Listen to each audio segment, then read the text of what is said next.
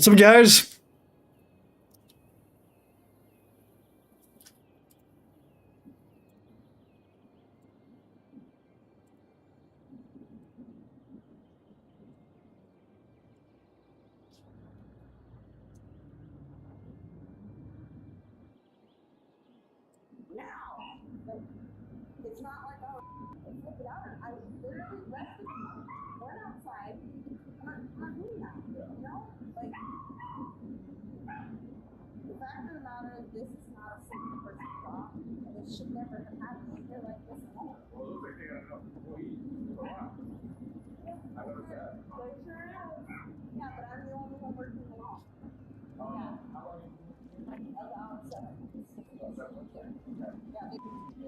Where was I with my little city? My little city.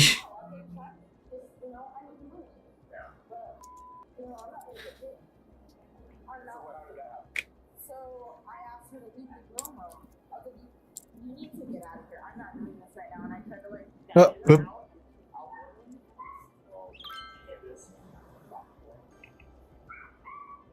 My little shitty.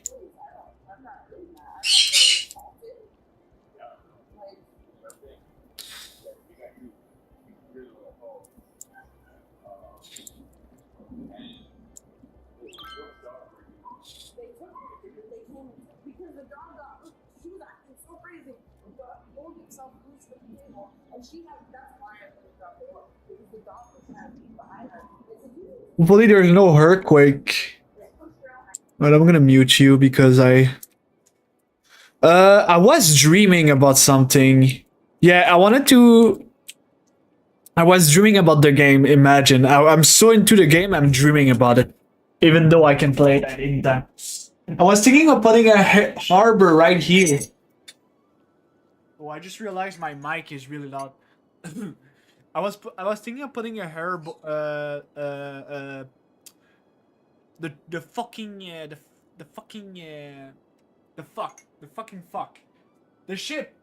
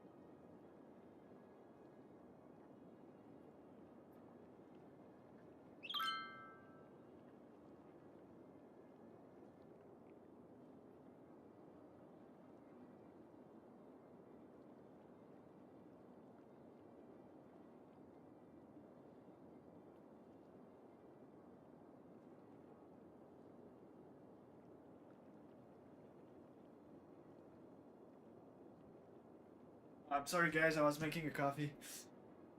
Ah. Alright. Well, that's gonna happen because they would just want to make sure that you don't have taken any of their stuff. Where was I?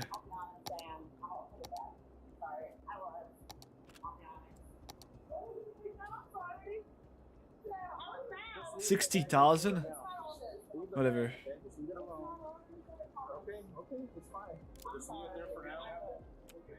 I will. Yeah. Sorry. I deserve this. I work hard here. Where's your backpacks at? There. Oh. You don't have any other stuff in your backpacks, do you? Because you have stuff in here if it wants to. You already admitted to that. Yes. What about your backpack?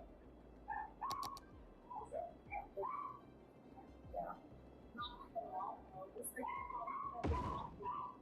Yeah, well, yeah, just leave the bag. We'll look through it. Sheila just openly admitted to stuffing an entire trash bag with company property.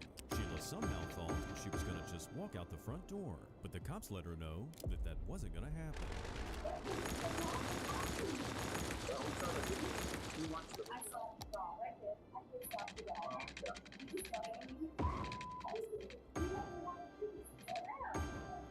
It's not confusing.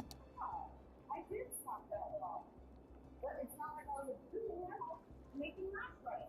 It's not. I was like, or nothing like that. Well, we watched the whole video, so it's all on video. That's why I thought we were going to do nothing. That's what it's taken. That's why I thought, that was the whole thing.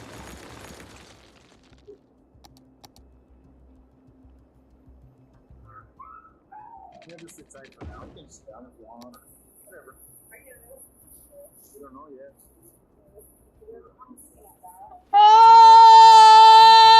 The stuff back she stole until the cops called her out for taking the items. Now that she realized she might be in trouble, Sheila decided to play sweet and get on the officer's good side.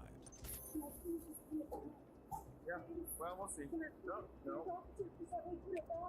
I don't want to get in trouble. Well, we'll see. We'll see what happens. Well, we watched the video, so. For her, elbowing me in the face? Yeah, well, we saw the video. She elbowed you in the face. She did elbow me in the face. You came up to her. She was just standing there. No, because she was harassing me. Well, you were mad. You could see you pointing and yelling. I was mad. You went towards her. I asked her to leave because she stepped towards me. No, Said, I'm she not didn't even doing move. this. She didn't even And move. she did. I watched the video. Video doesn't lie. She stepped from here to here. Yes, she did. And that's when I was like, you need to leave my room. I'm not doing this right now. And she did elbow me in the face. I got a busted lip. I started bleeding. We saw the video. It's on video. Yeah, I You know. realize that, right? Yes, I know. My mouth bleeding inside of my mouth is already you can't film it. It's on video. You have no idea who it's just like a number. And this is a month now by myself, killing myself. But we're just like, oh. Why did you say it? I would like them to not see that I'm gonna take this stuff. Please. That's not gonna happen. Please, officer. No. Why? I'm admitting it. I'm being honest. I feel bad. Okay. I felt bad immediately. Please. Just because Sheila admitted to committing the crime, Please. to walk away. Please, scot-free. officer. While Sheila continued arguing with one cop, his partner was looking at more surveillance footage to see if Sheila was telling the truth about being assaulted by another co-worker. What's she saying? Me? I was outside trying to get some. So she's walking around, she's yelling, obviously, and pointing. He's kind of just standing there, so she's like, that's me. Oh, yeah. You don't know her. She's just pushing her first. Yeah, she pushed her. I guess. I don't think I didn't see her elbow even go up. Then it pushed her here again. And that's why she she's pushing him out. Yeah, she can get hit too. Looks like Sheila's caught herself in yet another lie. The law requires police officers to identify the primary aggressor, and the video shows that Sheila was the first person to strike someone. The cops decide on a plan of action, and it's definitely one that Sheila's not gonna like.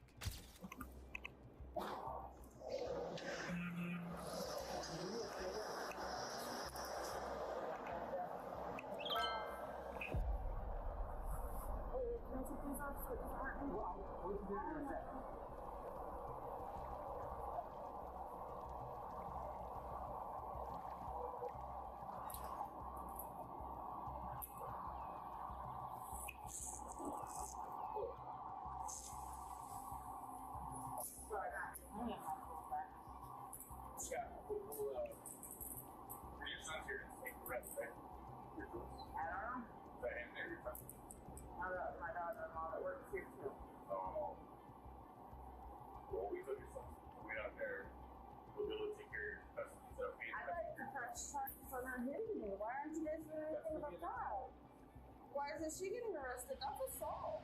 It's on camera. It's on camera. You know? Why is it covered? I covered it. Why? Obviously, officer. Officers know that a lot of times, a suspect can become more aggressive when they're put in handcuffs, because that's when suspects realize they're not going to get away with their crimes. Sheila here is no exception. When the cops escort her outside, that's when she showed them her real personality. You have a number for your son? No, it's in my phone. Okay. Why would I know it? Well, a lot of people know the numbers. Okay.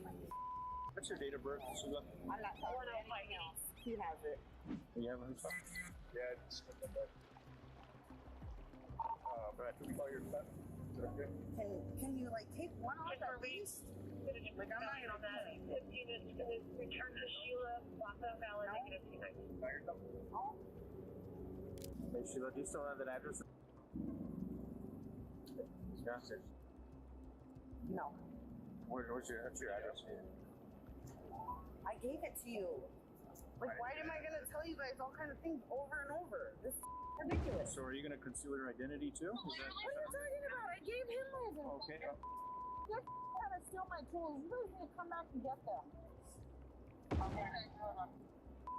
You need to call and tell him I'm going to jail and ask him to bail my out. Where are you texting? My boyfriend. For what? To ask him to bail me out. Please, please. There's no bail. What do you mean? There's no bond. What does that mean? That's it. For what? You're charged for arraignment. For what? What am I charging? Larceny. What's larceny? Stealing. I didn't steal anything yet. I didn't steal it though. They stole from me first. First off, notice how when Sheila didn't get what she wanted, she stopped using her fake sweet and innocent voice. And secondly, she was blatantly lying, as there was zero evidence that her place of work stole anything from the woman. Since she's already lied about a lot of things, there's no way the cops are gonna believe her. I'm asking you Are again. you guys kidding? I'm not doing What's your it. date of birth? 105 PD. See this? 105. What's the date of birth that you have for Sheila?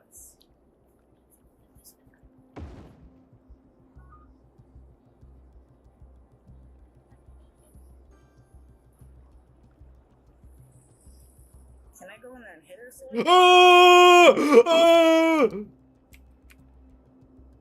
Dumb bitch. Is that it? Did you not see this? That's usually a symbol for yes, sir. And where's my Meteorologists tools? are issuing a thunderstorm warning for the coming days. Citizens are advised to stay indoors.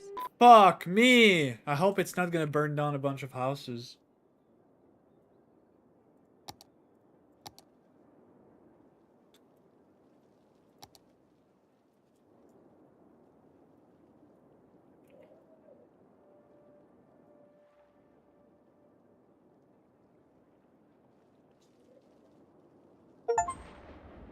Oh, nice. It's not even into my city. Get A fucked. thunderstorm is back Get in the city. fucked! Stay indoors until the storm has passed. It's like in this fucking little space. I don't give a fuck.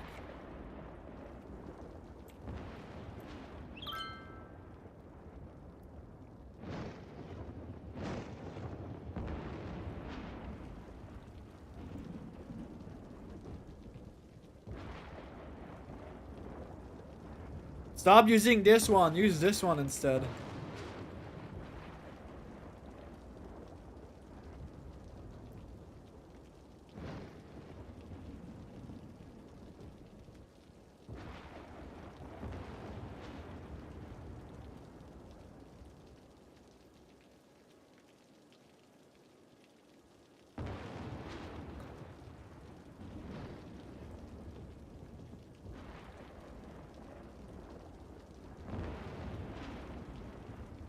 Your Not backpack. my tools. Well, you're not taking them with you. Yeah, but I'm not leaving them here either. This is how I got Rob's house from, you guys.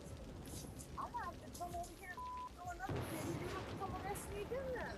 Well, if that happens, this will. I would, because those tools are worth 10 grand. So we have another body camera. If this one doesn't come, it's true gold. Dude, they have tips in there and everything for me. And what if I don't even get paid for today? You guys are f***ed up. The only person Sheila should blame for this thing is herself. She was charged with animal cruelty and felony larceny. The good news is there was no serious injury to the dog. On April 24th, 2023, police arrived at a local McDonald's to begin investigating a possible arson case. The night before, someone set a dumpster on fire behind the McDonald's. Luckily, one of the employees used her cell phone to videotape the alleged arsonist. So he works as a controller. Yeah. So do you, if you could get like his address, date of birth, and if you have a phone number for him also. Yeah, I have a phone number. You don't have his current actually. I don't have it, so. You got that on USB job? Hi, how are you? I'm good, thank you. And your officer, Rainy. thank you for getting up there so quickly. Of course. Don't know how we need to handle this. That's arson. I don't know that you, the fire department got called out that night. Had to close my business, because it got to be a massive fire. I mean, it's more than what you see right there a little bit. So we'll see. We'll upload as much as we need to, as many times as we need to. But we need to get this guy arrested today. So more than likely it won't be today, because it's gonna get forwarded to a detective, and then they will be the ones to do the arrest. Does he work tomorrow?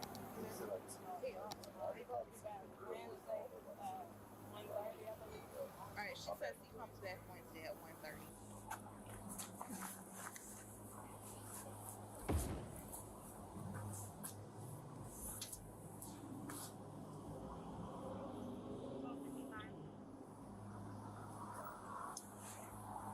And do you know what time that was on yesterday? They called me about At least about 10 in the morning? No, at night. Last night. Why would an employee want to set his workplace on fire? The cops tried to search for the suspect, but nobody could locate him for 3 weeks. Then they found out the suspect was working at another fast food restaurant. The suspect was picked up from work in another person's vehicle, and the police pulled them over. How's it going, sir? Good, I'm Officer Jones, Savannah PD. So the reason I pulled you over is I just was driving to my government landings, or Magnolia, or whatever it is. Your plate cover is really obstructing the county, the decals, so that's why I'm pulling you. Do you have your license on you? Okay, I appreciate you. It kind of reduces the traffic here, since we have a second harbor.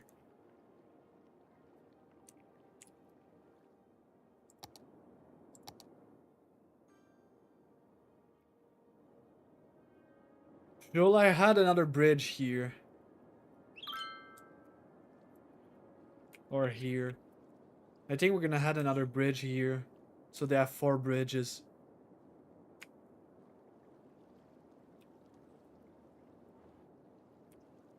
And we're also gonna add a bunch of bridges here. And maybe 2 bridges here. Yup.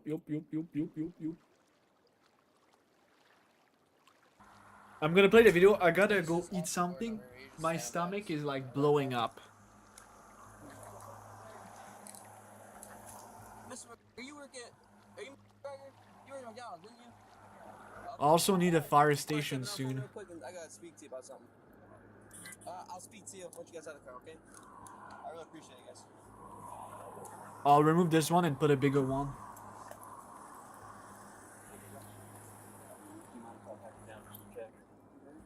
got your ID on you? No, it's in my wallet. I don't know. Okay. Well, you have a warrant for your arrest, okay? For what? So just step back here for me. It's a pretty dumb game to act clueless and innocent when you were caught on camera red-handed. Police were ready to arrest the suspect, but unfortunately, this guy decided he was not going to go down easy. So it's going to be in reference to something that happened over at McDonald's. Pepper chains on your back. This one. Hey, I'm not going to fight with you. please stop. Listen to me. Please stop. Okay. Please stop. You're going to get more charges. These warrants are not going anywhere. Okay? I didn't do anything. It doesn't matter. I'll explain I it. don't know why I'm going to jail. No, baby. Get me out here. I'll get please. All right. Please. It's okay. Please put your hands behind your back, or you're gonna get more charges. We don't want to have to do that. All right, just put your hands on your back or no, because we're gonna make you. Okay. I'm not going with you. Okay. Place your hands behind your back. Put your hands behind your back. Put your hands behind your back. No one knows. Listen. Where's the warrant? We're gonna get you a physical copy. I didn't do anything. Go ahead and put your pin. Here's a piece of advice. When the cops are handcuffing you, it's best to comply, because otherwise, you might get an additional charge for resisting arrest. The suspect continued begging and crying, but no amount of tears or yelling ever results in the handcuffs coming off. I was good. I just got my new job. They're gonna fire me. Okay. We're gonna explain everything that's going on.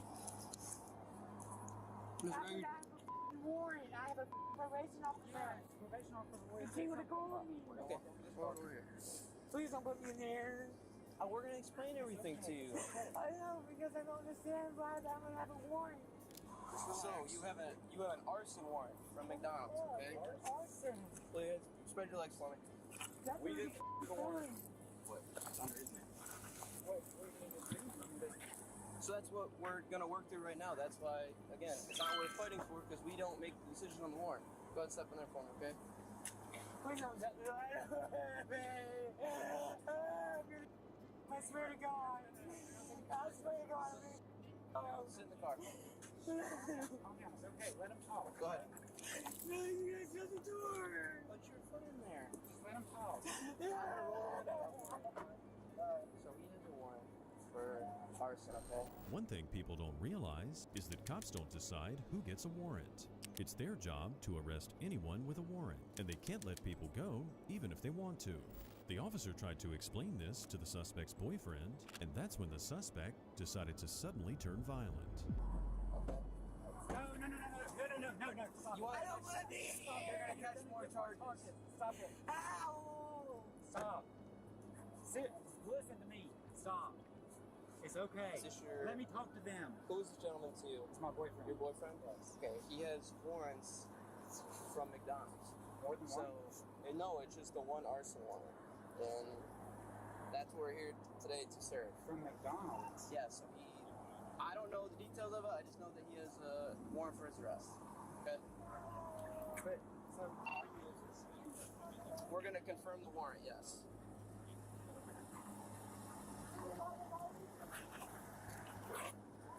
Just go ahead and confirm this warrant for me if you don't mind. I'm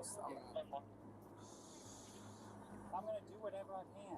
I'm going to do whatever I can, okay? Okay, so Stop. okay. I know you don't. It's okay. It's okay. It's okay. If he didn't want to get arrested, he shouldn't have set company property on fire. When the suspect calmed down, the cops took the opportunity to get his side of the story. And you worked at McDonald's? Yeah. Okay, so... They said that they were trying to set me up because I was leaving they were after me. We were going to get lawyers because they were discriminating. Alright, so Mr. McGregor, here's the thing is, but on our end, that's a judge's order. When they take a warrant out against you, How do I get out of jail?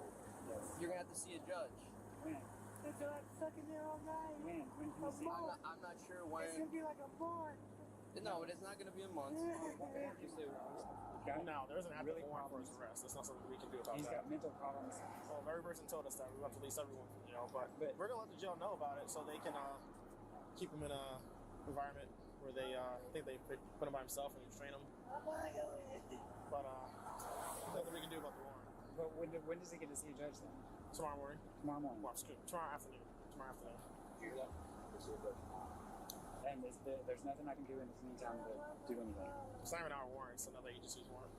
Another agency. Savannah Fire Department. The suspect was charged with arson. He told the authorities that his anxiety disorder is what led him to start the fire. He said McDonald's was too crowded and he wanted the customers to leave. The judge gave the man a 5-year sentence. On the 25th of January 2024, police officers pulled over a female driver named Jamie because records indicated that her driver's license was suspended. This routine traffic stop Oh, took a turn, 80,000. and the cops uncovered multiple other crimes. So these are stop to use your license.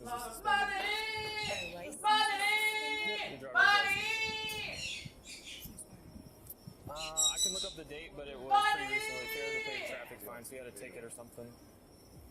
I shouldn't have any tickets. You do, yeah. So second question, do you have a medical card? I do not. Okay, how much is in the car? Because it's evident that there is in the car. So if you're honest with me, I can work with you, but if you lie to me, it's going to make it worse. So is there in the car? I've got an empty bowl in here. That's it? That's it. Nothing else? Nothing on either of you? Well, I just called this the Uber. Can I just call another Uber?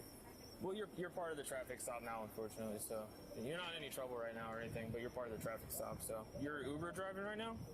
Yes. The man sitting next to Jamie claimed to not know her and that he was only in her car because Jamie was his Uber driver. Not only was Jamie possibly under the influence of drugs while driving, but most likely she'll never be allowed to work for Uber again. Can you leave everything in the car for me, please? No, You can take your phone, but leave everything else in the car. Leave everything else in the car. You're not getting my wallet. Sorry about your damn wallet. Okay. How about this? How about you can turn around and put your hands behind your back? How about you don't touch me because you have absolutely You're gonna go to jail then. no Yep. Turn right. around. No. Turn around. No. Turn the around. I'm gonna make you turn around. No. Okay. You have Turn around. Turn around. You have I'm gonna make you take you to the ground. right. Check the wallet. There's nothing You're gonna in it. take you to the ground. No. Check the wallet. There's nothing in it. I do not want you to have my damn Grab this one. wallet.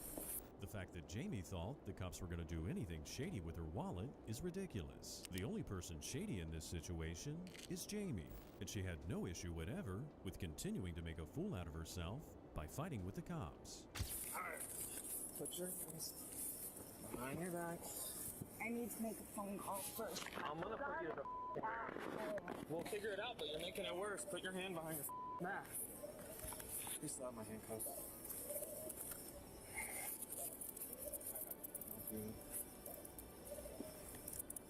What is it that you're trying to hide that you're doing this? Dude, Is there asshole for no reason. is in the car? No, but you are being an asshole for absolutely no reason. I think you're the That one is being. She's a little over this soon. Go this. Done being.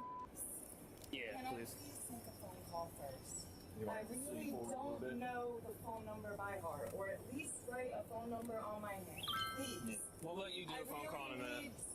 No, listen. put your foot back in the my car. son. Put your foot back My in the son car. is at home with someone. Okay. Please. Okay, we will let you make the call, but because of what you're doing, you're making it worse. Jamie likes to play fast and loose with the law, which is pretty unfortunate since she's also a mother to a child. But she gets no special privileges just because she wants them. They then searched Jamie's car and found drugs. Because of that, they now had to identify the Uber passenger. Yeah, I tried to get a hold of you before I had an Uber ordered for me.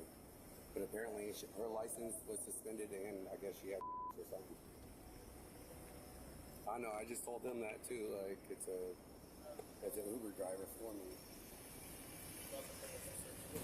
So I know this guy personally. Do you really? Yeah. He's always got signal 31 Charlie.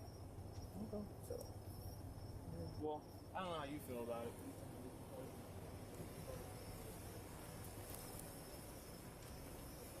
Well, yeah, they just got my name and everything. Alright. Do me a favor. Just hang up the phone real quick. Yes, sir. Alright. Step over here to the vehicle, front of the vehicle. And you place your hands on the vehicle. Can I ask what's going on? Right now you're getting searched. The officer told his partner that he knows the passenger from other instances, specifically Signal 31 Charlie, which is police code for narcotics. This made the officer suspect that the passenger was not being totally honest with them. Okay, well, you've just been in a car that we found. Okay, but I'm an Uber.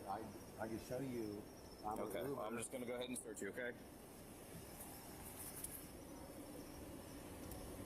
You still on speaker? Right. Let me see, put your hands behind your back. Okay. You're going to jail. Yes, you are. You heard me? Yeah, you're going to jail. I'm talking to my brother. Okay.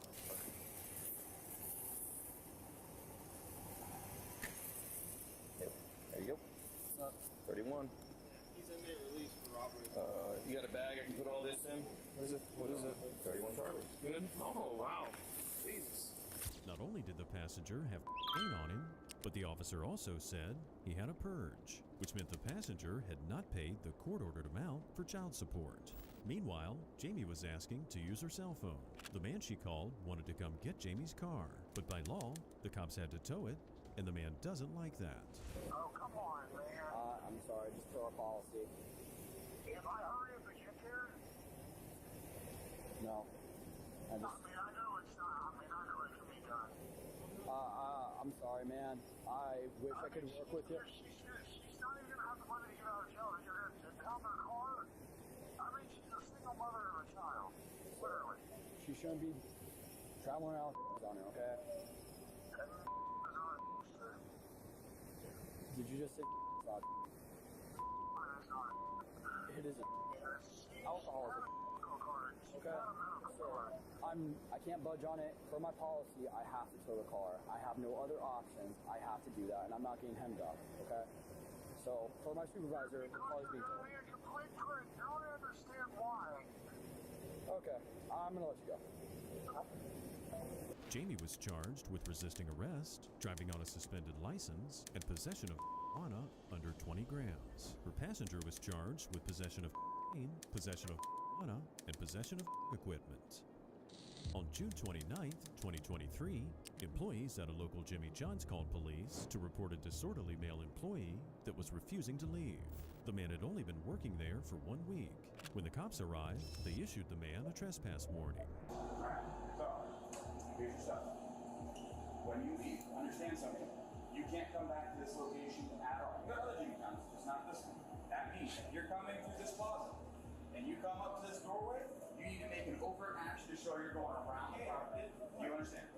Okay, and you need to leave.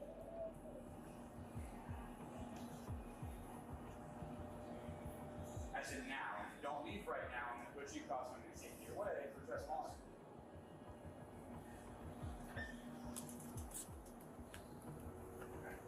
Listen, right? You can go anywhere you want. You just can't stay on the property here. I can't go to Jimmy John's. Yeah. Jimmy John's in the parking lot here. And Jimmy John's is where I'm barred from. So I can't go to Jimmy John, right? Yeah, and if you look at it and the surrounding parking lot or area. That's not what it says. Yeah, it does say that. The premises of. This is considered the premises. Doesn't mean you could stand out here on the fire lane and continue to be a nuisance to the business. Okay? If you want to go over to Ocean Grill, you can do that. That's fine. You can't be in this area. Clearly it says we're just located at right here. Correct. That's right here. Correct. But this is continuing. This is where the business Playful Park here. That's part of the business. That's 2, 3, 4, 6. That's this Jimmy John's. Yeah, you can go to other Jimmy John's. No, that's this spot only. You can't stand right outside the doors and just be a nuisance here. You understand that? I wasn't doing that. That's okay. Okay. Yo! But they have a right to ask you to leave. They're the Why ones is it that so work hot in here. here? But they fired you. That's what they told us. He either didn't understand he was fired or was refusing to understand. But with the trespass order, by now, it should be pretty obvious. At this point, it was becoming clear by the man's Oh, it's already done. that he was trying to make things more difficult. The man then told police that he knew the owner and that they had their story wrong. That little girl thinks she owns the damn place. Okay, then why do you talk to the owner if he owns the place and he doesn't like her doing that? That's between her and the owner. I can't tell her not to call the police. She's not supposed to be there. She's the one fired. Well, we're under a different information. So if that's the case and you know the owner and this is wrong information, okay, he can easily fix it. But that's between you and him. We got told here as a police service call from the business, and they have a right. All right, now we need. Okay. Since I've been here. Okay. The whole day. Okay. This stole some shit. Okay. He put that back in his car and still got back in his car from this business. Okay. I've been here all day watching. 2 achievement in a row, guys. From this All right. business, right? You said that you have the owner's phone number, right? Yeah. Okay. But So I don't gotta call him right now because he's busy. okay. So you call him when he's not busy. You know him, right? And you can clear this up. So this is what's the serious about this. Okay. They're stealing. Okay. From a business. They're stealing from a business. I'm clearly working here for a reason. I'm making sure they're working. That's all I'm here to do. Okay. And that's fine. And like I said, if that's the case, okay, you said that the owner's busy right now. You tell him what's going on. Say that the police were called here, okay, that they told me I had to leave the business, and there was this discrepancy over I work here. If they change that and he's like, well, that's not what happens, then he could always rescind the barring. But as of right now, we only have the information as we have here now. And they, as employees of the business, they're working, they have a right to ask you to leave or leave. So it sounds like you don't want to cause yourself a disturbance. They can't ask me, look, if I'm an employee, you can't ask an employee to leave. That makes no damn sense. But it does make sense. The company has the right to do that. If you're fired and trespass from an establishment, you're not allowed to loiter. If you do loiter, they then have the right to call the cops. The man was grasping at straws and wasting everyone's time. But then he said something that was utterly delusional. I'm part owner of the store. I hope you know that. I have no idea anything. Nobody told me anything. I just got here as a basketball. That's what I'm letting you know. I'm part owner of the store. Okay. So this is what I'm telling you. So why would they have? Why would they?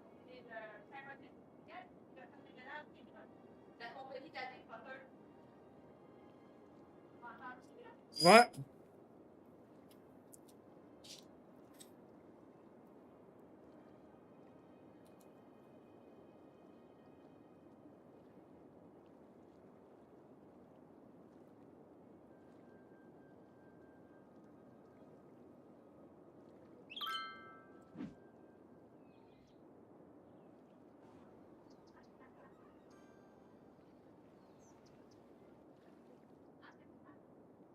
What?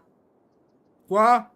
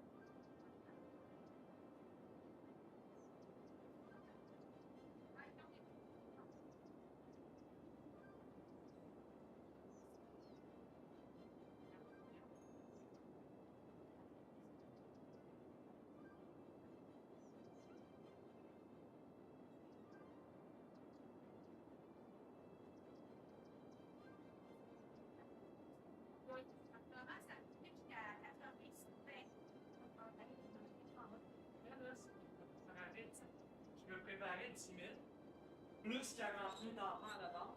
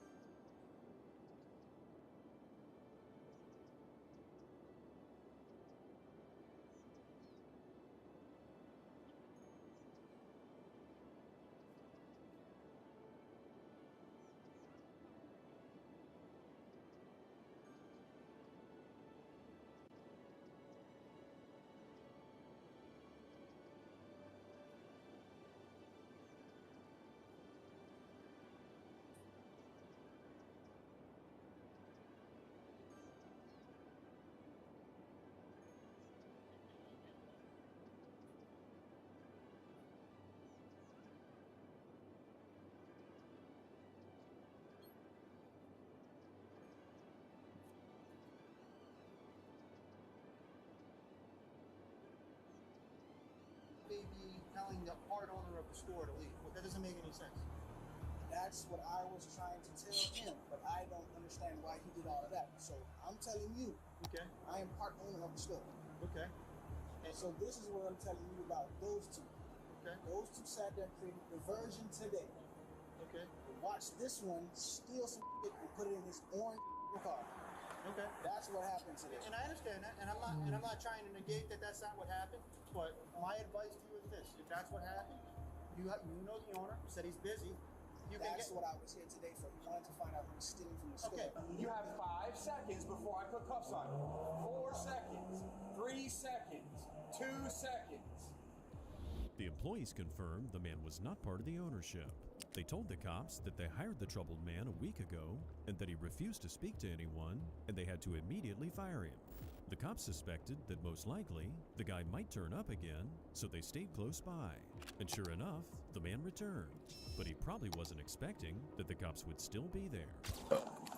What's up, man? Put your hands behind your back. No. Put your hands behind your back. Should we had another library? 61? Damn, people just doesn't use libraries. Put your hands behind your back, motherfucker. Get ready to get... Never mind. When I see your face, there's nothing I will bust. Because you're amazing. Just the way I bust a nut. Oh yeah. I'm gonna bust. Oh yeah. I will bust a nut. I will bust a nut. I will bust a nut. Yeah. Yeah. You're amazing. Just the way you are.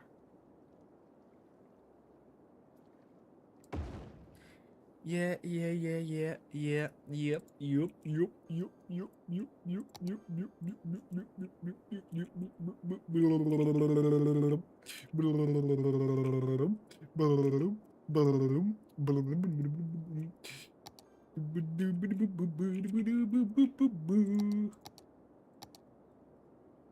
Oh, the university is starting to get hit.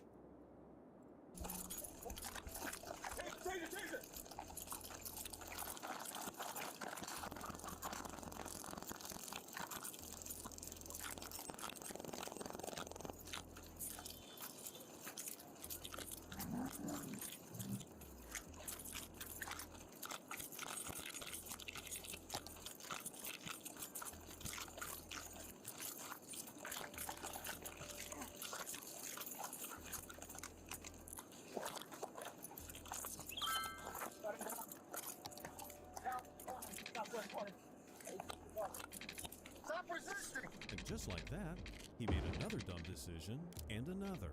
This guy was a free man, and the only thing he had to do was stay away from the restaurant. But that might be too much to ask, since he's already failed to take a hint multiple times. The cops continued to struggle with the man and finally got him into handcuffs. Shit.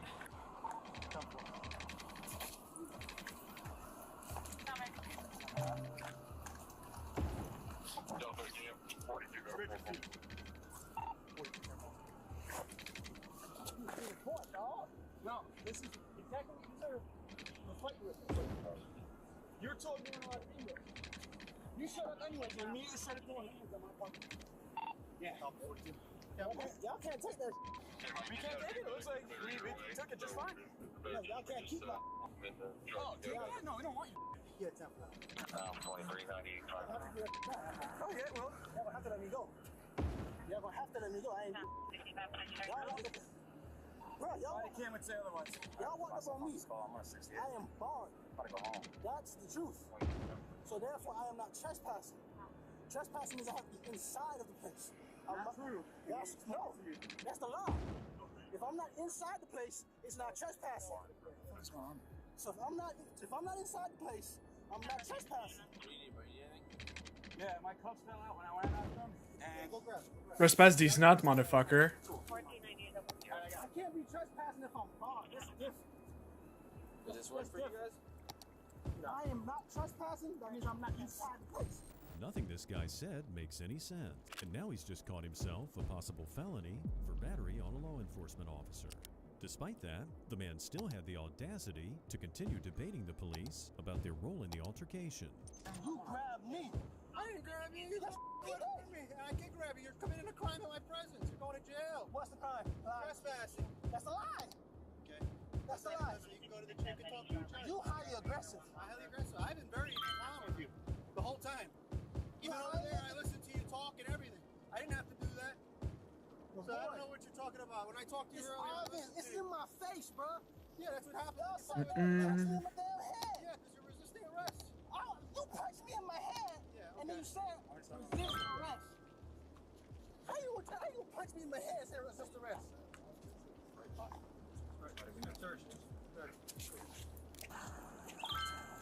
Oh, that's my check. That's okay. You're not going to need your check. Yes, I am. That's my check. I work there. I told you I work there. That don't make no sense. I work there. Well, why do they keep going there when there's another one here? I don't get it.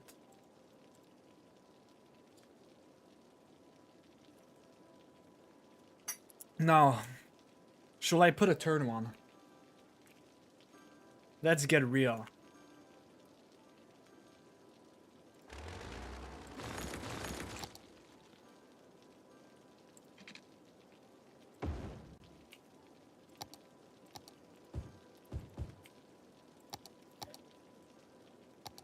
Let's get down to business. Alright. More water, please. Thank you very much. And more poop treatment. Poop, poop, poop, poop. Poop, poop, poop, poop, poop, poop. Poop, poop, poop, poop, poop. Poop, poop, poop, poop, poop. Poop, poop, poop, poop, poop. Poop, poop, poop, poop, poop. Poop, poop, poop, poop, poop. What's the amount I need? 55,000? Easy. I'll just put a bunch of houses. Now I'm lacking industries. Poop, poop, poodaloo, poop. Poop. Another high school? What the fuck? That's so much high school.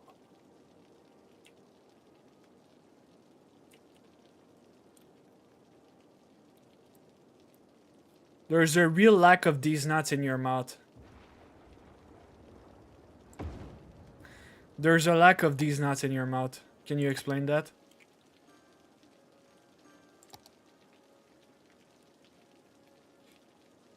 Boop, boop, boop, boop, doop.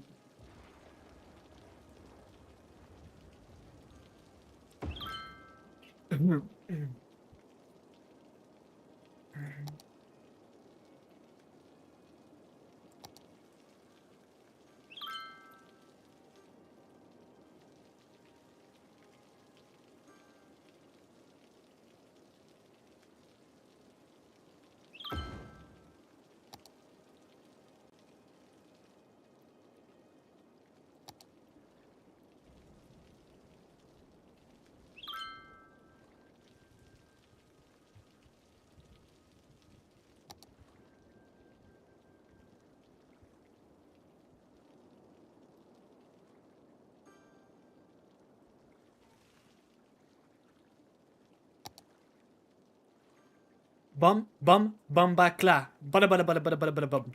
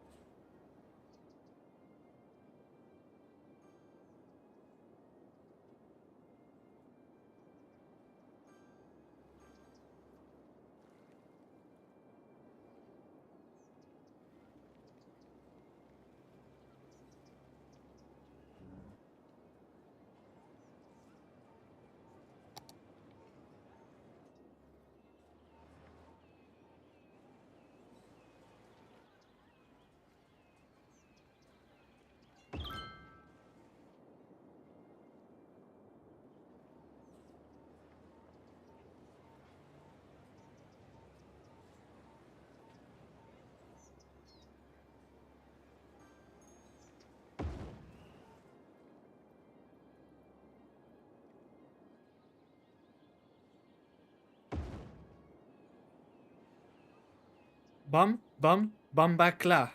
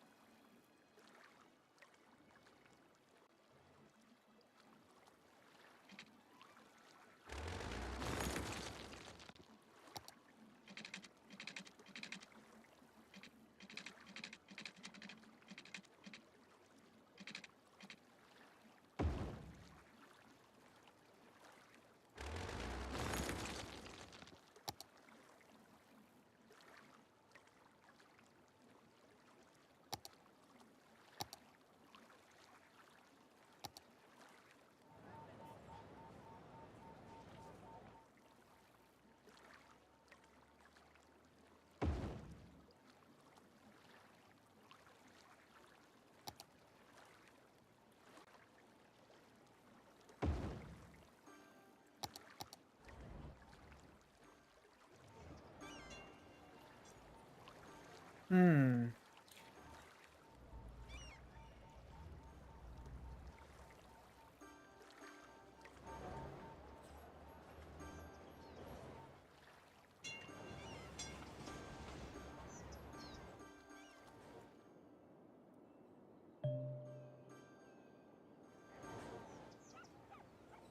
Where's the fire department? Okay, they're coming for sure.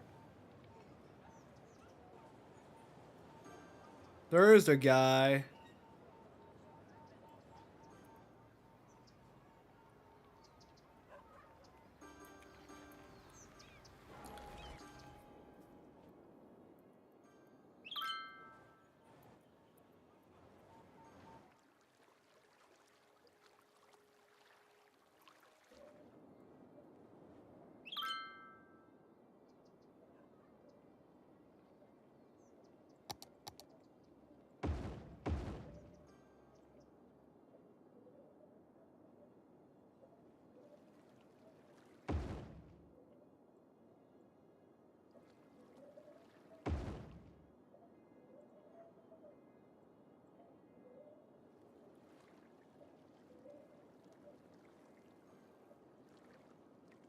The man I please is none of your business.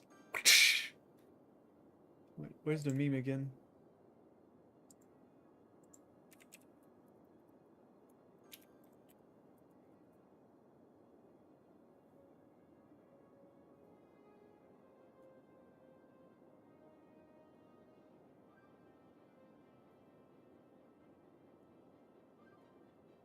I want the original.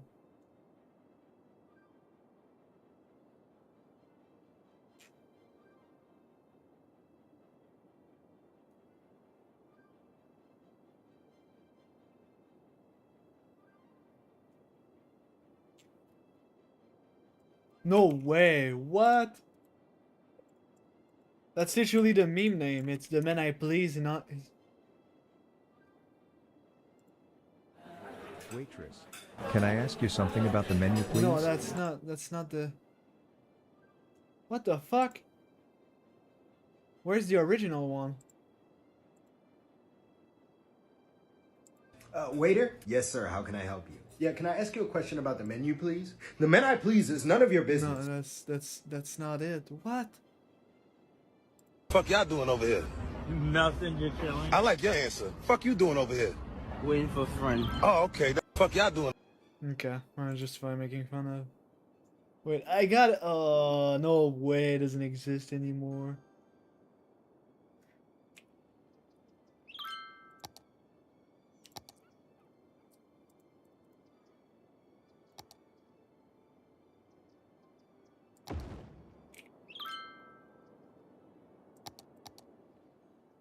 Kind of sad though.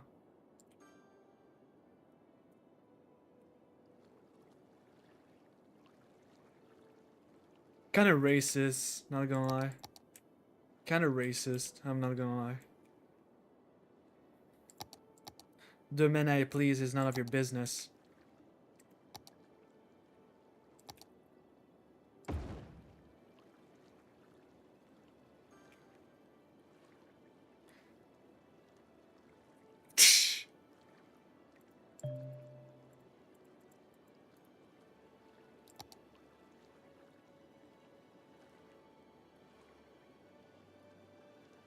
Whatever.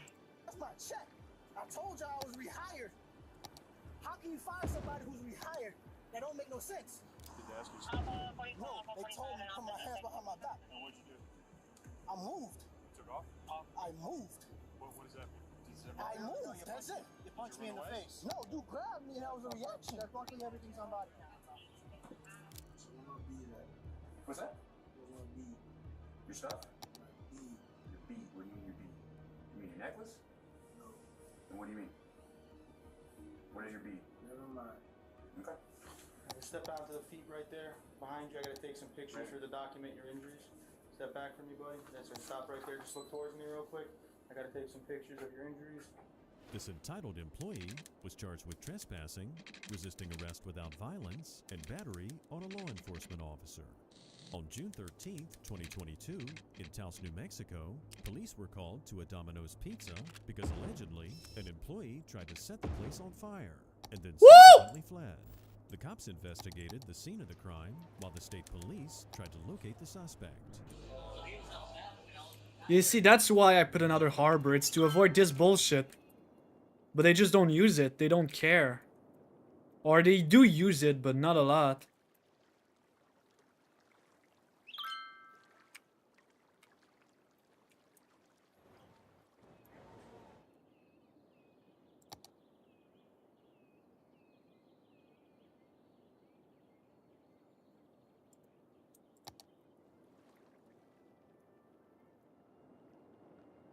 The man I please is none of your business.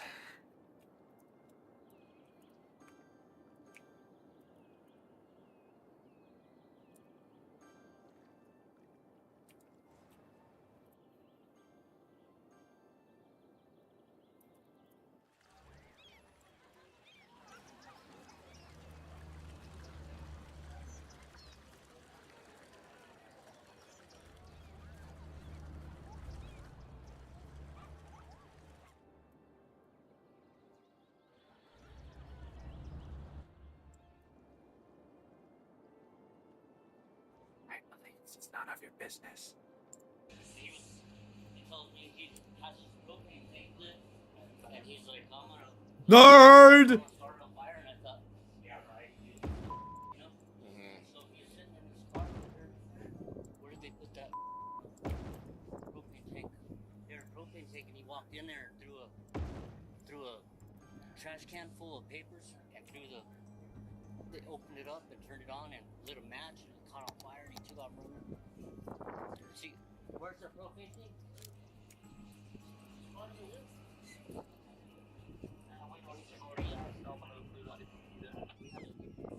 Yeah, we gotta level the terrain here.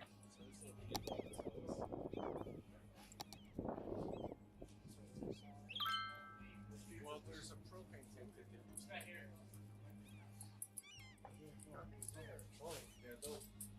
So he lit it on fire and threw it in a trash can full of parchment paper and so he stacked my boxes and then he put the trash can up here and then he threw that thing in here. The suspected arsonist was later identified as Chase Renfro, and his co-workers told law enforcement that Chase brought the propane tanks and matches to work himself, and that's an indication that he came into work with the intention of setting things on fire.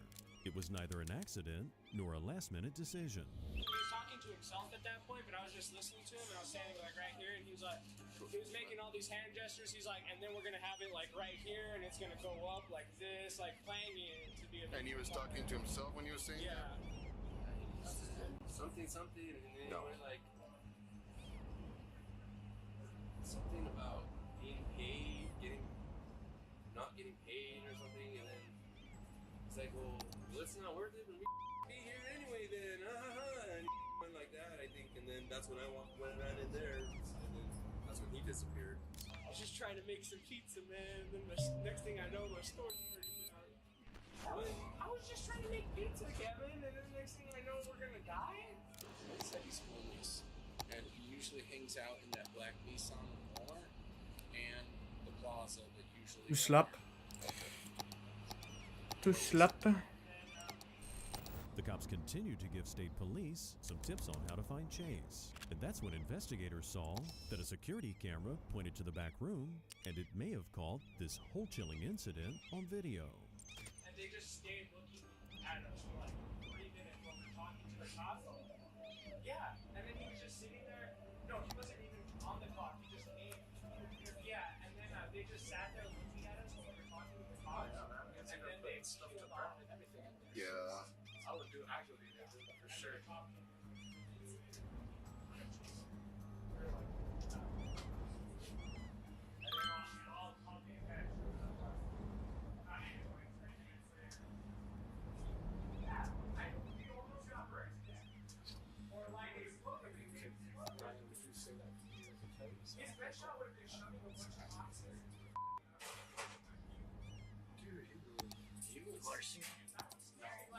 Aha! I don't know.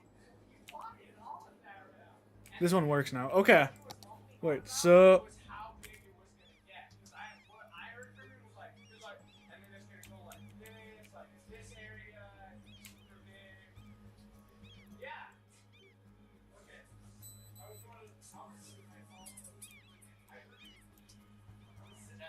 Would you be able to get us a copy of this?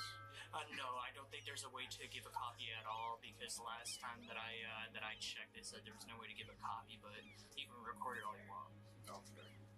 I have no clue, and there's no like microphones on the camera, so you can't even hear what they're saying.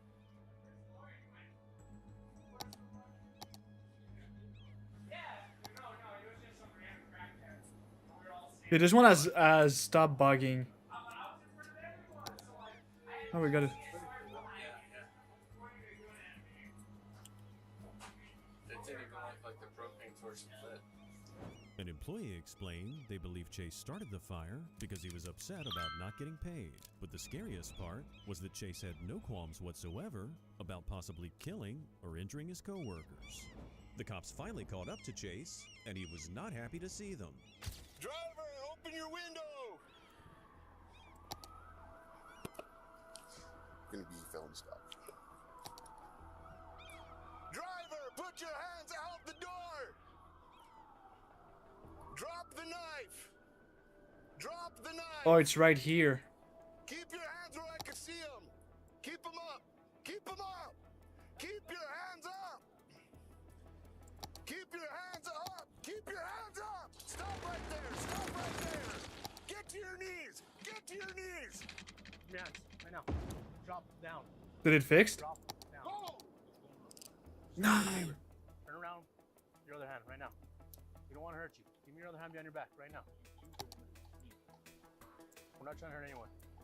Do me a favor and give me your other hand. Hands, listen to me. You're gonna go to the stop. You're gonna go to the stop. Oh! I think it was amusing that the police thought they could harm him.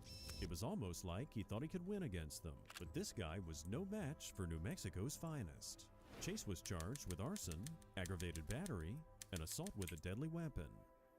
On August 5th, 2022, in Athens, Georgia, a local McDonald's manager called cops because a belligerent male employee refused to leave the premises, despite being told to do so multiple times. Trying to get in here or cause a disturbance out here. Oh? No. Okay. You see it? I will call That's all right. Don't worry about it.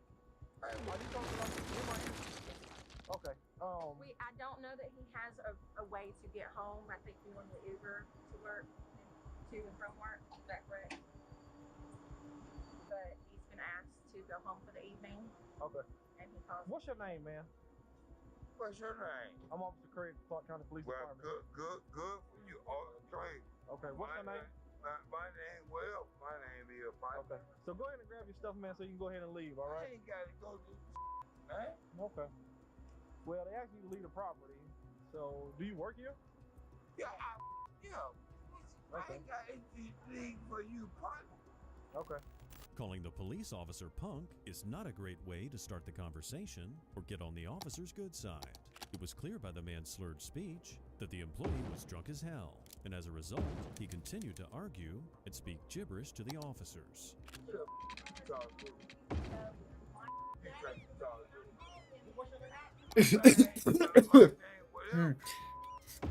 I'm starting to be good with the fucking tool. You can go ahead inside, okay? Yeah, you go inside. So your name is Michael? Come on, Michael, go ahead and grab your stuff, man, so we can go ahead and go, all right?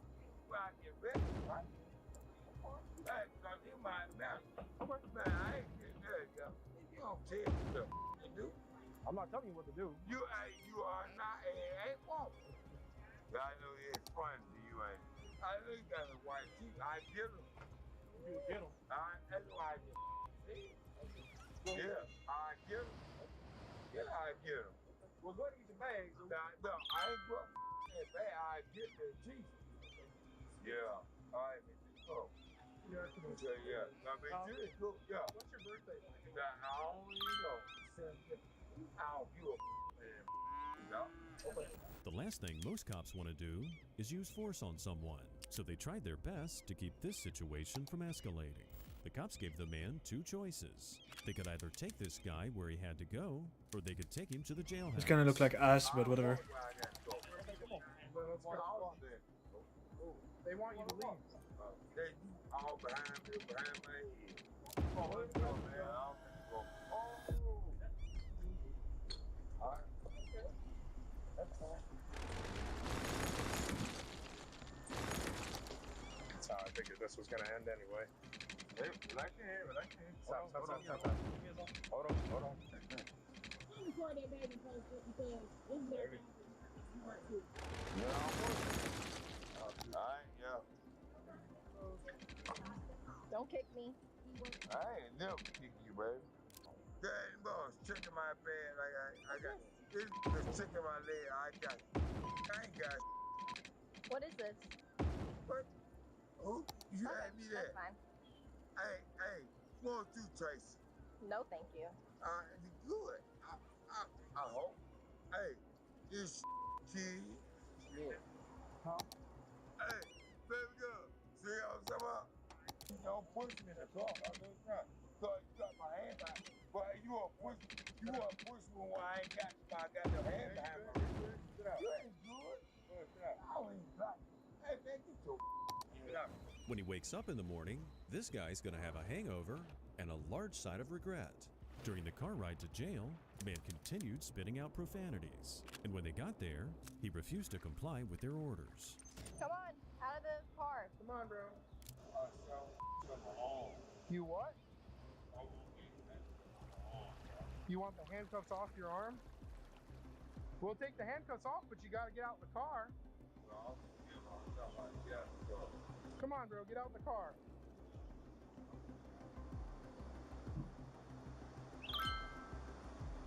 Come on, let's go. Come on, step out the car. Michael, listen. Michael, if the deputies got to come out here, they're going to whoop your ass. So you better get out the car. Oh, you done it now. Come on, man. The cops here showed a lot of patience dealing with this belligerent employee. The man was charged with public intoxication and criminal trespass, as well as remaining on property after notice given. On the 2nd of July, 2023, a very upset customer called police on a 7-Eleven employee claiming the man had assaulted her. When the cops arrived, the customer was waiting in the parking lot, and she couldn't wait to tell him what happened. I need to go to the emergency room. This gentleman right here, I came in to purchase some items from 7-Eleven, and I had got 2 drinks. I had a brownie, sunflower seeds, and at first I didn't have enough money, so I said, let me go out to my car to get my wallet. Came out to the car to get my wallet, came back in, and I wanted to do multiple, split payments. He told me that he couldn't do split payments, and he just seemed like he was so agitated and irritated with me. So I said, okay, well, fine, just take the brownie off, and I'll pay, for him separately. He took the brownie and slung it behind him. I'm like, why would you do that? I was about to purchase it. Well, there go more brownies if you want to purchase them. So you know what I did? I said, fine, you can have this. I didn't take anything off the register or throw nothing at him. As I was walking out the door, he took this cup and slung it and hit me upside my head as hard as he could. And I want to press charges. This is my witness here. His girl, or I'm not sure who she is. You said you need rescue? Yes, I do. What do you need rescue for? My head is hurting right now. From the impact to my head, yes. My head is hurting. Well, let me let him know to come over to check you out, okay? Or I can go to the hospital, however it go by. 130 number, I've arrested you even. Based on the customer's statement, it sounded like asking the employee to divide up payments was what set him off. But that was part of his job, right? And nothing to get upset about. The officer did his due diligence when investigating and interviewed one of the witnesses to determine if the victim was telling the truth. So I was standing there, I saw her, she was standing there, I guess her card wasn't working. Her card wasn't working? So, he was getting frustrated, then he hopped over to the other side, took somebody else, and then I guess he came back over there to where she was, and she tried her card again, it wasn't working. And she was like, okay, we'll just take this off. I guess it was the brownie because he grabbed it and threw it. And I was like, what the heck? So once he threw the brownie, it went up by the tobacco products and landed up there. And then, he walked over to the other side again, started helping somebody else. So she just pushed the 2 drinks she had on the counter, pushed them down. Pushed them down? It was just like this. And it just fell over. She pushed him off the counter? No. Or they jumped over, pushed him over on the counter? No, they were like this and fell over. So she just... Did it spill all over this place? They still had the caps on them. So the drink, so one of the drinks that was on the counter that tipped over, he picked it up. As she was walking to the door, he picked it up. And then it hit on the left side of her head and opened up and busted on her. And then she, at that point, she was like, all right, I'm good. So she had scooted the stuff back towards him. And then that's when he had grabbed the cup and threw it over his head and hit it in the head. The witnesses here corroborated the victim's testimony. The cops then made their way into 7-Eleven to get the employee's side of the story. They already know he might be highly agitated and possibly violent, so they proceed with caution. Hello, sir. Are you the only employee that's here right now? All right. I'm going to need to speak with you. I know you got some customers at the store. Is there any way that maybe we can just close up for a minute while... Yep. All right. Sweetheart, as long as you're getting coffee, that's it. You're good. There's no more customers. She's gonna leave. This lady here? All right. All right. So, let me make sure I got your info here. Is this golf court address up to date for you? What charges am I looking at? Well, I'll talk to you about that in just a second, but I got to interview you about what the allegations are. Okay? So, the lady outside is alleging that a battery occurred. The drink was thrown at her, hit her in the head. So we're here to investigate a battery allegation. You've been identified as suspect in this, so before I ask you any questions about what happened, I need to make you aware of what your Miranda rights are, okay? Are you willing to talk to me then? On record? Yes, on record. You don't want to speak? Okay, that's your right.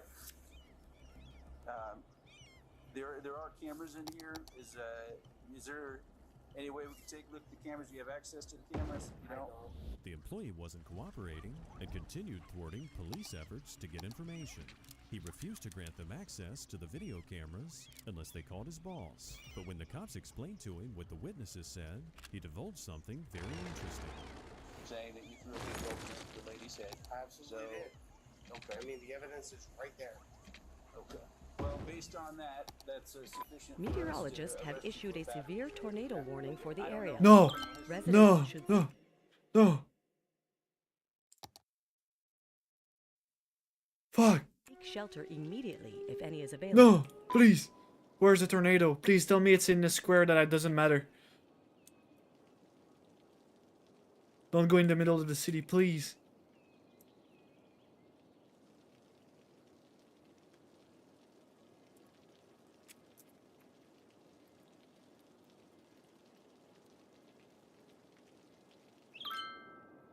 Let's go! A tornado has touched down in the area. Seek shelter immediately if any is available. I'm so happy.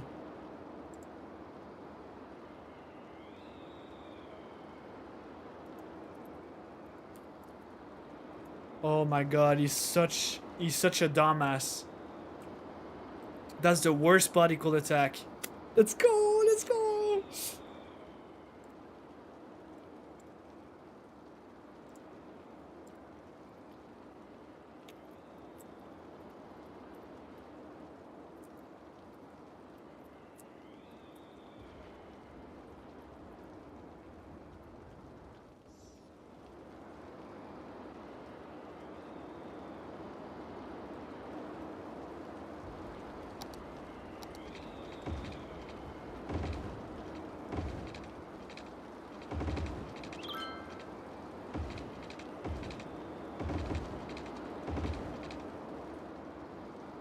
Get the fuck out of here, loser. Fucking loser.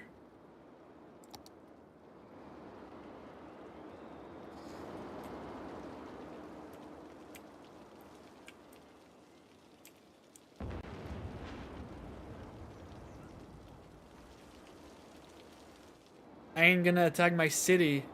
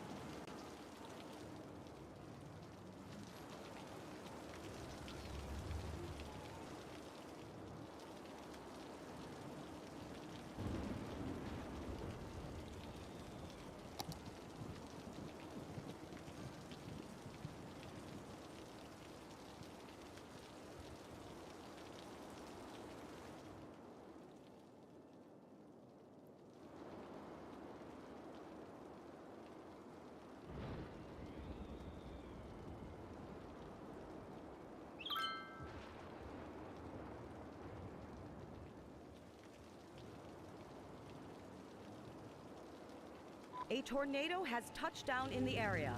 Seek shelter immediately if any is available.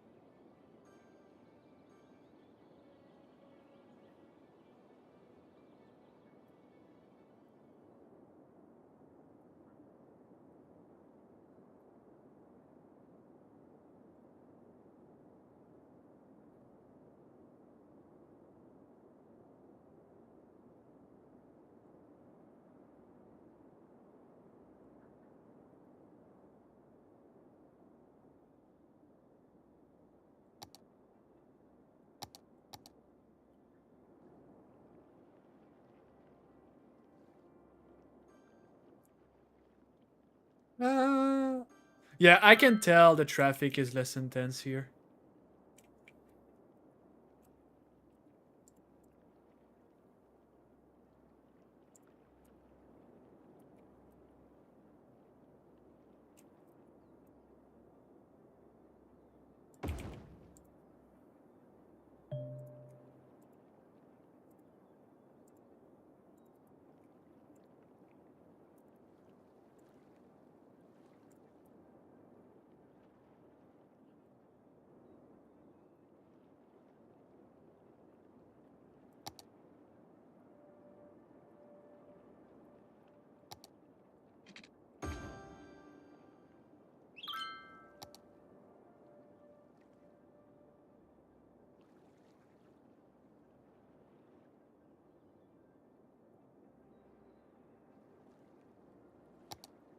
Petroleum.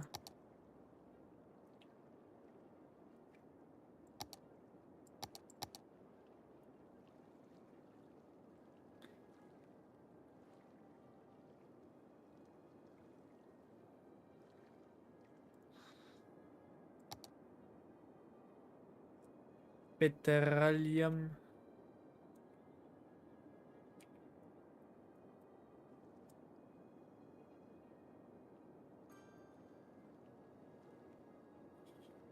Petroleum.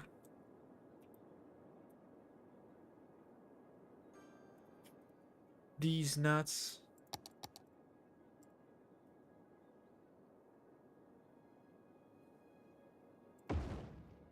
Petroleum.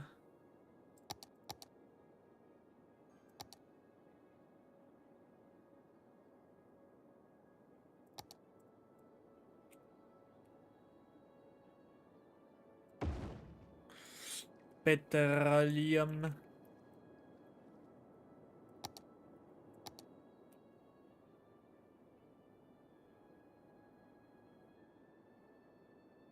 $60,000. Okay, I'm gonna take a piss. While the money flows, I'll take a piece. Duolingo time.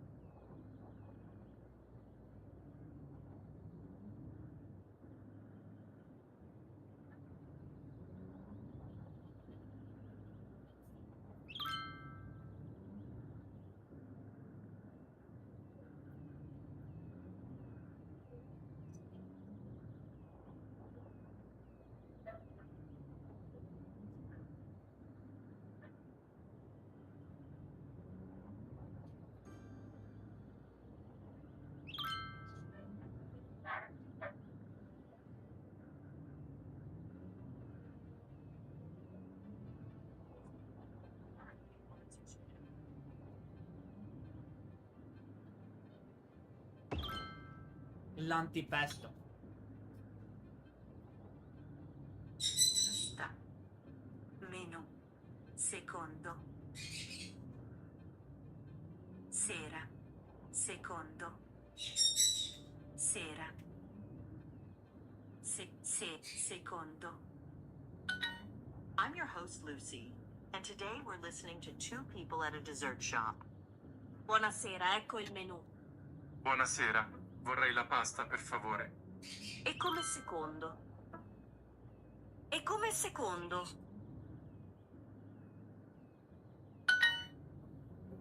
Il pesce e l'insalata, per favore. Il pesce e l'insalata, per favore. E come dolce? Vorrei il tiramisù.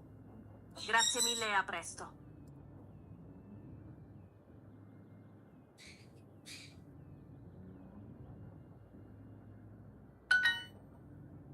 Asking about dessert, or is it really a sweet code for a secret rendezvous?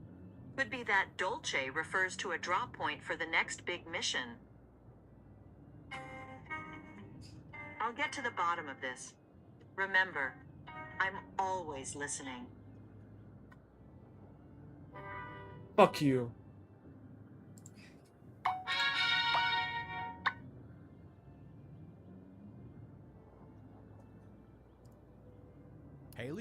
Welch, aka the Hawk Tour Girl, is the perfect example of how to lose your entire audience as quickly as possible. From openly taking advantage of the her most fans advanced to language lying during learning a Coffeezilla interview and denying any wrongdoing.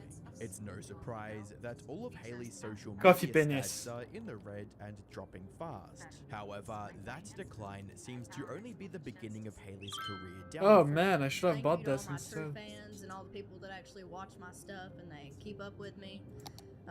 We're trying to sort out all the pieces and stuff to like get all this figured out and make everything right. Oh my god, I'm gonna cry. No, don't cry. Don't cry. Don't cry. Everything's gonna be good. We're gonna be good. Hi, I'm the Internet Anarchist. I create weekly YouTube documentaries, and today we'll be uncovering the crumbling career of Hailey Welch, how she tried to fool the internet a second time, why her interview with Dumbass! was doing more harm than good, and her horrible comeback causing her to lose 90% of her fan base. Around 2 months ago, I uploaded this video detailing Hailey's journey to online notoriety. However, the long and short of it is that Hailey is the type of person who can leverage her meme status to build a notable podcasting platform and then throw it all away for a crypto pump and dump. Hey y'all, it's Hailey, and I just want to say thank you for joining my space, and I also want to thank you for my 15,000 holders. We got snipe botted today, but we didn't sell a single token. This is just a launch, and I want to tell you I'm here to stay. The plan is to give these coins to my real fans, the ones that buy my merch, watch my podcast, donate to my charity. And I also wanted to tell you that I learned a lot along the way, but I just want to say screw the sniper bots and I'm not going anywhere. Following her controversial crypto project, Hailey completely disappeared from social media with the hope that the heat would die down eventually. No. Well, it seems Hailey is ready to test the waters once again. On the 6th of February 2025, a new episode of the Hawk Tour podcast was leaked online, and fans got front row seats to Hailey blaming everyone but herself for 40 minutes straight. How do you feel? I don't know, I'm still thinking about it. How was the nap? It's a very long nap. I would say. That's what sucks about it too. I had to read that off a phone and like put it in my words. And I was like, anywho, I'm going to bed. This is mainly for me, and again, why I wanted to come here and talk about this is because millions of people are going to watch this. Everybody's kind of waiting to hear what you say. Everyone's kind of waiting to see how this plays out. And 99% of these people don't know shit about crypto. Just and like I'm you. one of them. Just like you. I'm Exactly. one of them. Exactly. And the ongoing joke on CT right now is like, if she just did this 2 days after Trump, she'd be okay.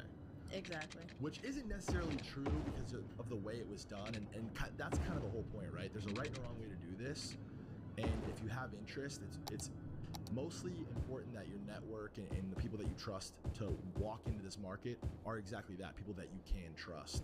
You I think that's where I messed up. For sure, for sure. Unsurprisingly, the first few moments of the interview were dedicated to disarming viewers by making Hailey look like the victim, even going as far as pretending to cry. Thank you to all my true fans and all the people that actually watch my stuff and they keep up with me. I think it's genuine. We're trying to sort out all the pieces and stuff to like get all this figured out and make everything right. Oh my god, I'm gonna cry. No, don't cry. Oh, I think it's genuine. Don't cry. Everything's gonna be good. We're gonna be good. To give the interview some legitimacy, FaZe would preface the interaction by stating that transparency was their top priority. Make sure that we address everything and get through all of exactly what happened. I think that it's really, really important at this point to be totally transparent about everything that happened with you and your partners and this launch and in crypto and what makes this bad and what makes what Iggy Azalea is doing maybe even good and what makes Trump's doing different, right? I want to get through all that. So I brought 2 guys that I live with and do this crypto shit at a very high level. I brought Thread Guy, he's the biggest streamer in crypto, and I brought Frank D-Gods, who launched a very successful project last cycle, and he trades at a very high level. He's one of the best trencher trader guys. These guys are really, really sharp, and they know this market inside and out, and most importantly, they have front-facing brands, and their faces are everywhere, and we're all docs, and we all have to move militant, and we're all super, super passionate. Considering the gravity of the situation and the damage Hailey had caused to her audience, you'd think she'd put repairing her career over profit. But that wasn't the case. Briefly, 5 minutes into this career-defining interview, Hailey shamelessly inserted a sponsored segment meant to further profit off the fans whom she'd already taken millions. Alright, you guys, I only got one sponsor left because there's some real ones and they've stuck with me since every bit of this started. Game Time believes in me, y'all, and I believe in them. Game Time's more loyal But if she used a sponsor to refund a bunch of the investor, than most of y'all's mans out here. Did you tell her Yeah, about some that? of those guys just leave at the first opportunity. Little they guy? get. Not game time. Hell yeah, this podcast ain't going nowhere, and neither are them game time deals. Despite openly prioritizing her own financial gain over fans, Haley would describe her reasons for trading and promoting the Hawk token as more altruistic. So this idea got brought to me like months ago, and I was kind of, I don't want to do that. I don't know anything about it, and I've never heard the space is a good place to be. So I was like, I don't know about it. Which we trusted the guy that come to us. He was a friend of, I don't know, a friend of a friend, I guess you can put him. That was my biggest mistake. Yeah, I probably should have looked into him. We heard a little bit about him. Apparently, he had like a pretty strong network in LA and kind of used that as leverage to, you know, give himself a vouch. And I think the guy probably more or less overstated his qualifications in executing something like this. Fair to say. Yes, which is usually the case. In addition, Haley threw everyone else under the bus as she painted her former collaborator, Doc Hollywood, as a shady individual and called her critic, CoffeeZilla, a scary person to converse with. CoffeeZilla got on there. Yeah, scary guy. Let me tell you, don't ever want to have a conversation with him. We're a little more charitable than Coffee. I think Coffee kind of has a little bit of disdain for crypto in general. Us, on the other hand, we live and breathe it every day. We want to see crypto succeed. No, dude. No.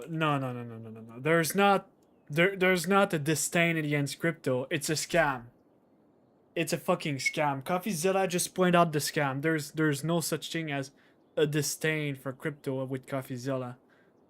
It's just when there's a scam he pulls up. It doesn't matter what it is. They don't. Do it every single day. But Coffee definitely, like, you know what I mean? He's definitely asking the right questions. It's the way that he asks them, maybe, is why you guys can't really find a spot to like talk or have like any sort of conversation with each other. But we actually did talk to him. We had a conversation with him, and he gave us some broad questions to share and ask you. They're good questions. Oh, that scares me if they come from him. No, don't worry about it. Don't be scared. He's such a scary guy. Haley's narrative made it out to seem that she was a passive observer who wanted nothing but the best for her fans. But the structure of her business deal with Doc Hollywood tells a different story. Internet always wants to know is like, do they offer you money up front, part of the tokens? Like, how did that work? Like, so the deal, I can speak to that. So the deal that she did was like a brand image likeness deal, and they paid her $125,000 up front. They were supposed to pay her $200,000 after the launch of the coin within 30 days. She was supposed to have full transparency to tokenomics and everything going on, which they did stay in communication about it, but it just was an ever-evolving game plan, essentially. So back-end participation was to always be mutually agreed, and what they had agreed on in the tokenomics was there was a 10% allocation of the token that would be on a 1-year lock, and then a 3-year drip after that. Of that 10%, half of that was supposed to go to the company that created the project, and half was to go to her. So out of 100% of the token, she would have had 5% at the end. Remember this statement from Haley's team? It'll be important later. Circling back, Haley's lawyer claimed that the contract with Doc Hollywood didn't match the tokenomics they were given, and stated the issue was only noticed after the fact. This kind of all was happening even without you really knowing or having view on any of it until post. You know, you're handling the cleanup and trying to protect Haley and trying to do right by Haley now, but you didn't have the opportunity to like. That's right. Yeah. Okay. I negotiated the contract with the company. We have like accounting transparency rules and requirements that I added to the contract.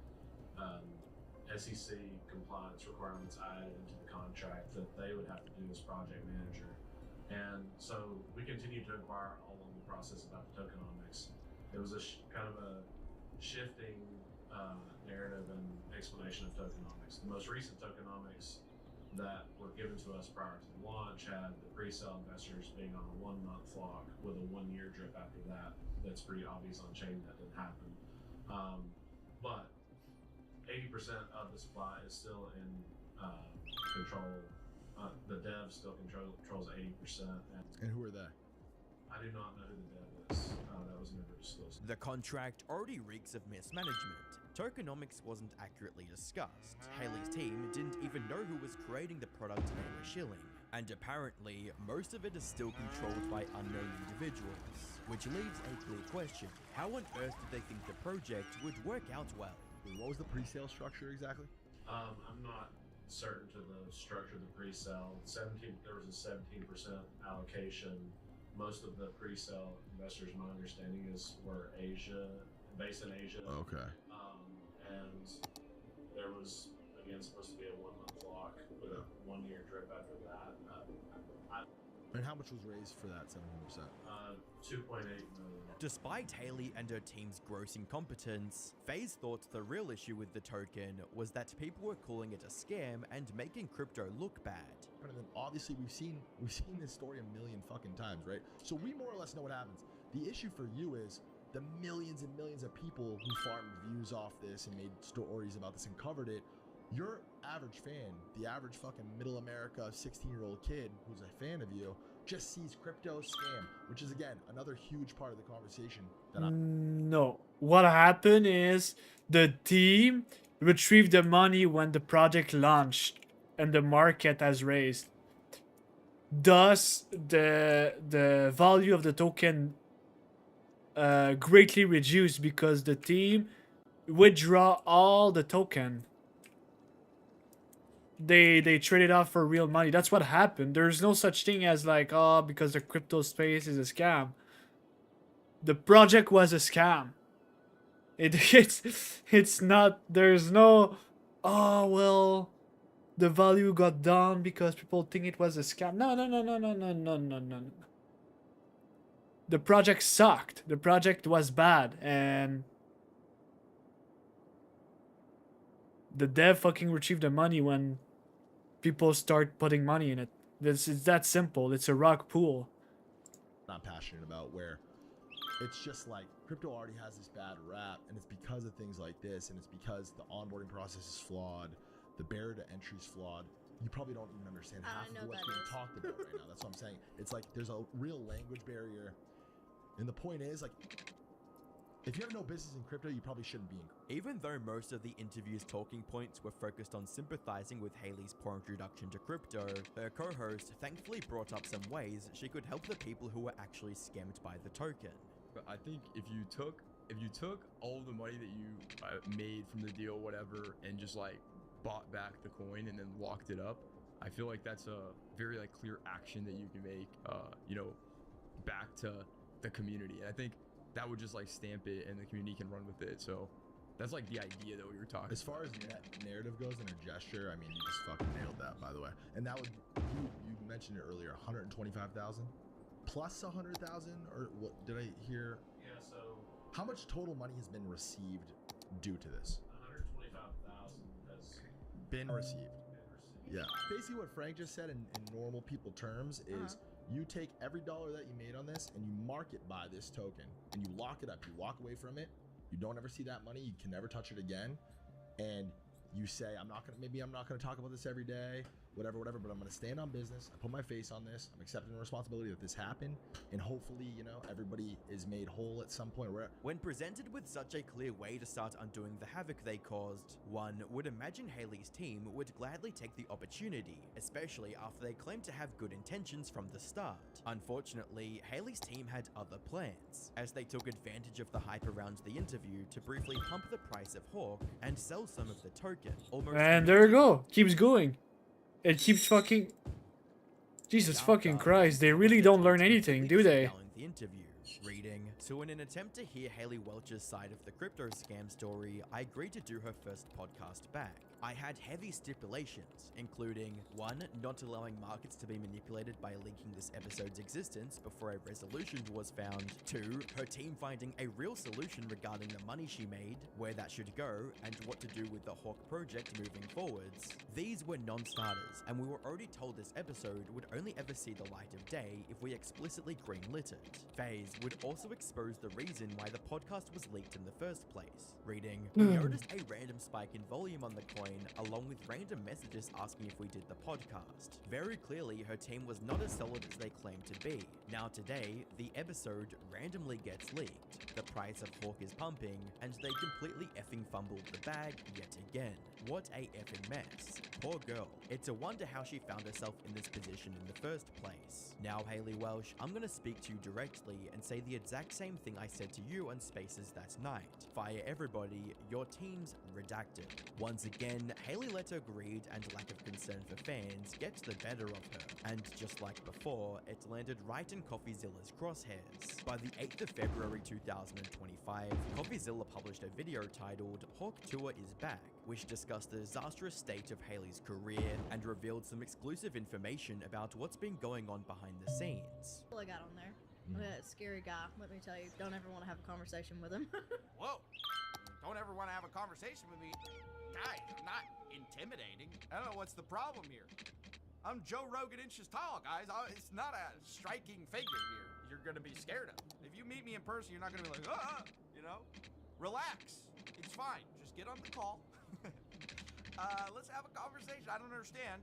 And I also thought this was weird because Haley Welch's lawyer invited me on the show. In fact, like, really, really wanted me on their show and kept telling me how much Haley Welch liked me. Hence the t-shirt, you know. I used to like CoffeeZilla until he wouldn't come on my podcast. Then he is, you know, Voldemort, and we can't mention him. He's scary. Watch out. Don't talk about CoffeeZilla. He's intimidating. Here's the message I got from her lawyer. Haley would like to have you on as a guest on her podcast. You'd be the first guest since the failed crypto token launch and would get significant amount of views, would be very friendly. This guy must not know me. She really likes you. Wow. I thought she didn't want to have a conversation with me. What gives? Yeah. While CoffeeZilla declined the podcast appearance, he still wanted to know what happened between Haley's team and Doc Hollywood before the token's launch. I don't want to rehab someone's image who scammed people. And I really felt that questions had not been answered that should have been answered.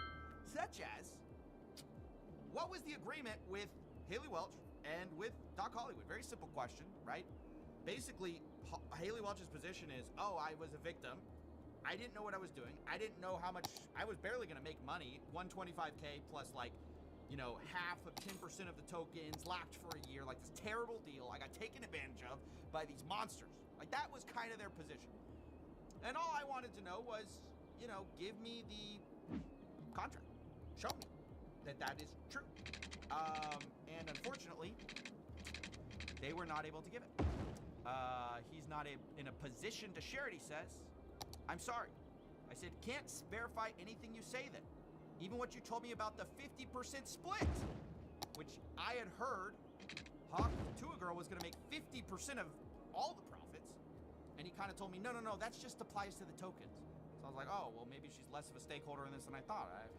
I don't know. After this, CoffeeZilla explained that he gave FaZe certain questions to ask Haley, since they wouldn't share the contract and stipulated that the podcast would remain a secret until some positive changes were made. As we've already discussed, that condition wasn't met, and Haley's team would claim it was an editing error.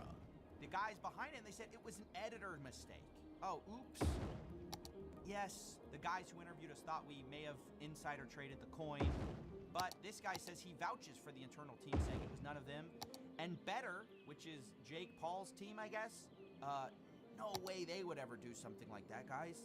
Believe us, we will likely never know the info leak. The clip posting leak today was an accidental by Better's editor who had the episode in the YouTube queue waiting on approvals to release. Now, I don't know if this is true or false. I thought the weird thing about this video is that, like, everyone has had, anyone in media who's, like, had a sensitive episode recorded, you don't, like, do all the work if you think it might get canned. Like, obviously, right?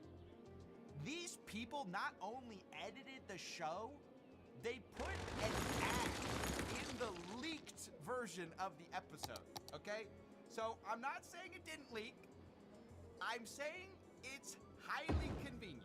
While the leaked interview might have benefited Haley's team in the short term, it would ultimately come back to bite them, as it created some very obvious contradiction in their story, compared to the evidence from CoffeeZilla's investigation. This is from Doc Hollywood himself, which, if you remember, is like the key guy. Here he is saying, we'll do best to make it as simple as possible. The pre-sale raise is 50-50 Project Haley. Fees for market making and LP is split between us and Haley 50-50. Now that's a very, very different story than I've been told up until this point. It wasn't 50-50 pre-sale. Like, that's millions of dollars pre-sale. The fees were millions of dollars, okay? Or like $1 million. And that's what I say. The story's very different. This guy says, I think you can safely distrust anything coming from Doc Hollywood's mouth. He's denying it. He's saying, that's not true. And then he says, look, I just can't have the contract published online, willing to let you see it with your own eyes, and saying that's why he was going to let me see it on the podcast. I said, well, these messages were prior to the failure of Hawk Tuacoin. So I don't understand why would Doc lie? Like, this isn't him saying it to cover himself later. It's him, like, talking in a chat with other insiders back then.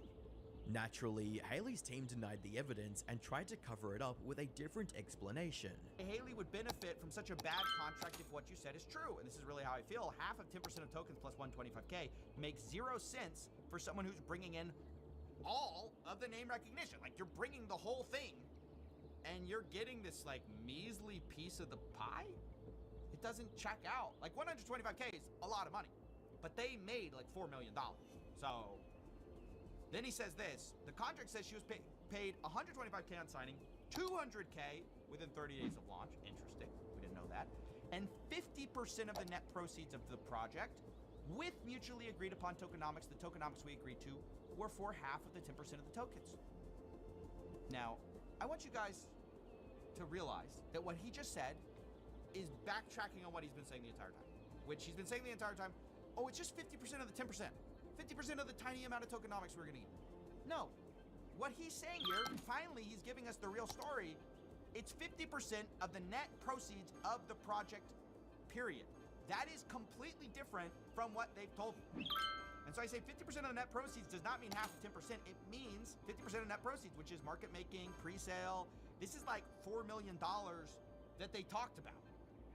And I don't know if he's just trying to play dumb here, but he goes, we were told by Memetic that MM fees and pre-sale funds were going to be used to run the project. This led CoffeeZilla to the conclusion that they were downplaying their profit because it would likely implicate them legally. And I'm just trying to say, like, you guys aren't the victims. I hope you guys are understanding that this is kind of my feeling in all this. They're trying to be like, oh, we barely made a dime. And that's just not true. Like, that's not what they stood to make. I said, what do you mean? You told me I could disregard what Doc said. Remember, he said, oh, you can disregard it.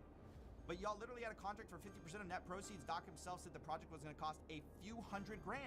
If that's the case, pre-sale 2.8 million, fees 1 million, made almost $4 million. Y'all are contractually owed like 1.6 million. And then I shared another insider text I have from Doc Hollywood, where he says, what we can do is put a hard number to the side for the project as cost.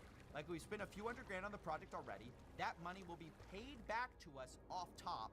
Then the profit is paid out. If a few $100,000 is what it costs and the profit's paid out, who's the profit entitled to? Hawk Tuacoin girl.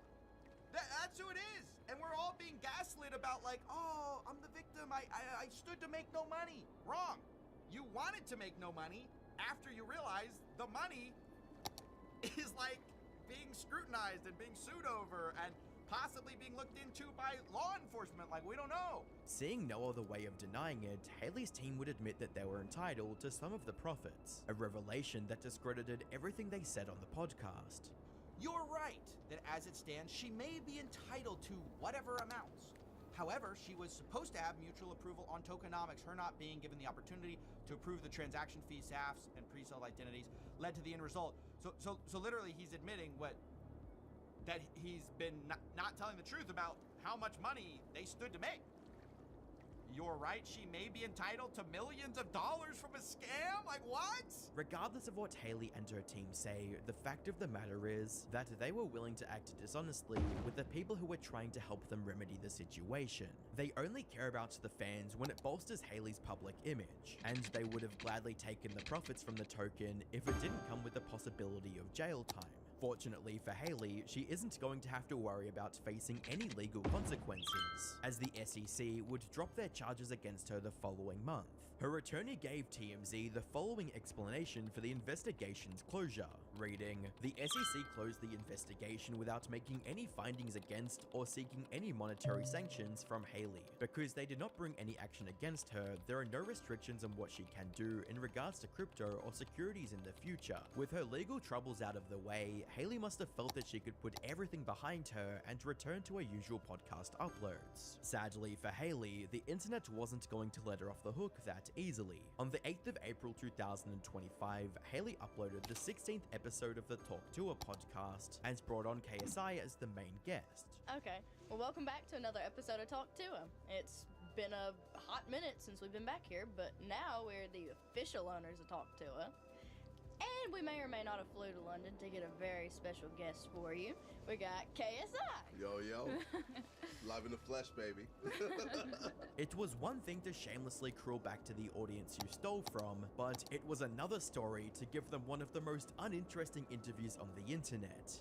Yeah, I think it's better if I'm alive and healthy. Health is the most important thing. More than money, more than family, etc. Yeah. Because, if you want to be there for your family, you gotta be healthy. So. Gotta be good. Yeah. You ever think I could box? Would you want a box? I actually do want to box. Really? You gotta give her some tips. Yeah, I need some tips. Throughout the interview, Haley and her co-host barely asked any worthwhile questions, and completely relied on KSI's presence to carry the interview, something fans were quite willing to point out, with a comment reading, "When the guest has to carry the conversation on a podcast, you know it's cooked." Overall, the video was poorly received by users, with thousands of dislikes and one of the lowest view counts on her channel despite having such a high-profile guest. However, the negative reception didn't stop Haley from releasing another episode a few days later. Unfortunately, the outcome would remain the same, if not worse, with a commenter stating,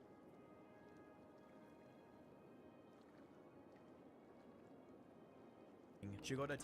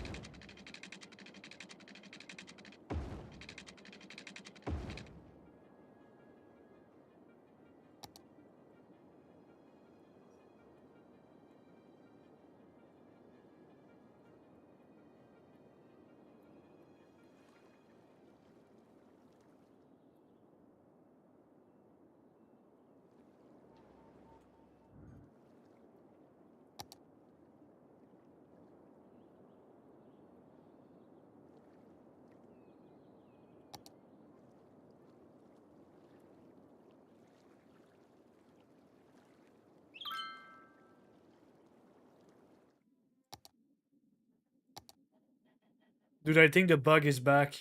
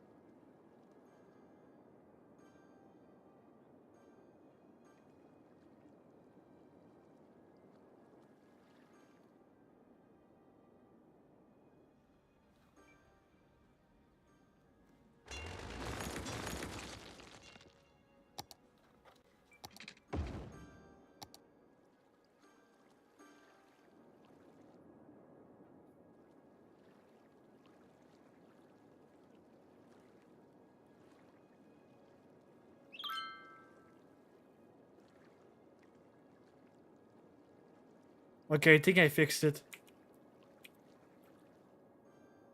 Yeah, by moving my water pump like in the opposite side of the city, it fixed it. Good.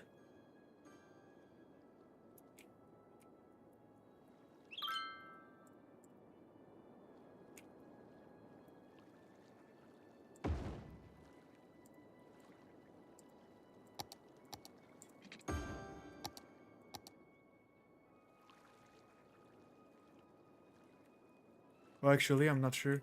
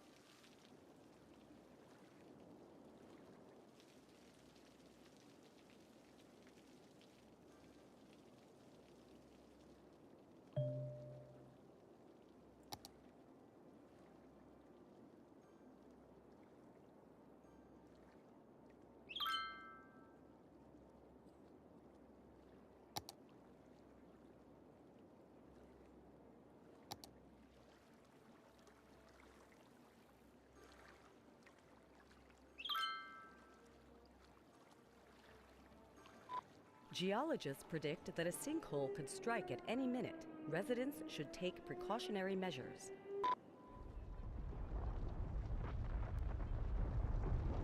A sinkhole has occurred somewhere in the city. Stay out of harm's way and contact authorities with any information.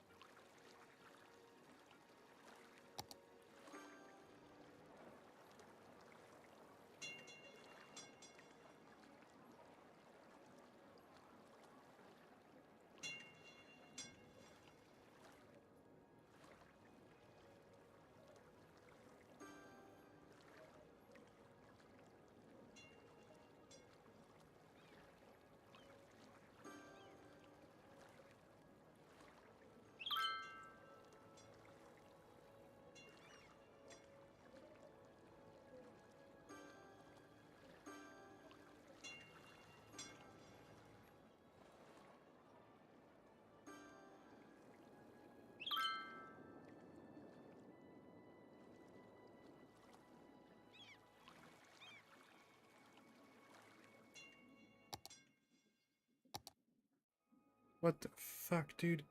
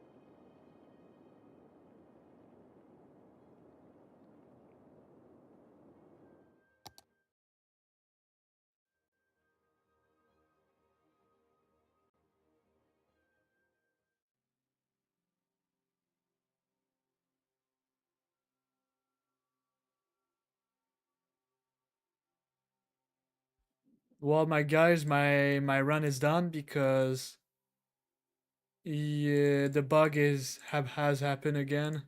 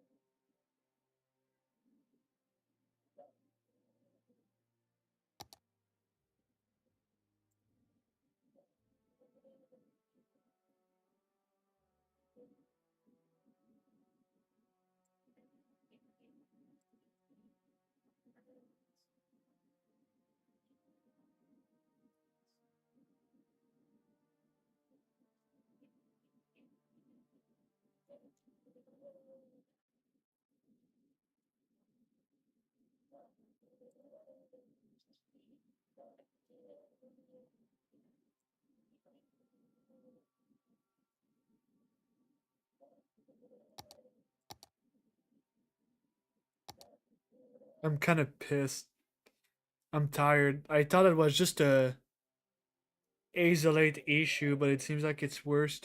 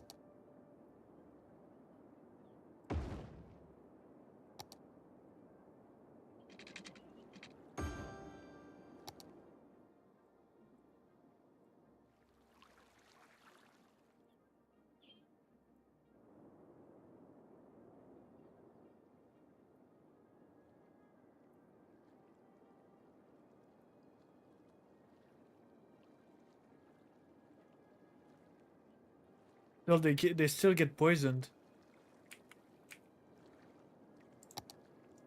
But there's no like, you know what I mean? Like there's nothing that shows.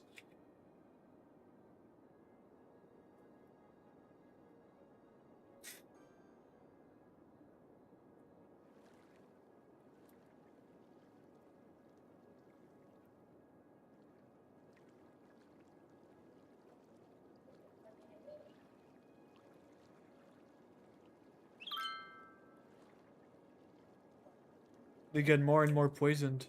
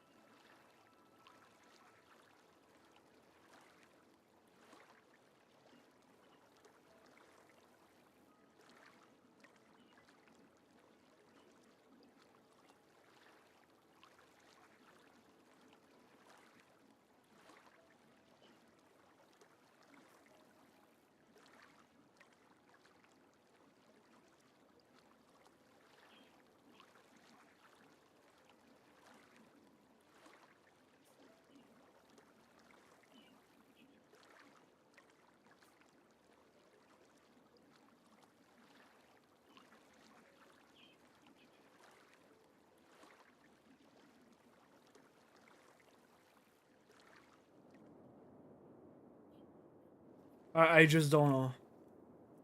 I just don't get it.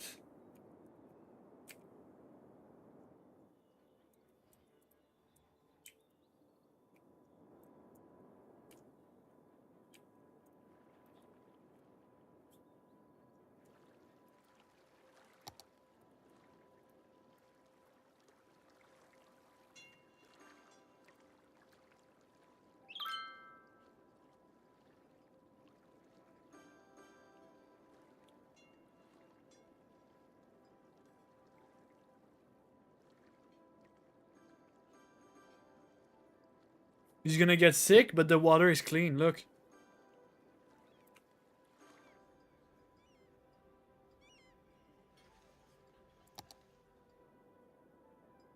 Check this.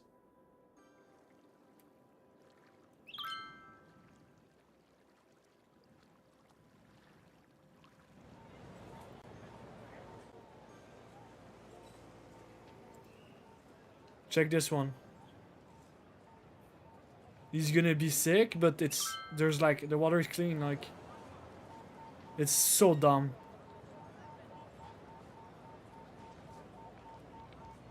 I wonder if there's a way to cheat. I think I'm gonna put a cheat where it's just always make the water clean, so the water cannot be like dirty.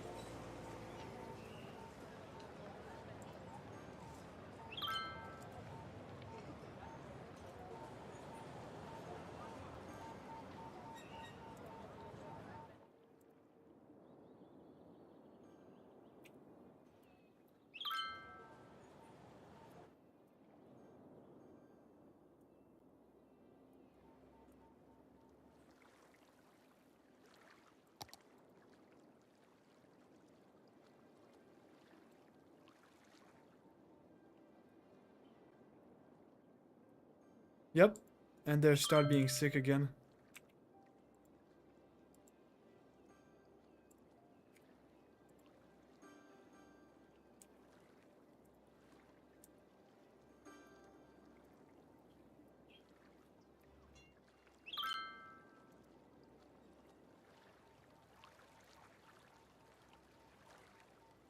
And there you go, he got sick. But the water is clean. There's no pollution.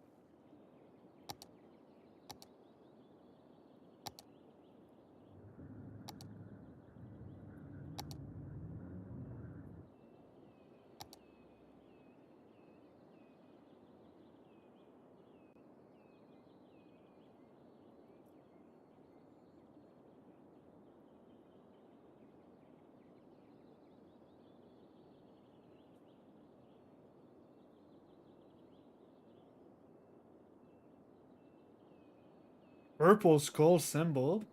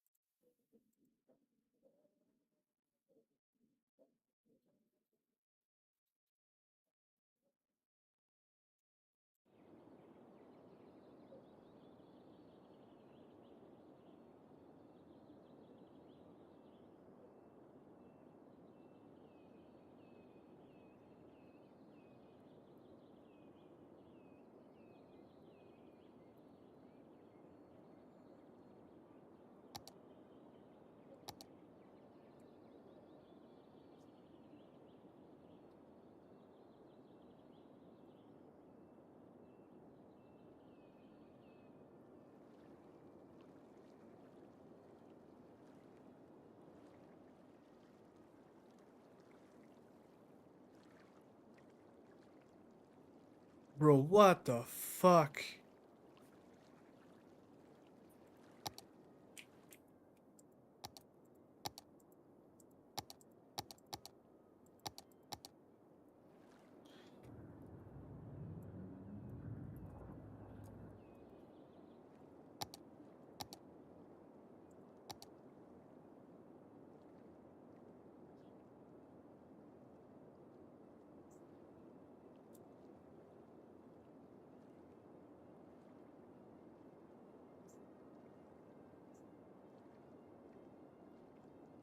What is that?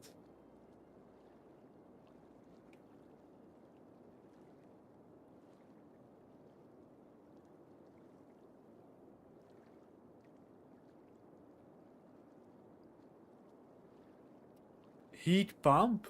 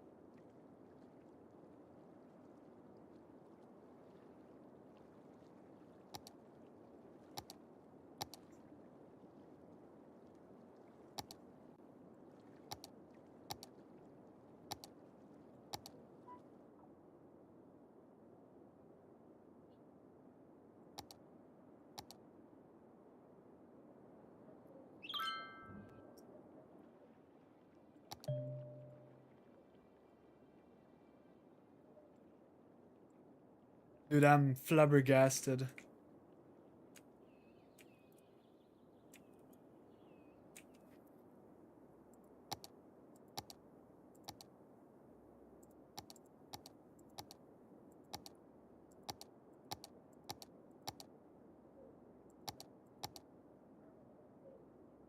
I just don't know what to do.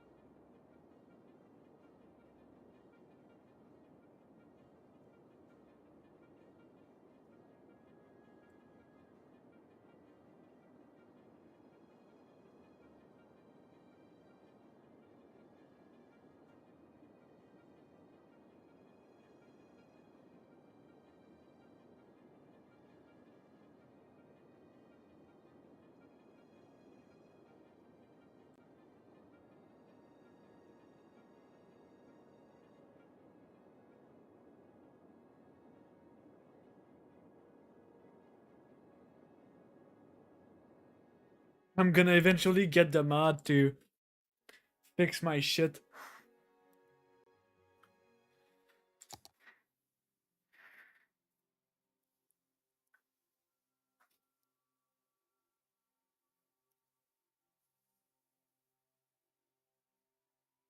It's kind of fucking stupid, dude.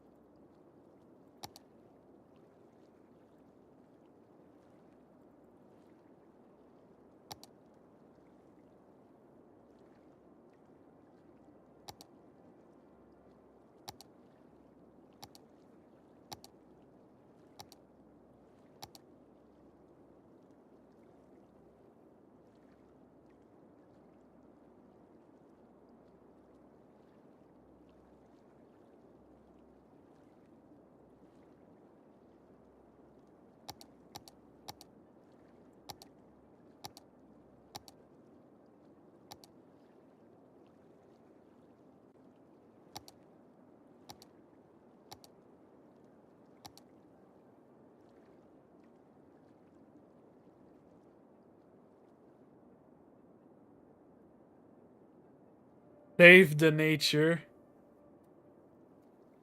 Alright, buddy.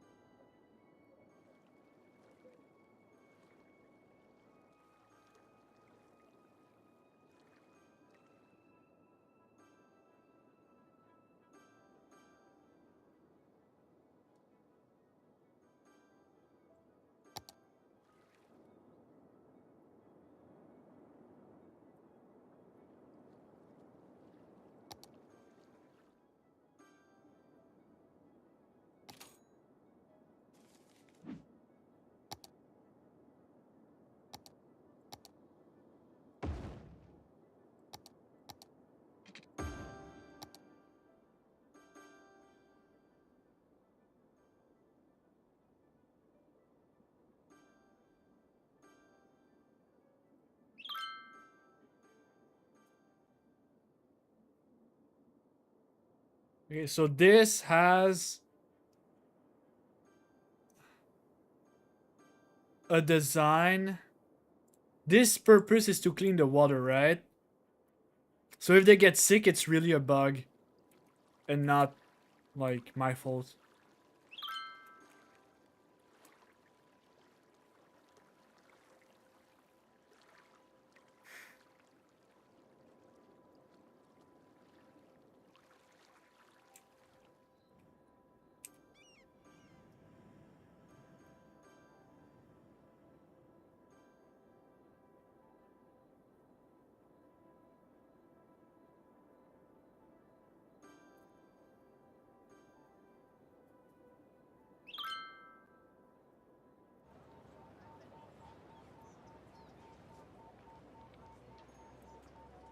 Yep, it's a bug.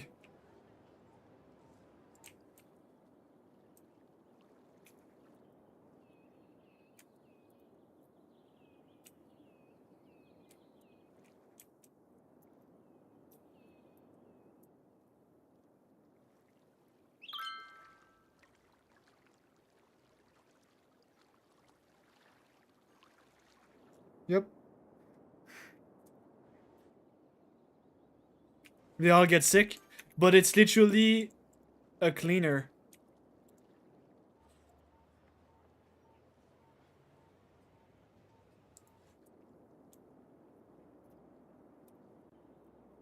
Do I need to reset all the... You know what?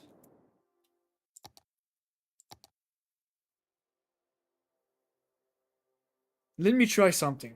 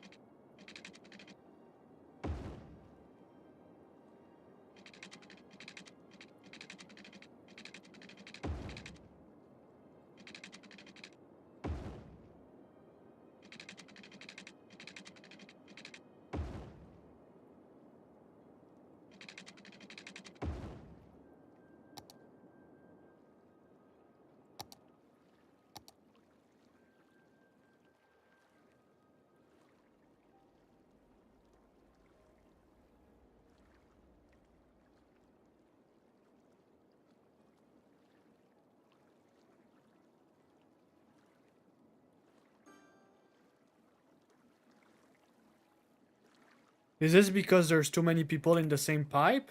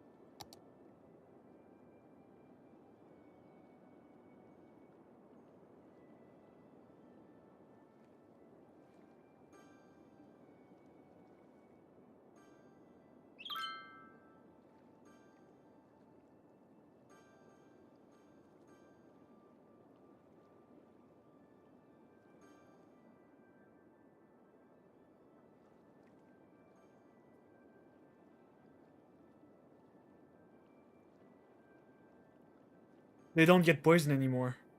Maybe it's because my pipe are too big. So what I'm gonna do is I'm gonna divide the pipe in layers. So this is a layer, this is another layer, there's gonna be another layer, another layer. Because they don't get poisoned anymore. Look. They're fine now.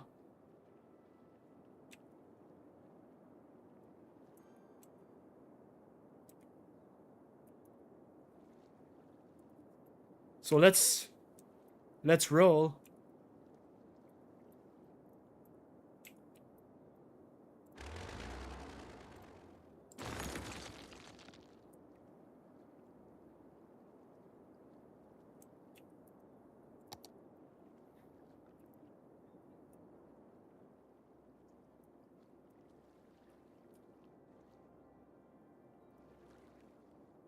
You know what? I think I'm gonna split this one and this one. This one and this one.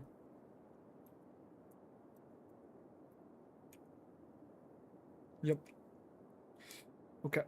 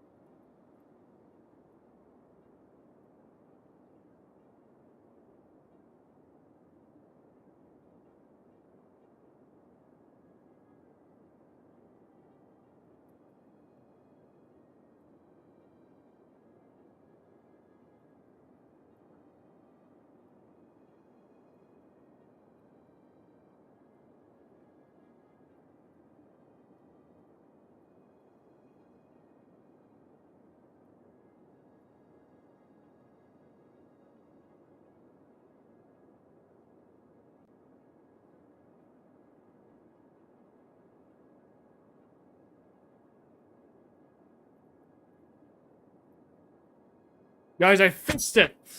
So what we're gonna do, because it seemed there's a recurrent bug of the fucking game, like, poisoning all my city. So we're gonna separate the pumps. There's gonna be pumps on parts of the city and poop on part of the cities.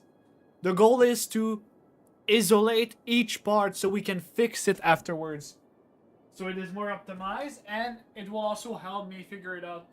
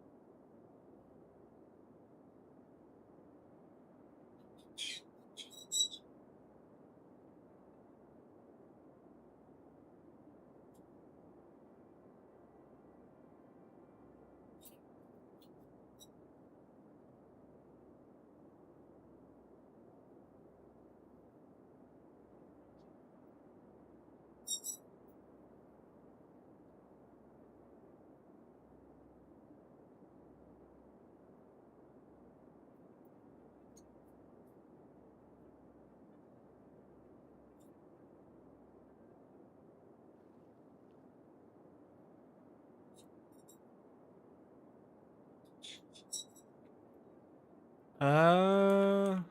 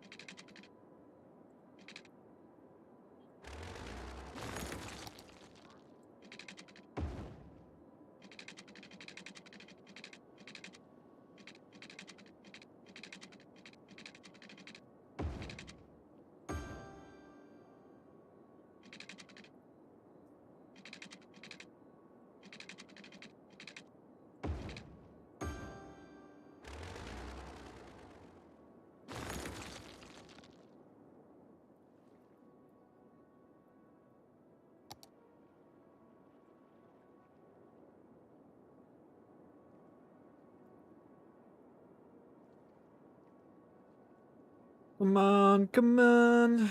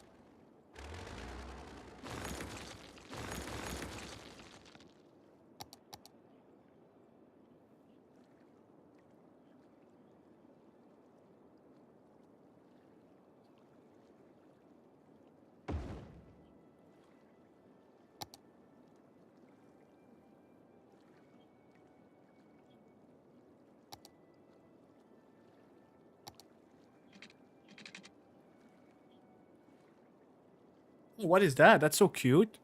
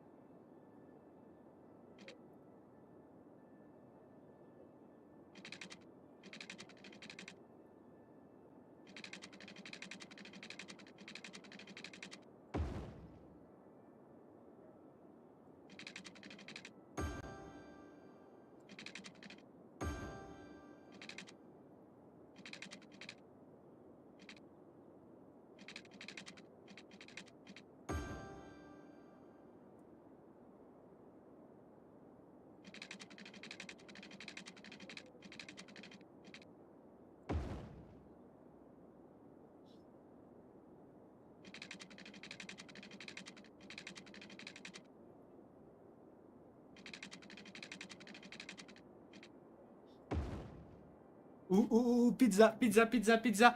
Oh, oh, oh, oh, oh, oh, oh, oh.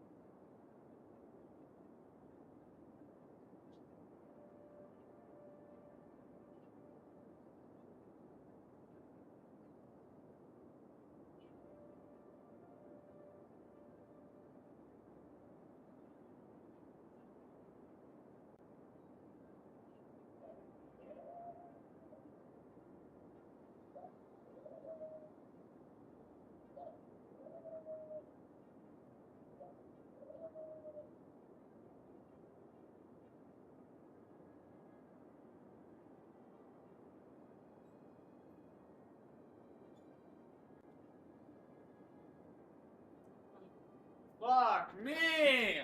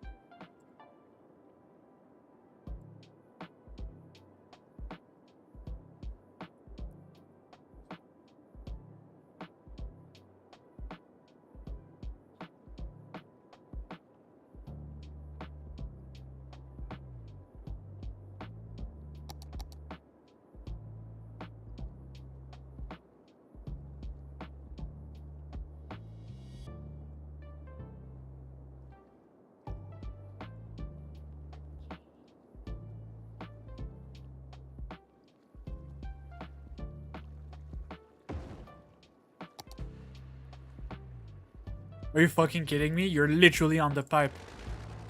Like, what?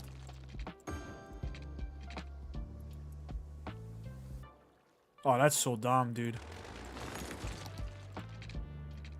What do you mean space already occupied? You just plug you here and...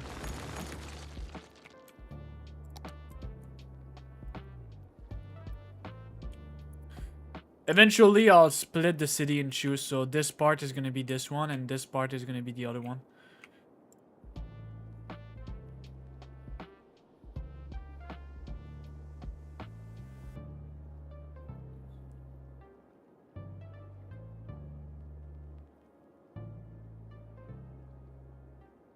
Oh, fuck. My pizza! No!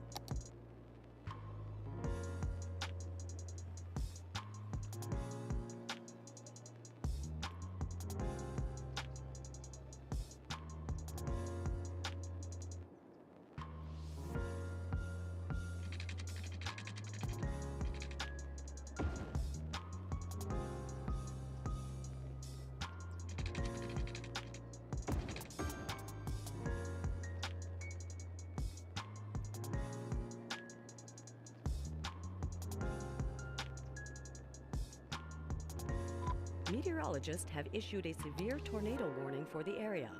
Residents should seek shelter immediately Fuck. if any is available.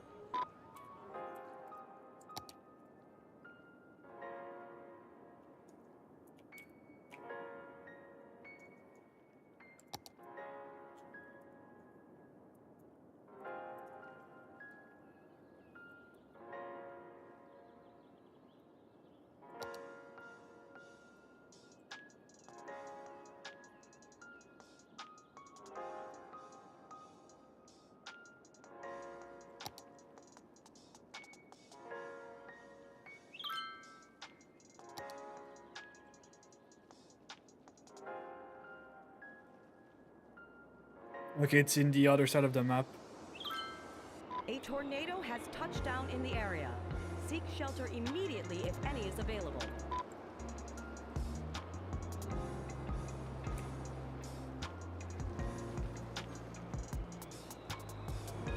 Hopefully he stays far away from the city.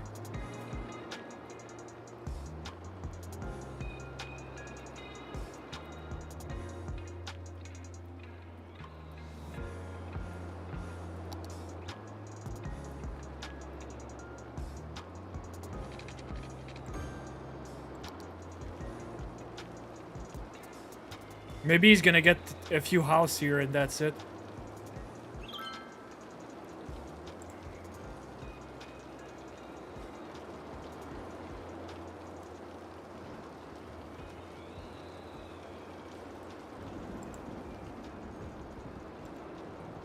No, get out!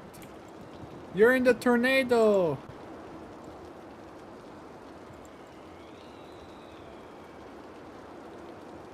I think he's just gonna get like a few houses here.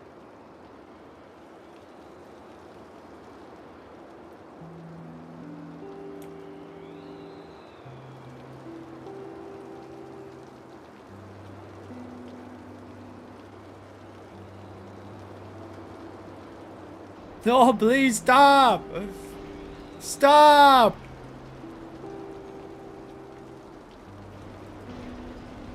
Oh my god!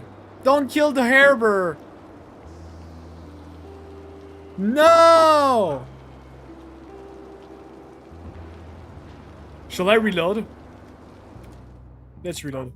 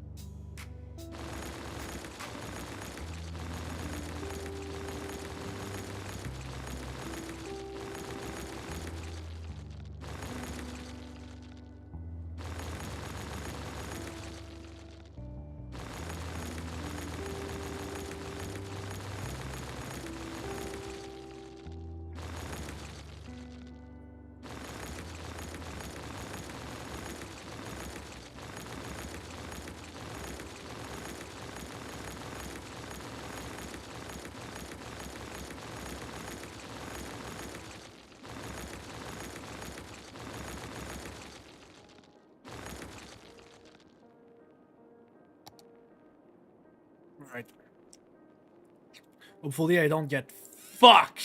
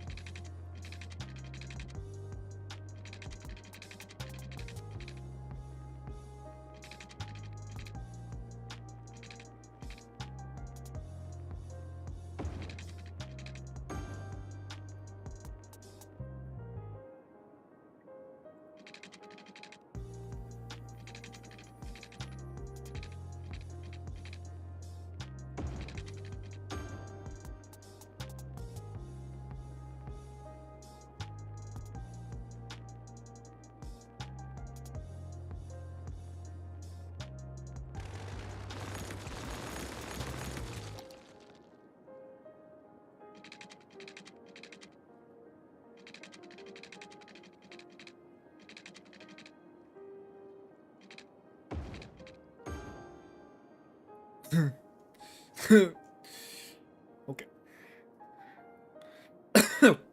Pizza.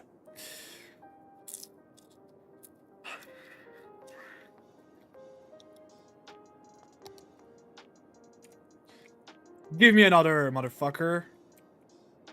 Right here. Come on. Come on.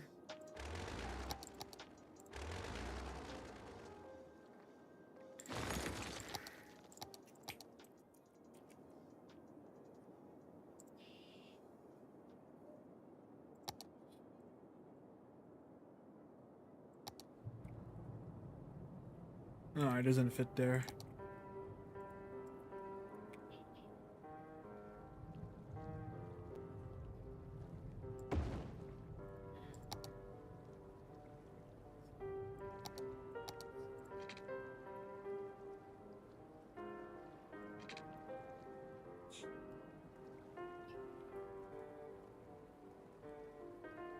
Hmm.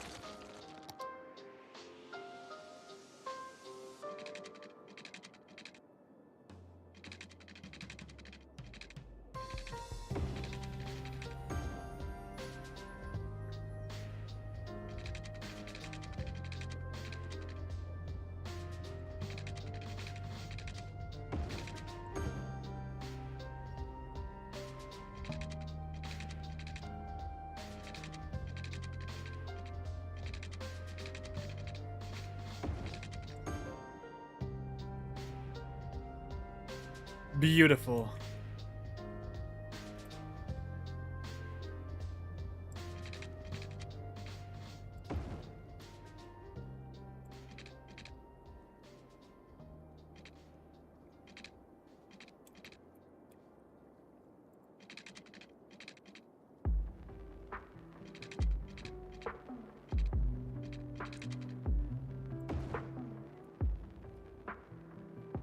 Beautiful.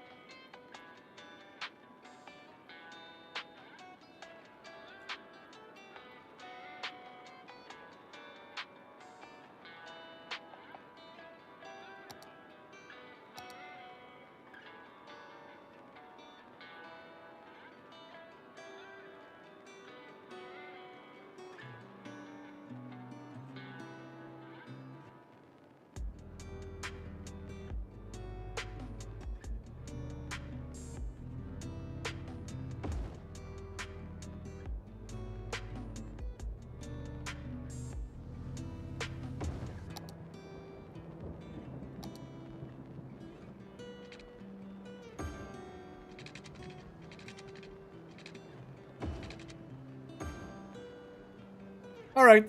So now this city is completely done. They have their own sewer and their own pump each. This section and this section have their own pump and own.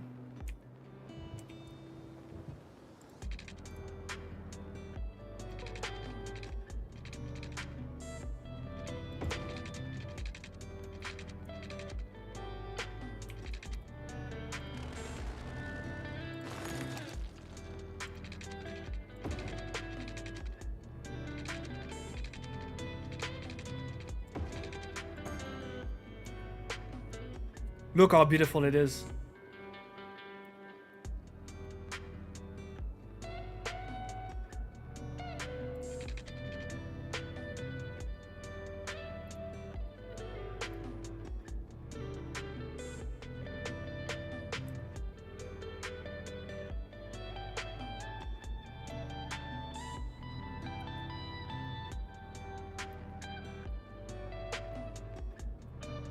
Now this guy.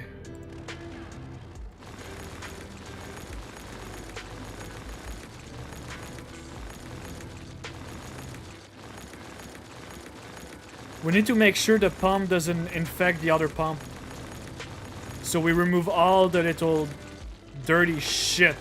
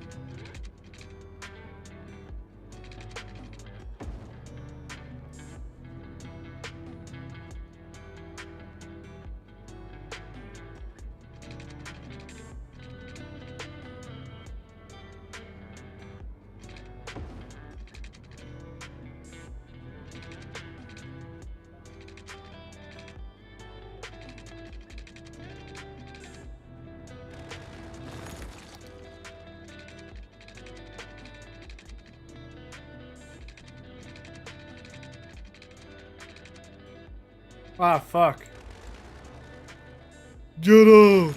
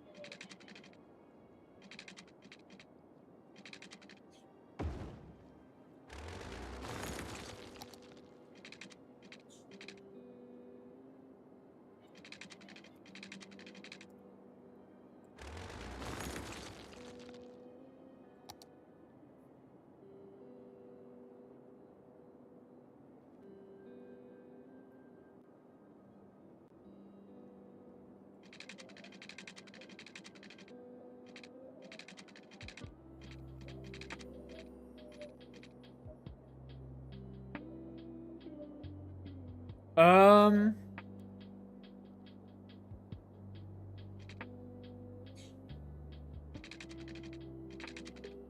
Okay, yeah, let's include the markets. No, because... No, not the market.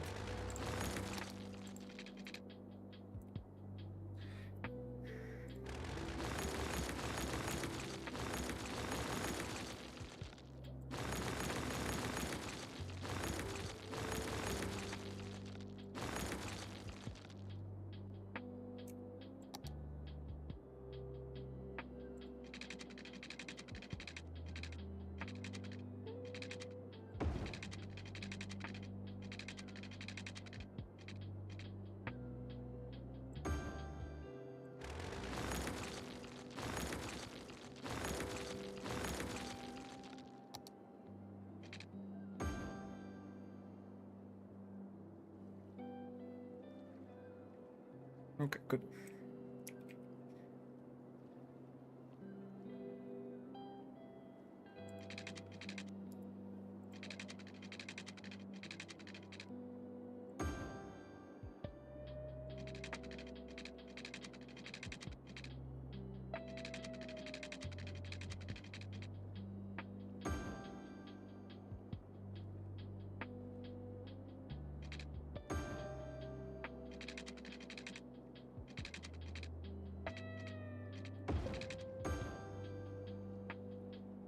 Good.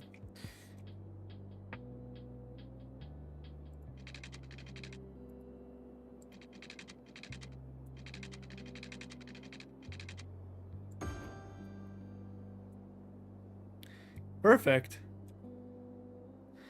All right.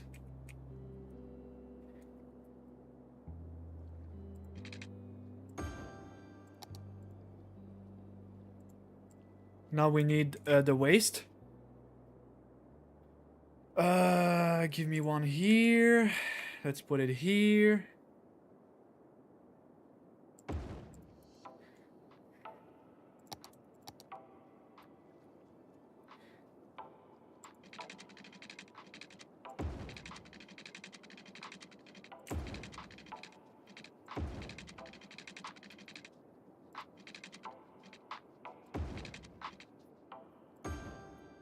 There you go.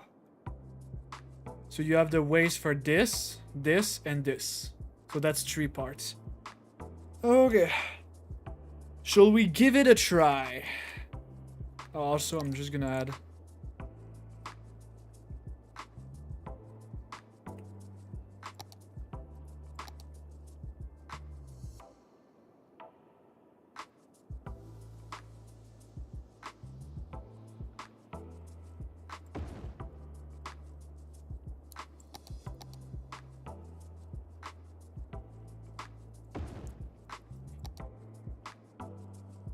Okay.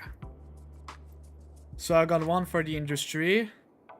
So now we're gonna take one of these and move it.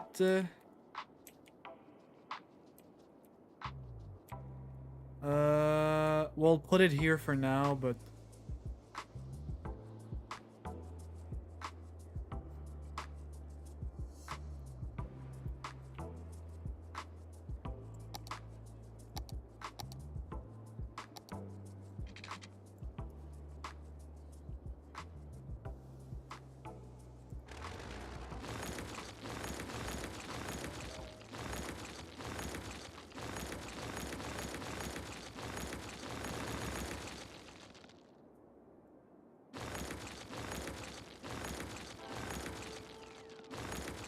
yeah, this part of the city is gonna mix with the farms. I don't think it's will make a... I'm trying to separate, especially the industry. I don't know what they fucking do with the sewage, but they fucking fuck with it.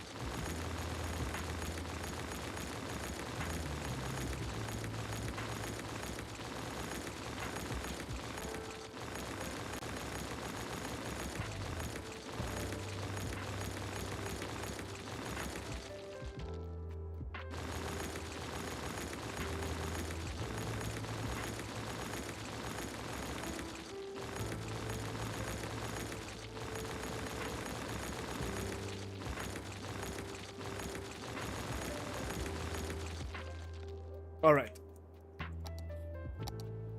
So you have the city here. Is it open right now? I think I'm gonna put it underneath this bridge. I'm not gonna lie. There's a high chance I just put it underneath the bridge.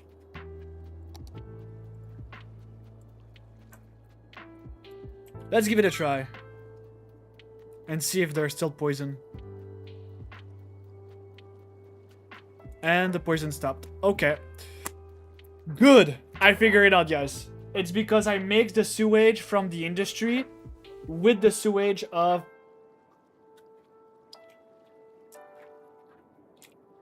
And obviously this guy needs water.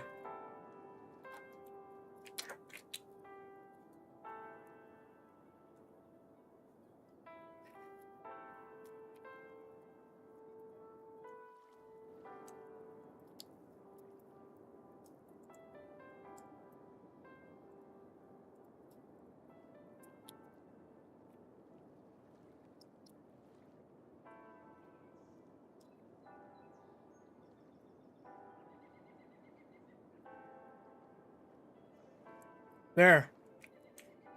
There's only gonna be these guys now. I'm gonna raise this to 76, I think. Was it 75 or 70? I think it was 76. 76. I'm gonna take a loan of 20 million.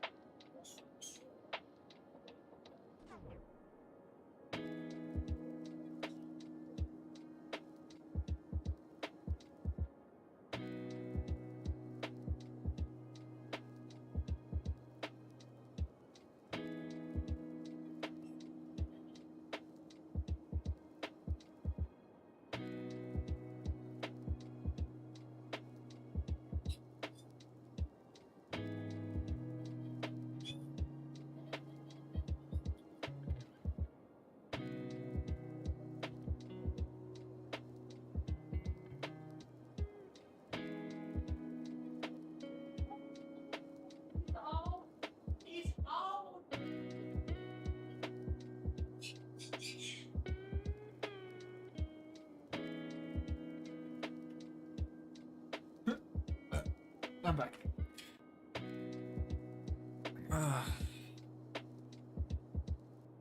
What's up, guys? Quindle Dingle here.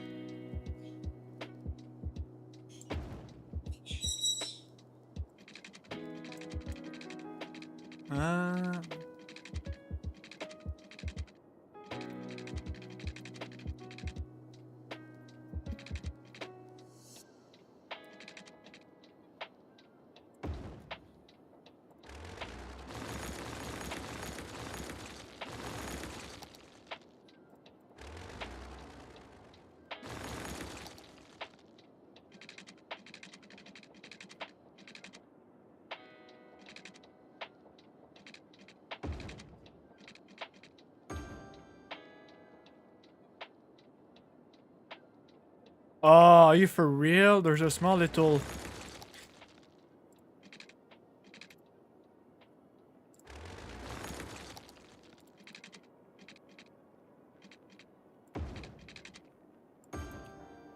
That show. Honestly, if you don't have the water, just fucking die.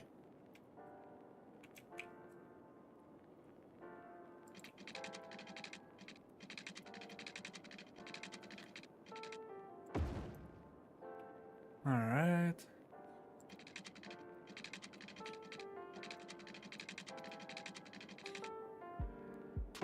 Alright. I just realized my money is gonna run out.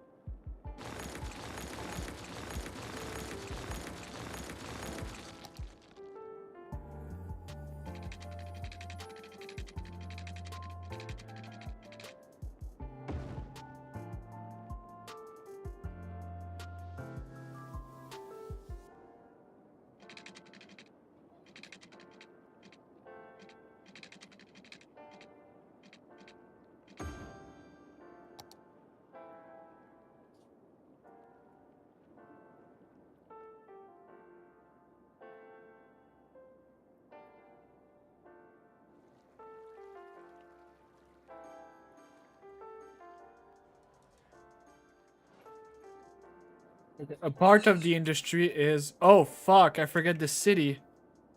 You know what? I'll take another loan. Loan these nuts in your mouth.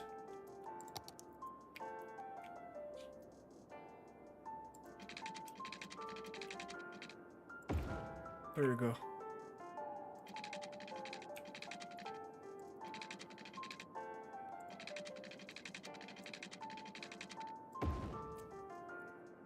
There.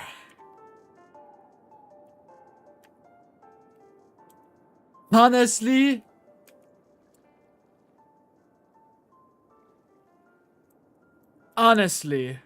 I don't think I'm gonna waste my time with this one.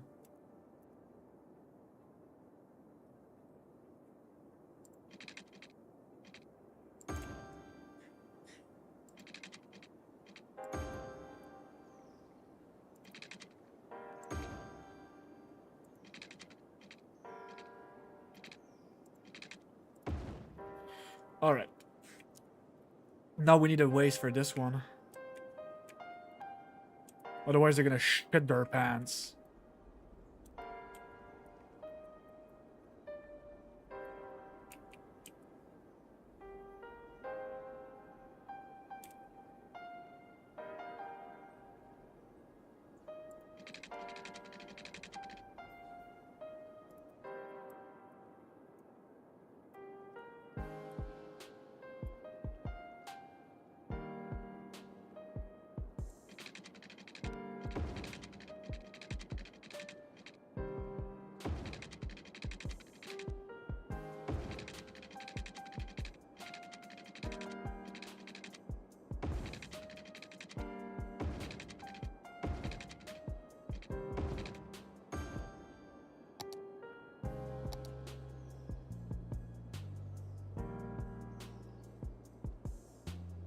There you go.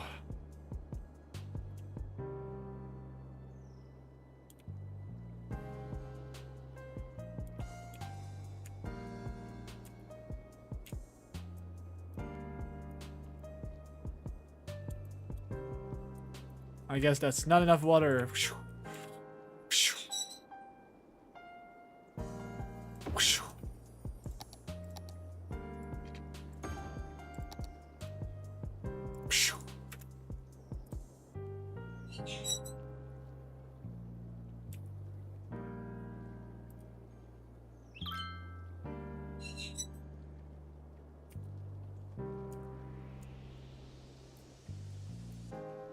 No more poison in the city.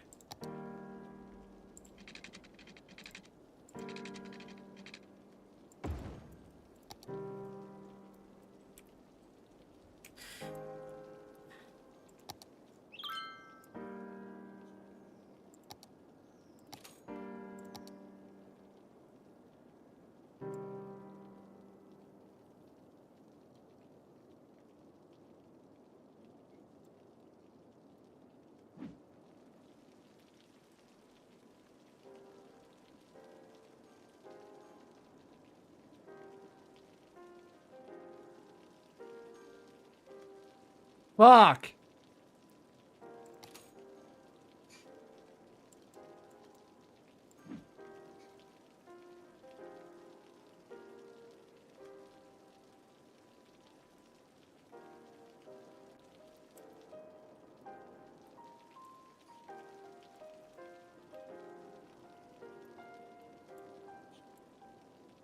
They need to take a shit.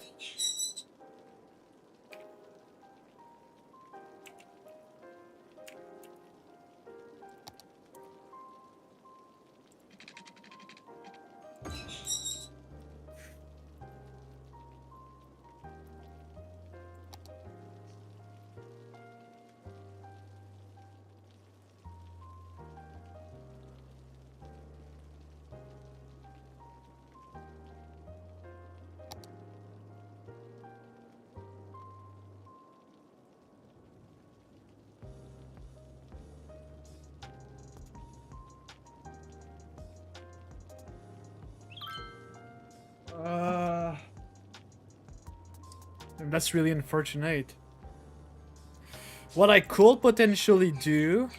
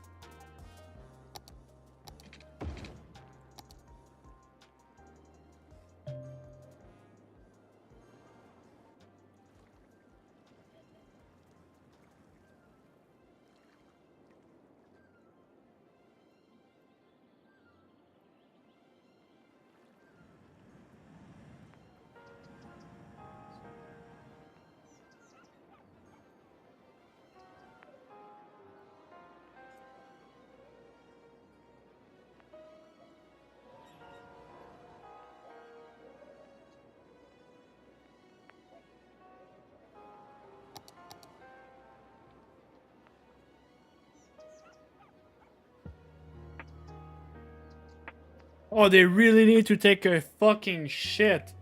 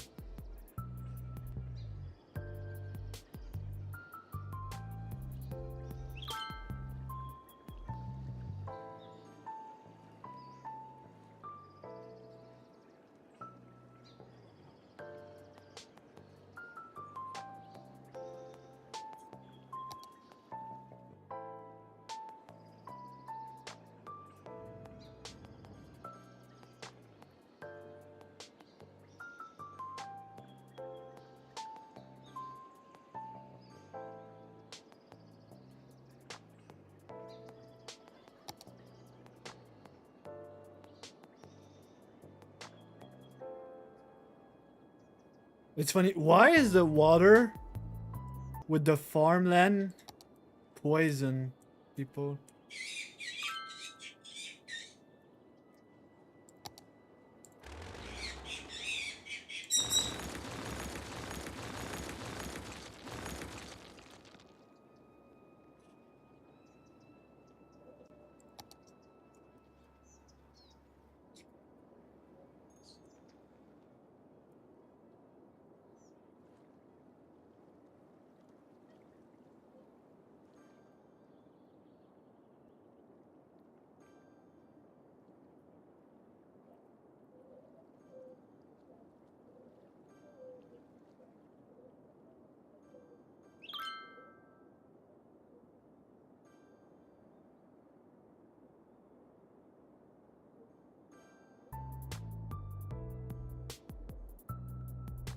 Yeah, it's the farms. The farm are poisoning the fucking water. What? The fuck?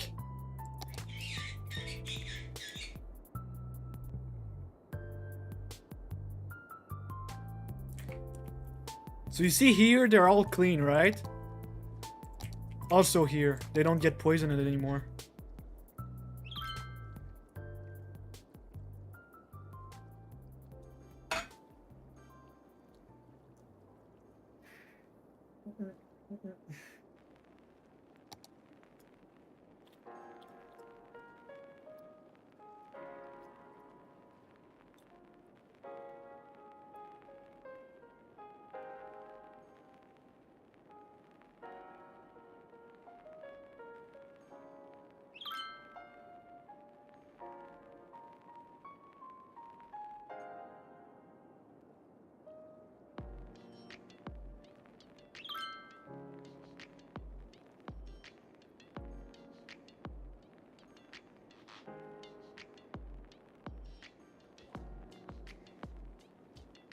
The money's gonna come back. You just need to wait though.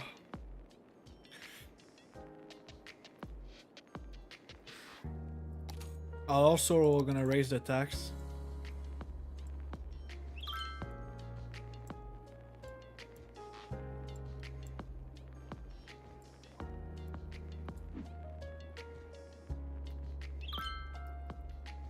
Like you see, it's only around the farms that they get poisoned. So it's gotta be a mix. That's gonna be either it's a bug, or the farm has an actual like.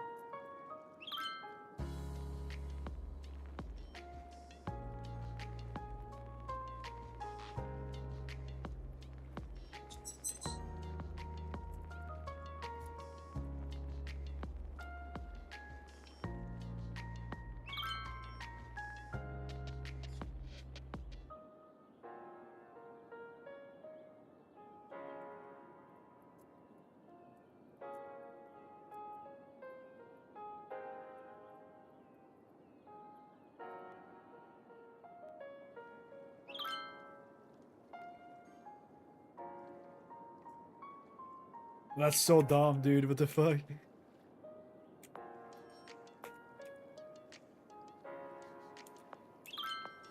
Okay, well, I got my money back, so I'm just gonna up. Pay the global credit.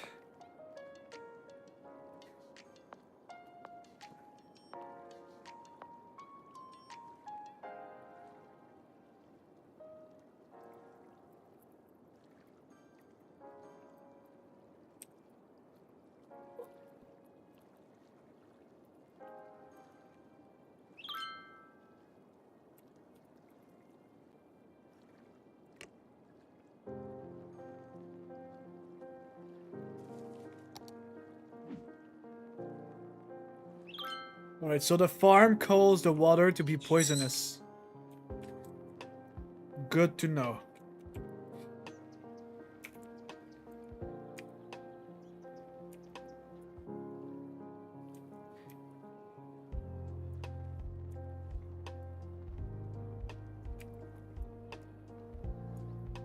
Good to fucking know, motherfuckers.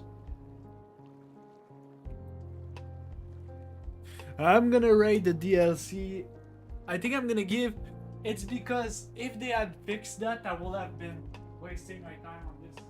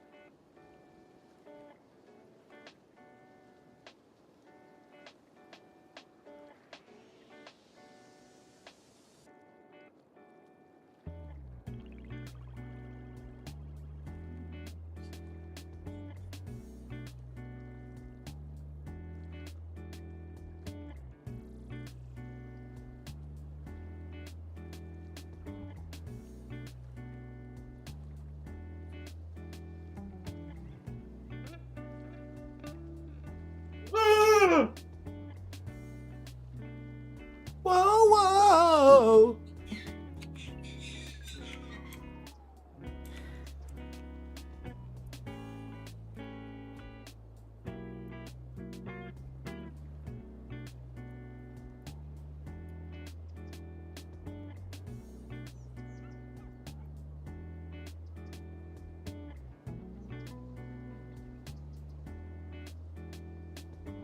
What I could do to reduce the number of people shitting is to add decoration. Or like, I don't know, like public library somewhere.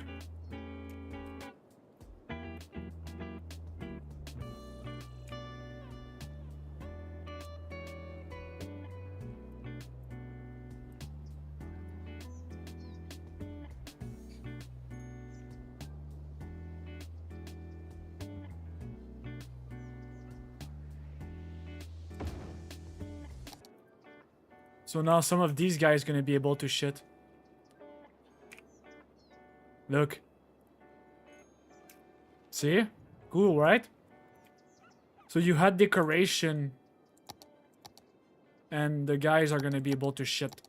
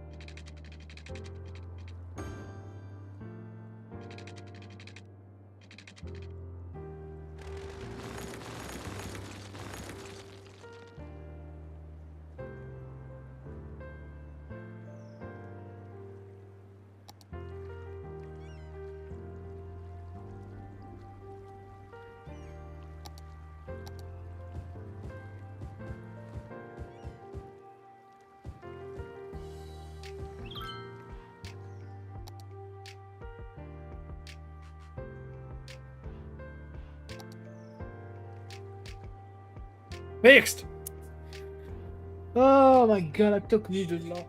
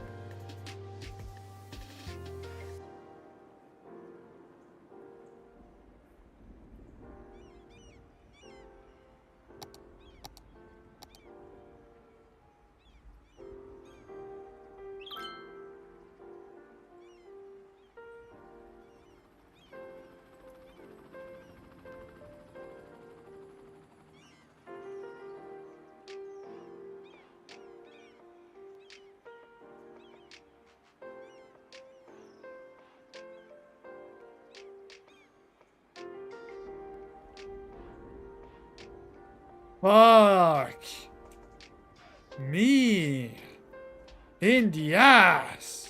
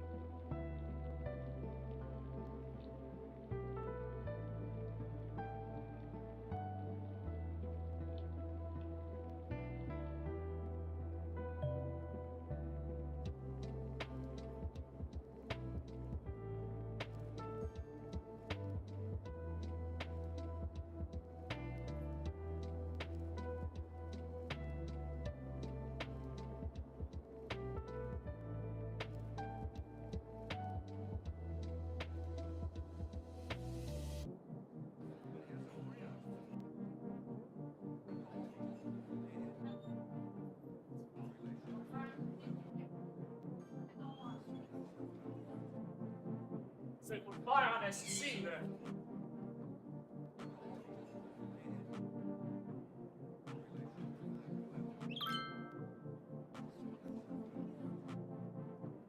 Please, don't kiss me! Don't kiss me! Please!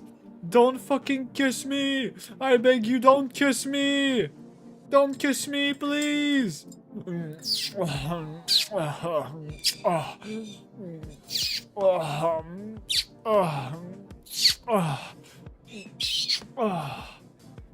Fuck!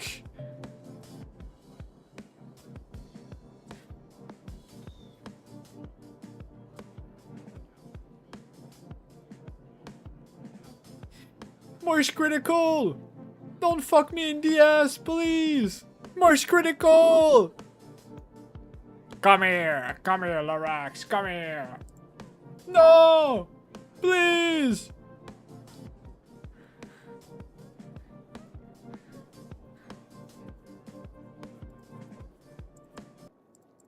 Right now, we're still trying to figure that out. Have you ever been arrested for battery before?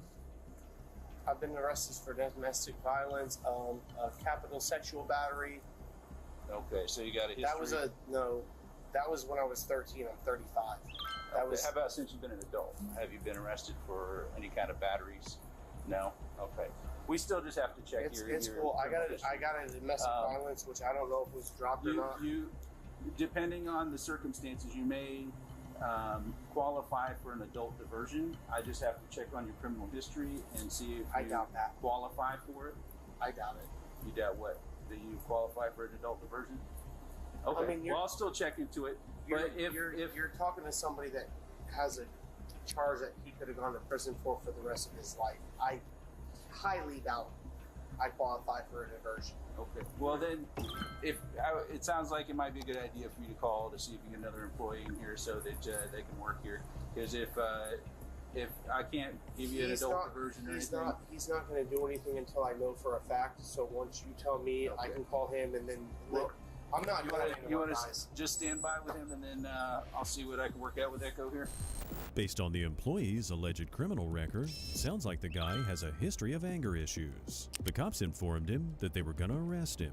The employee called his boss in order to get someone to replace him at work, and the boss wanted clarification from the police on the whole situation.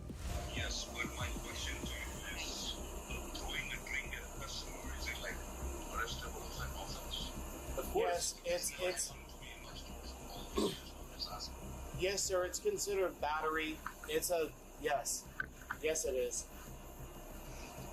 And what about the customer throwing the drink at you? What's going to happen to him? She didn't throw the drink at me. She just pushed them at me. It's not the same. I was wrong. I'll admit it. You have everything you need? All right. She'll be. Then just turn up and put your hands behind your back. I can't smoke a cigarette. No, we can't stick around here to do cigarette smoking. Just put your hands behind your back for me. I'll figure it out, Mom. Alright. The employee got a felony battery charge. He pled guilty and was sentenced to 180 days in jail. He spent 7 years in prison for past crimes, and for this incident, he could have been sentenced for up to 5 years, but the judge decided to be lenient. These cases were some major meltdowns at work by some very unstable and dangerous employees. Thankfully, the cops were called, and no one was seriously injured. Thank you for watching today's episode. If you liked it, there's a whole lot more on our channel. Damn, that was short.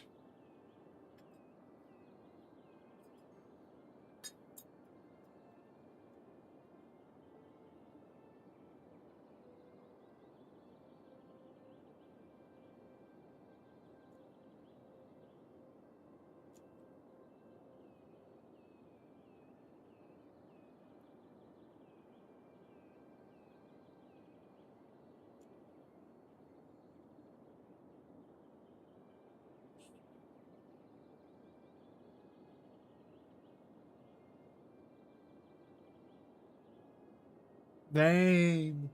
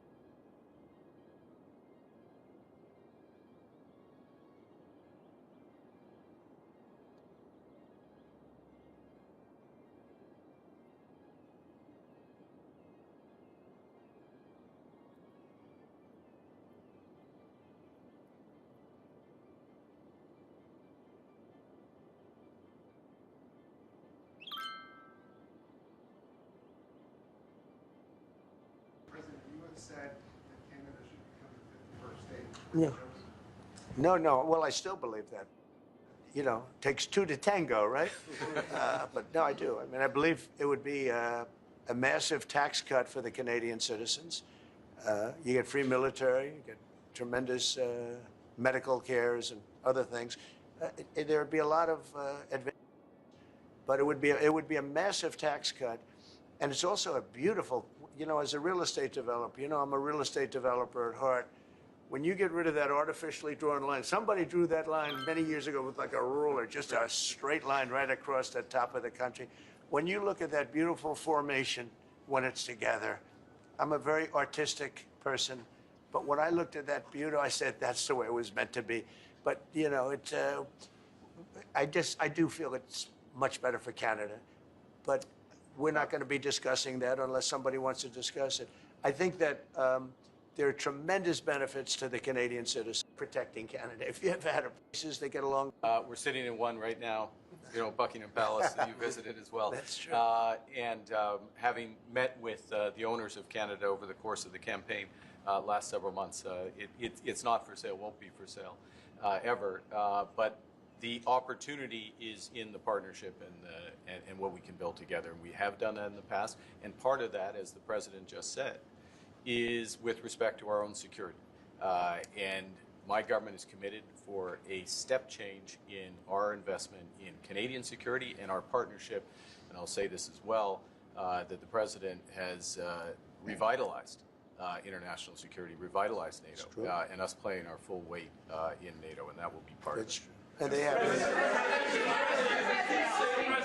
have, I must say. Jesus fucking Christ! They all start talking at the same time. Canada is stepping up the military participation because Mark knew, you know, they were low and now they're stepping it up, and that's a very important thing. But never say never. Never say never. That's not how it works. How many years it took for the state to reunite?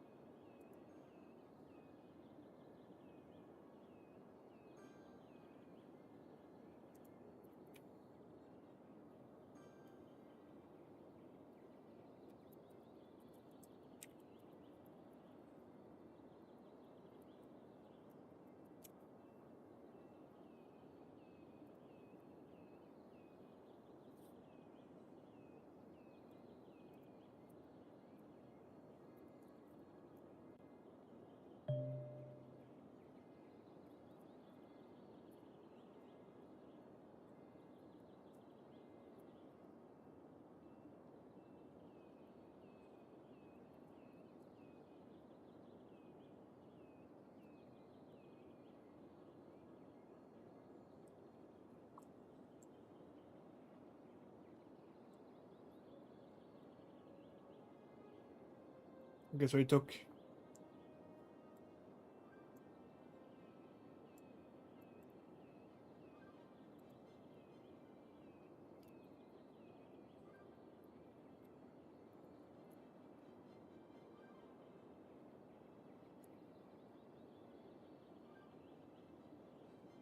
So, you know, a lot of them have joined in the.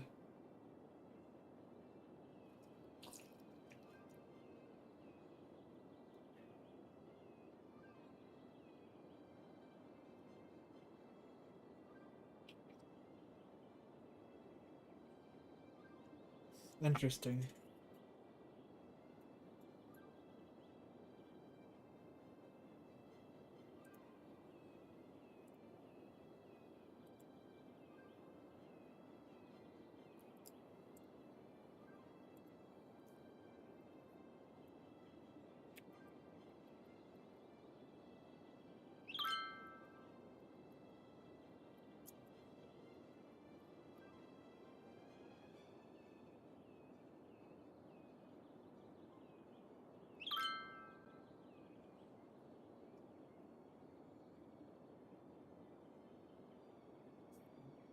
Yep.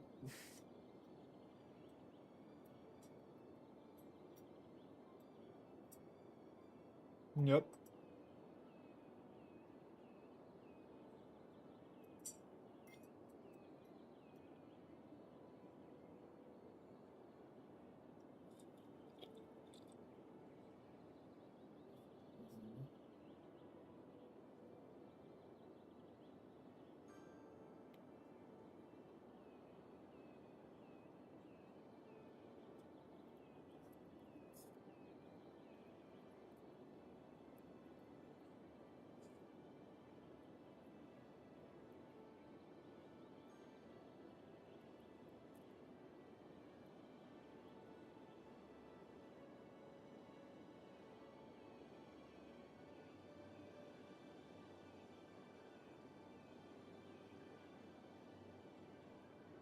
Well, that answered my question, so yeah, no. Hell no.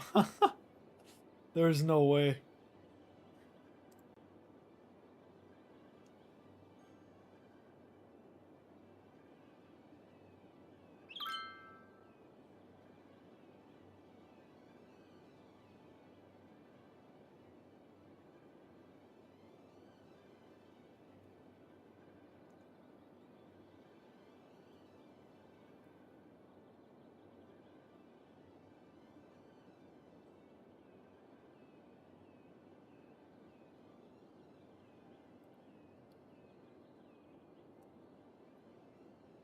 Business, business.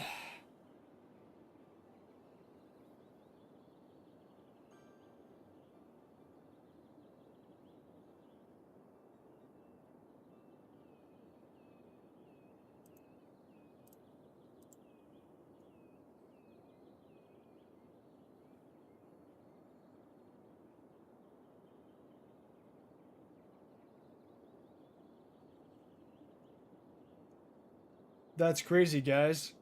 Big changes in the political sphere.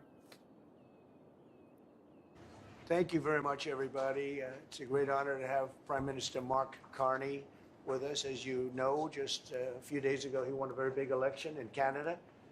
And I think I was probably the greatest thing that happened to him, but I can't take vote credit. His party was losing by a lot, and he ended up winning. So I really want to congratulate him. It was probably one of the greatest comebacks in the history of politics. Did he?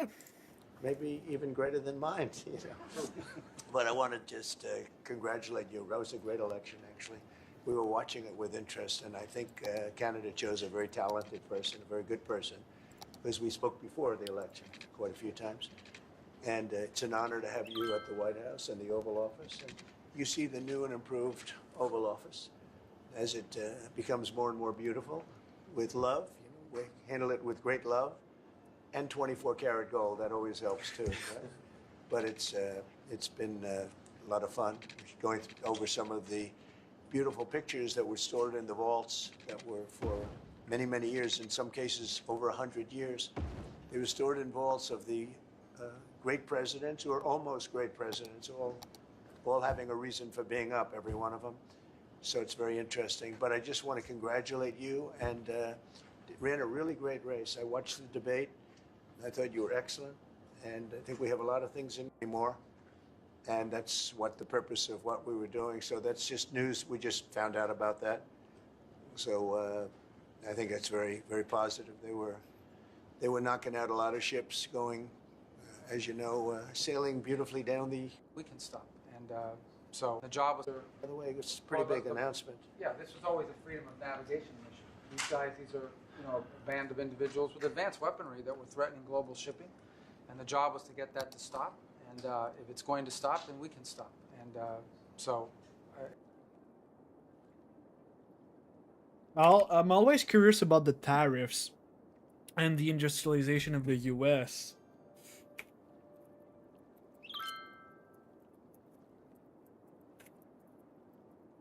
To work in factories.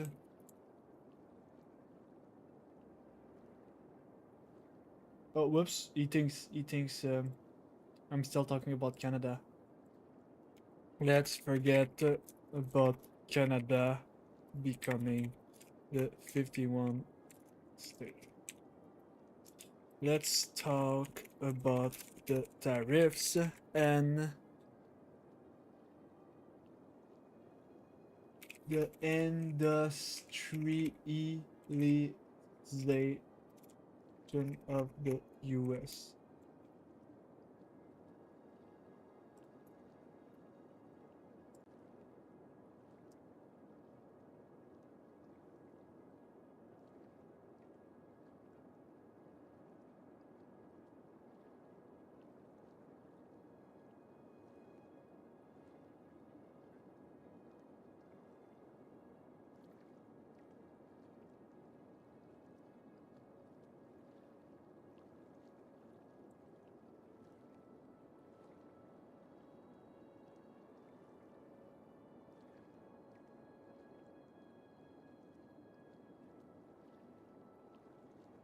What about in 2025?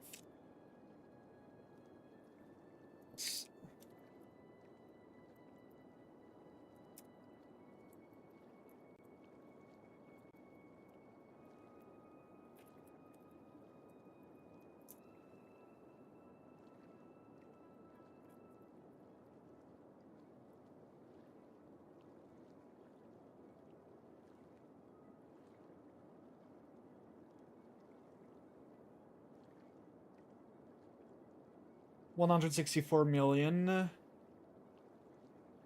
Whatever. Okay.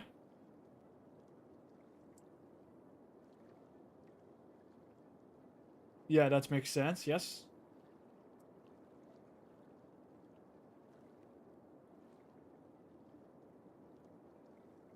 Uh-huh.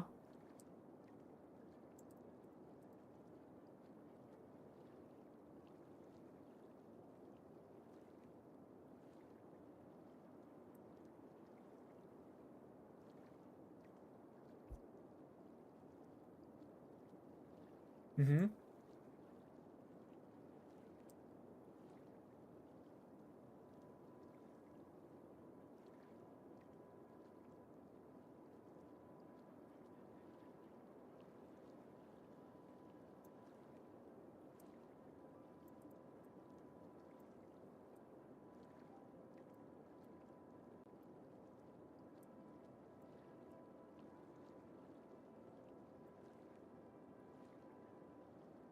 Okay, yeah, about the bots.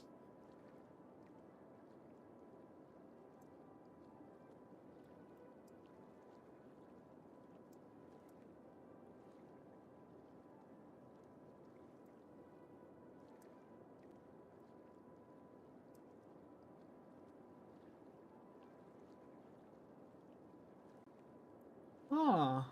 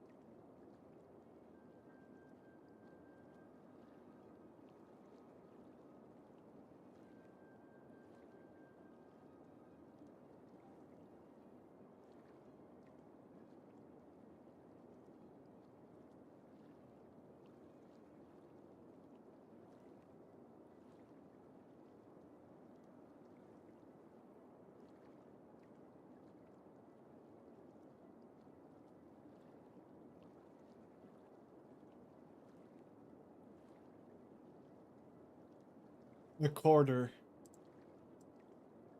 From Canada. Oh boy.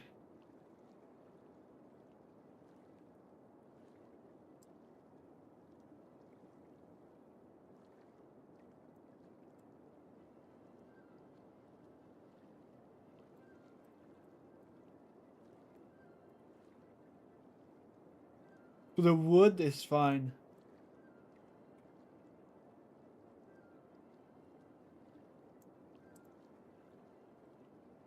Okay, maybe 30%. I thought they were self-sufficient.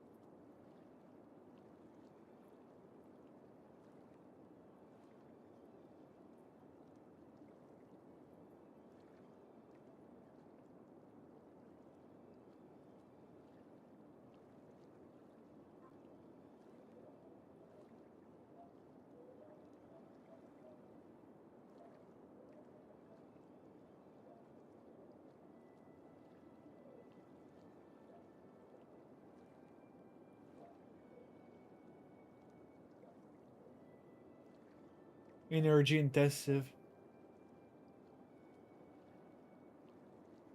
Oh shit.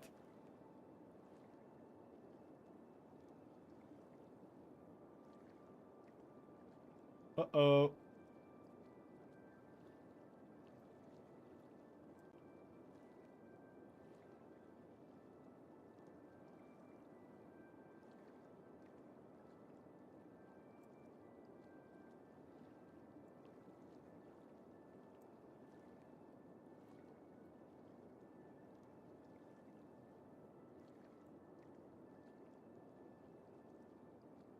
Oh, okay, yeah, yeah.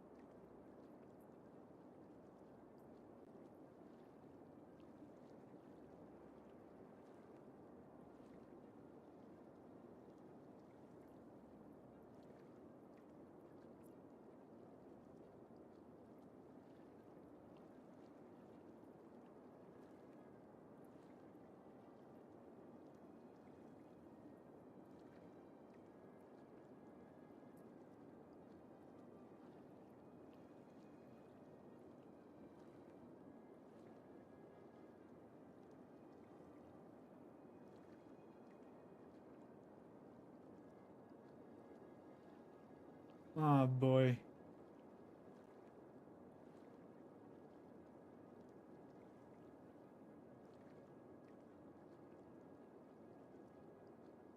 A 10 to 20% increase? That's not gonna reach the demand. I'm gonna ask him the sources.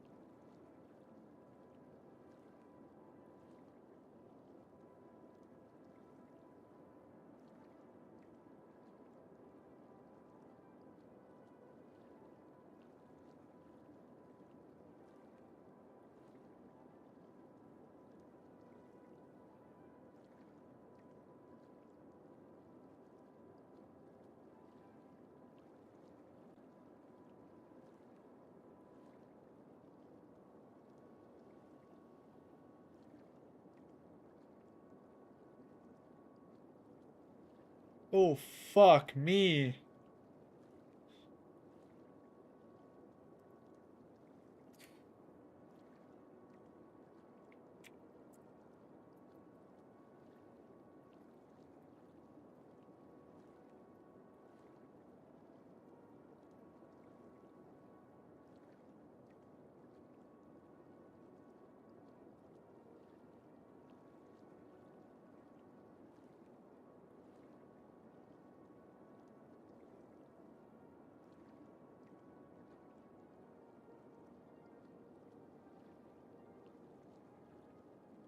Oh, I missed. I fucking mistaken. It was Ontario and not Toronto.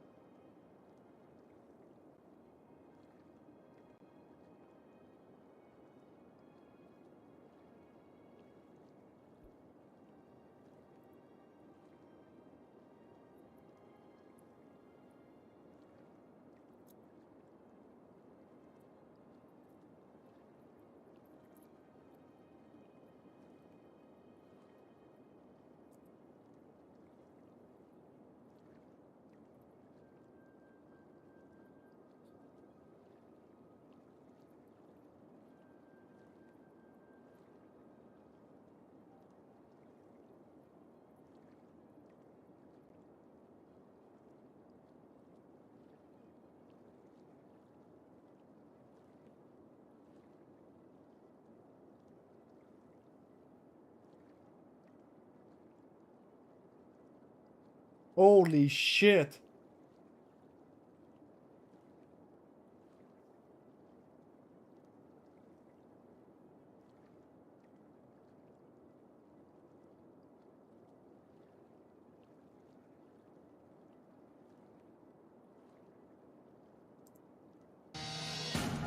Doug Ford backs down on his electricity tax after Donald Trump lashes out at Ontario and threatens to double tariffs on Canadian steel and aluminum. We have an update from the White House in moments. And the markets continue to tumble in response to the trade war. We're going to talk to an expert about what this uncertainty could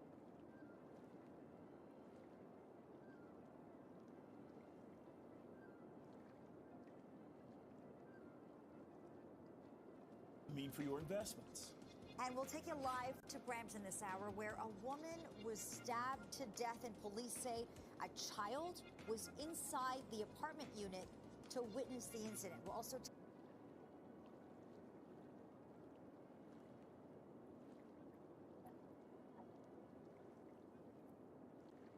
Damn. You didn't apply the electricity cut. I was sure that would happen.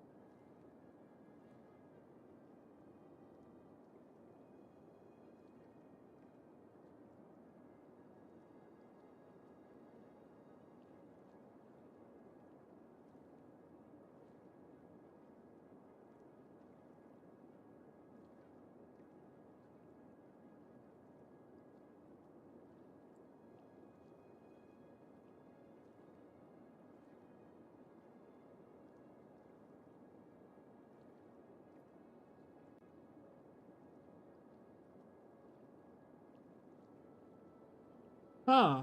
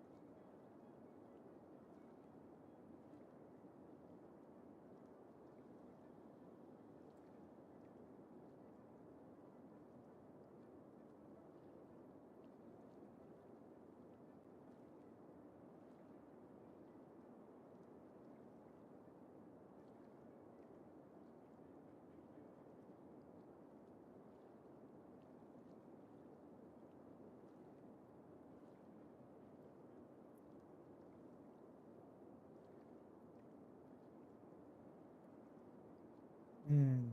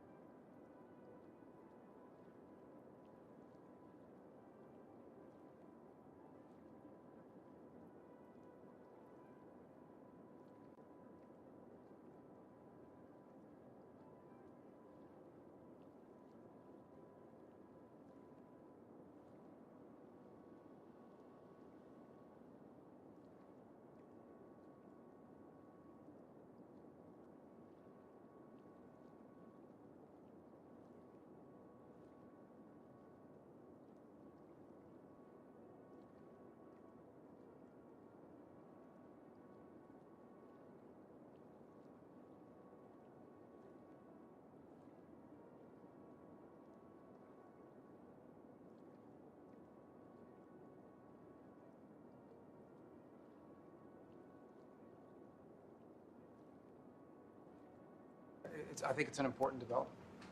And we'll have maybe before we're going to, as you know, the Middle East, Saudi Arabia. We're going to UAE and Qatar. And that'll be, I guess, Monday night. Some of you are coming with us.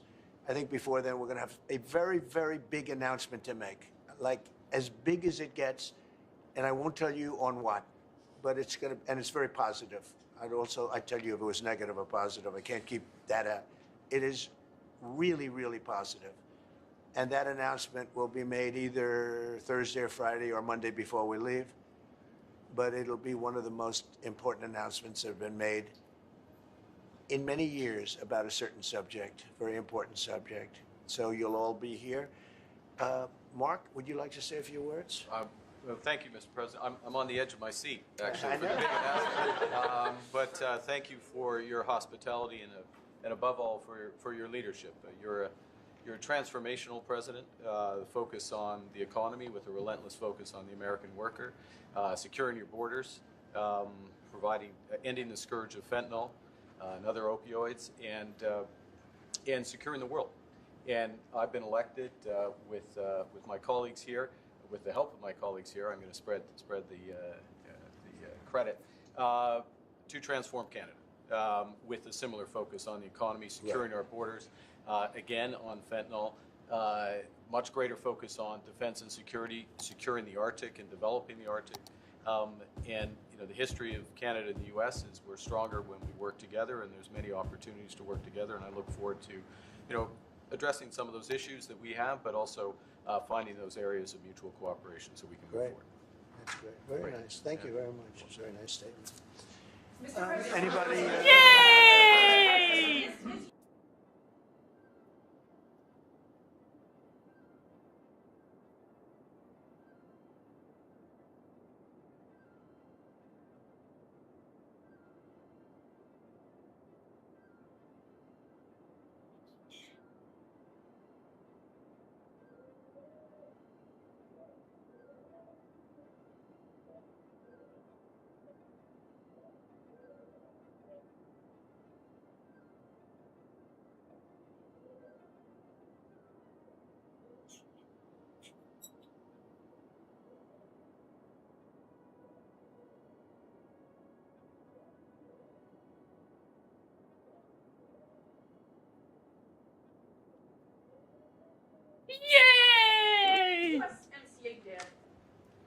No, it was actually very effective, and it's still very effective, but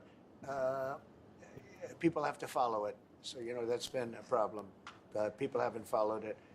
But it was a transitional step a little bit, and as you know, it terminates fairly shortly. It gets renegotiated very shortly. But I thought it was a very positive step from NAFTA. NAFTA was the worst trade deal in the history of our country, probably in the history of the world. And this was a step from negotiated.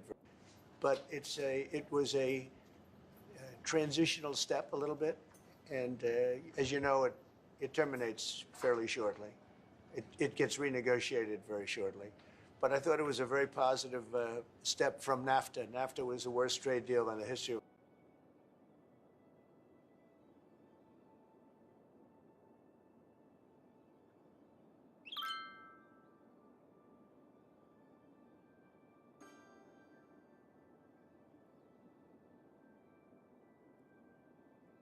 our country, probably in the history of the world. And this was a transitional deal, and we'll see what happens. We're going to be starting to possibly renegotiate that if it's even necessary. I don't know that it's necessary anymore, but it served a very good purpose. And the biggest purpose it served is we got rid of NAFTA. NAFTA was a very unfair deal for the United States. Very, very terrible deal. It should have never been made. It was made many years ago, but it should have never been made. Yeah. Canada and the United States. Would you like to see your first trade deal be with Canada? Our neighbors Canada? I would love that. Look, I have a lot of respect for this man, and I watched him come up in a sense through the ranks when he wasn't given much of a chance, and he ran a really great campaign. He did a really great debate. I think that debate was very helpful. I was going to raise my hand. I don't know if that's good or bad. I shouldn't say that. That might hurt you. But no, he ran a really great election, I thought. And yeah, something could happen. Something could happen. Please. Concession? Yes. Friendship. That's not a concession. No, we're going to be friends with Canada. Regardless of anything, we're going to be friends with Canada. Canada is a very special place to me. I know so many people that live in Canada. My parents had relatives that lived in Canada, my mother in particular. And no, I love Canada. I have a lot of respect for the Canadians. Wayne Gretzky, I mean, how good, the great one. You happen to have a very, very good hockey player right here on the Capitals, who I have a lot of respect. He is a big, tough cookie, too. He just broke the record. And he's a great guy. And, we had the team here, and I got to know a lot of the players. But now, Canada is a very special place. Yeah, please. Mr. President, Mr. Prime Minister, I'd like to get your response to this too. But Mr. President, you have said that Canada should become the 51st state. No. Well, I still believe that, but takes two to tango, right? But no, I do. I mean, I believe it would be a massive tax cut for the Canadian citizens. You get free military, you get tremendous medical cares and other things. There would be a lot of advantages, but it would be a massive tax cut. And it's also a beautiful, as a real estate developer, I'm a real estate developer at heart. When you get rid of that artificially drawn line, somebody drew that line many years ago with like a ruler, just a straight line right across the top of the country. When you look at that beautiful formation when it's together, I'm a very artistic person, but when I looked at that beauty, I said, that's the way it was meant to be. But, I do feel it's much better for Canada.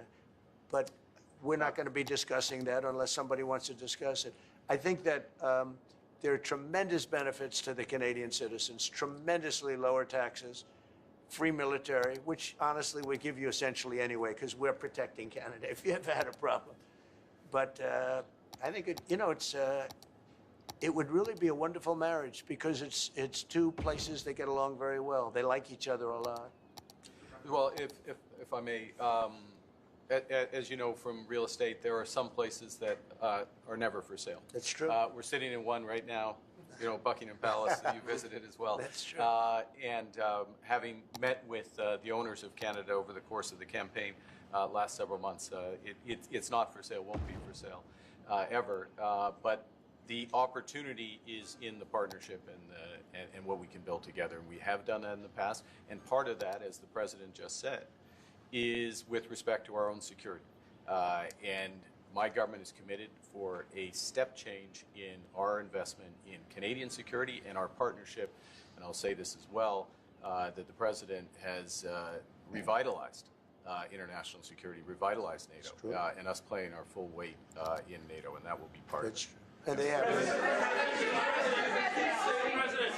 Why did they scream? Canada is stepping up the military participation because Mark knew, they were low, and now they're stepping it up, and that's a very important thing. But never say never. Never say never. Never! You'll never get Canada! Well, we'll be talking about different things. Like, we want to protect our automobile business, and so does Mark.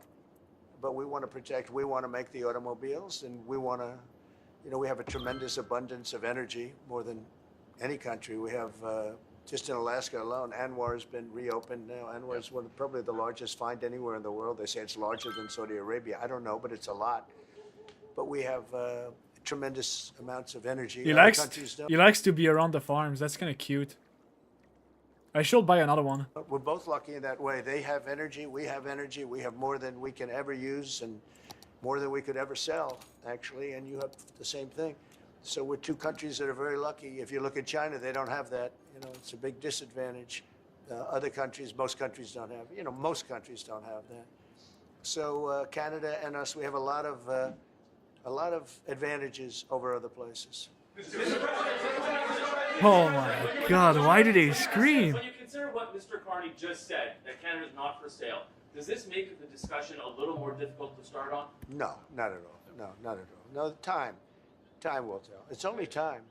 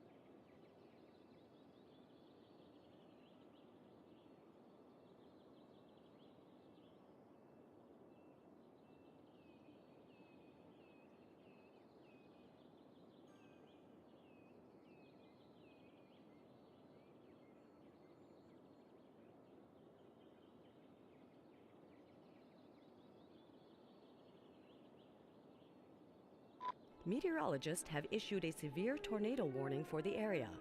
Residents should seek shelter immediately if any is available.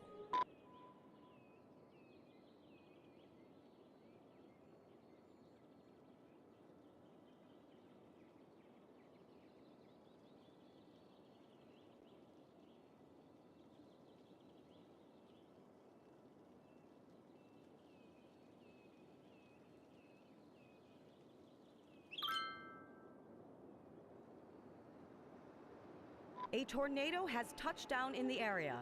Seek shelter immediately if any is available.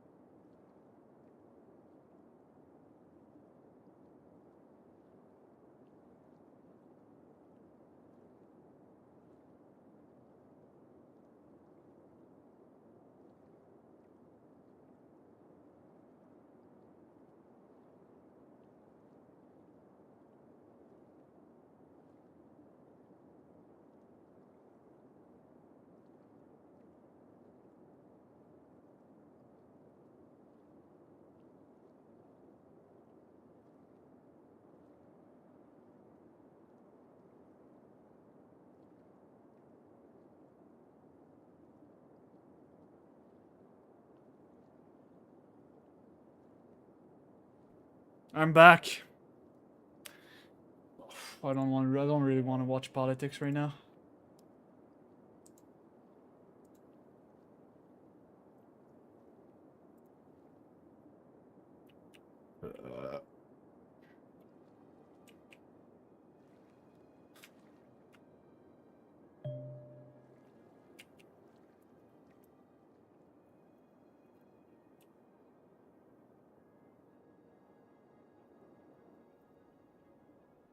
Damn, what happened?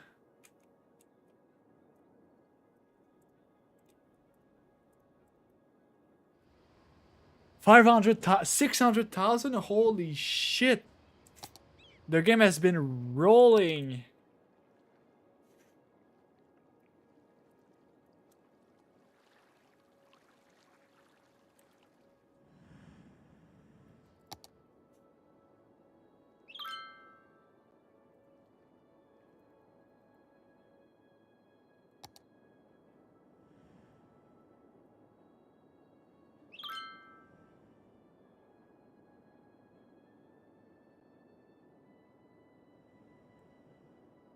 Yep. I want to watch the CoffeeZilla interview here, where he gets SBF to admit to fraud.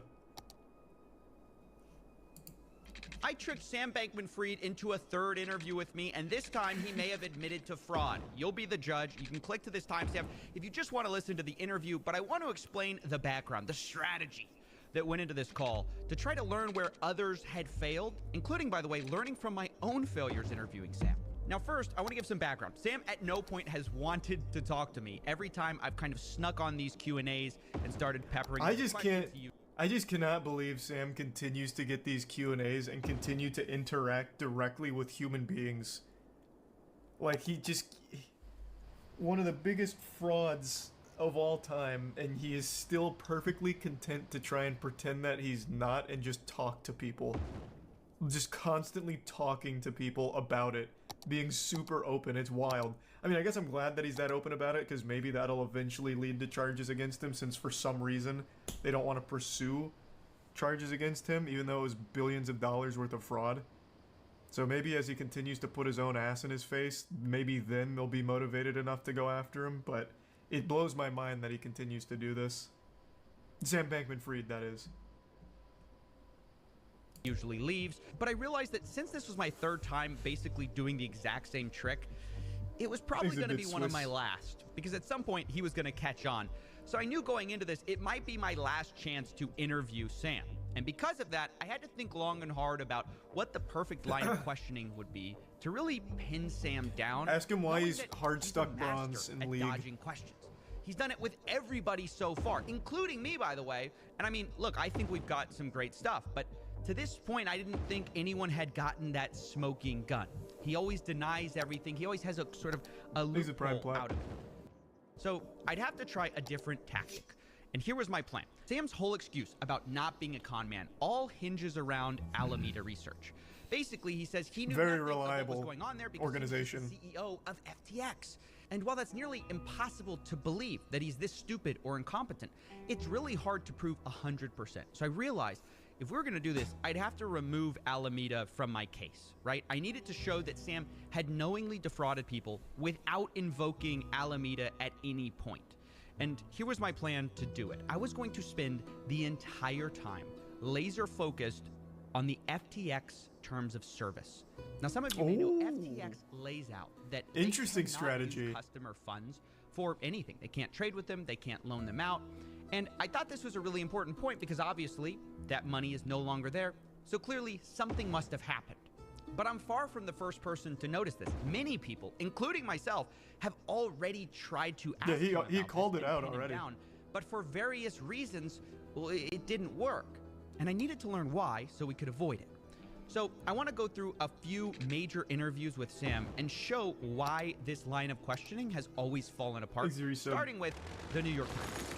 In terms of service for FTX, and I just want to read you this. It says, none of the digital assets in your account are the property of or shall or may be loaned to FTX Trading. FTX Trading does not represent or treat digital assets in users' accounts as belonging to FTX Trading. So how is it possible that Alameda had this loan of God, he just looks like such a villain. So there's that piece from the terms of service, but there were a number of other parts of the terms of service and a number of other parts of the platform on top of that. There is the borrow lending facility, where users were lending billions of dollars of assets to each other, collateralized by assets on the exchange. You had, and you had obviously. Yeah, but why do you suck so much asset league?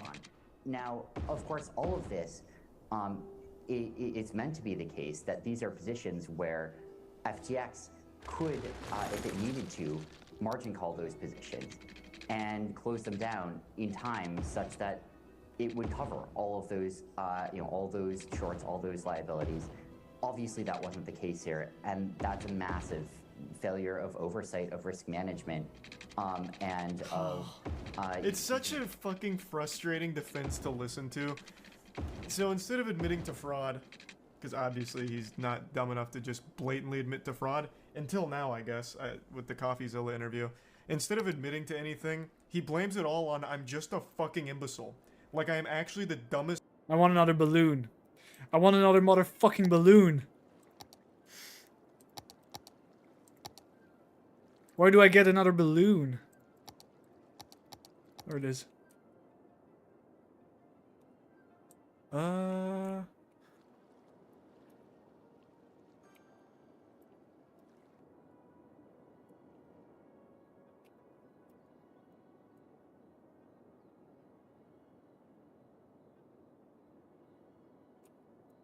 Where could I put this balloon?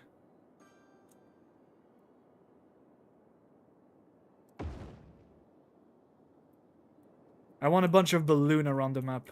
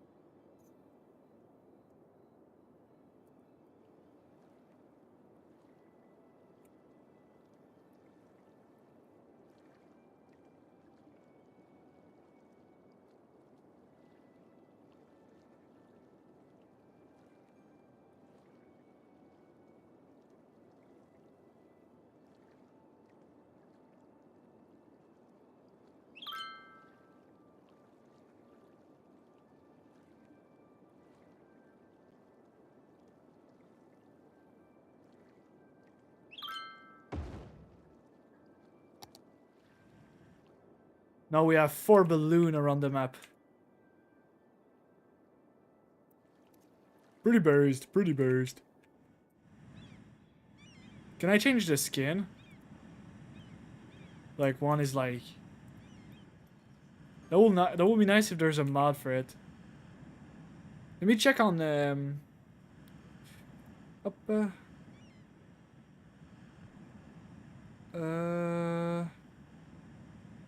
workshop.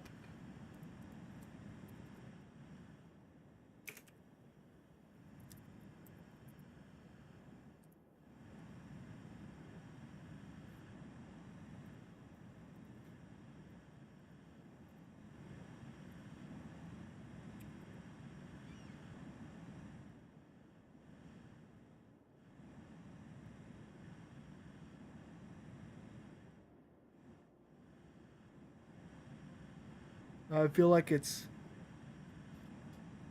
not gonna be the result I want. It's gonna give me like an entire new building. I mean, that could be fun. I hope they fucking hit each other and they fell in the... Oh. Oh. Oh shit. Where's the other balloon? Oh, it's gone.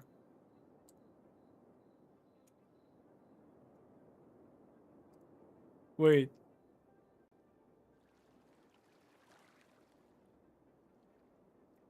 Oh, why are they all going in the farms? What's so interesting about the... They're so dumb. There's like nothing here. It's just a bunch of lands with wheat.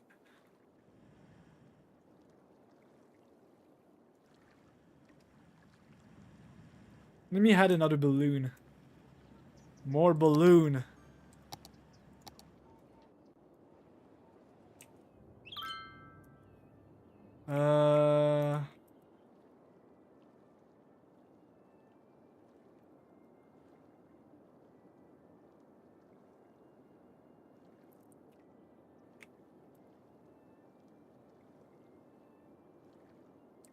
There we go. Another balloon. I fucking swear to God, if he goes in the field, I honestly... Okay, he's going, he's going to the field.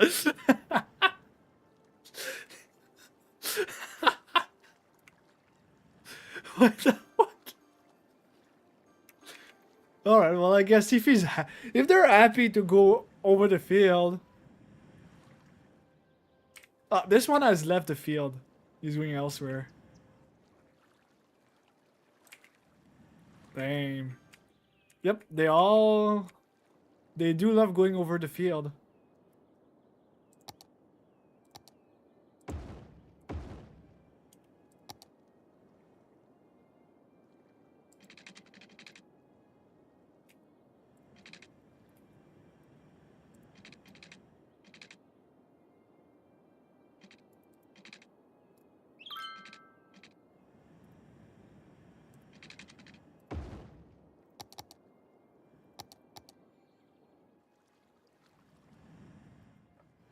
Oh, they're gonna switch the people.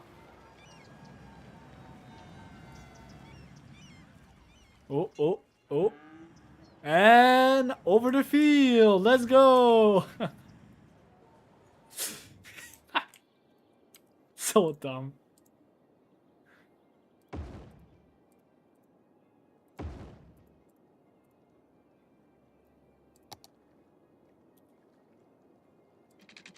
Holy shit! A cow! Oh my god! Get the balloon over the cows!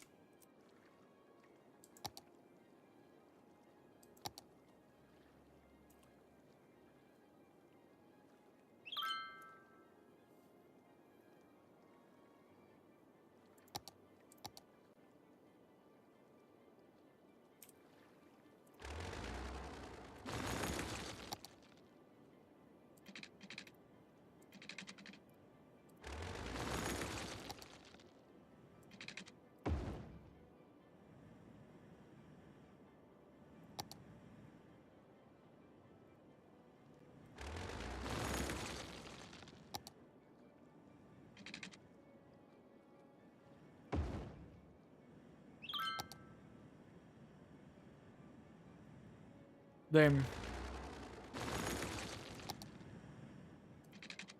I think that's the right amount. There we go.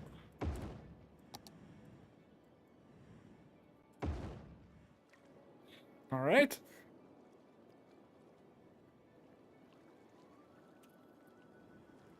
This man of all time. This was a failure on every level because I'm so fucking stupid. How quirky with my dumb, smooth brain. Haha, how dumb. I'm just so dumb. I can't believe we did this. We were so stupid and short-sighted to do this.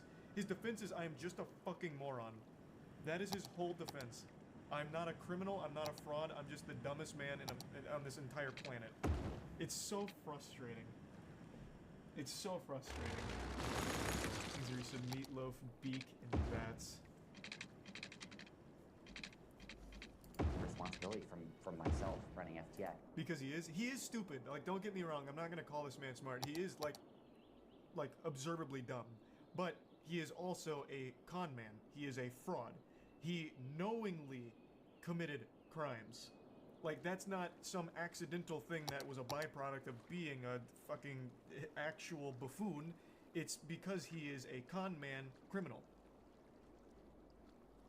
But just make this very straight. Was there commingling of funds? That's what it appears like.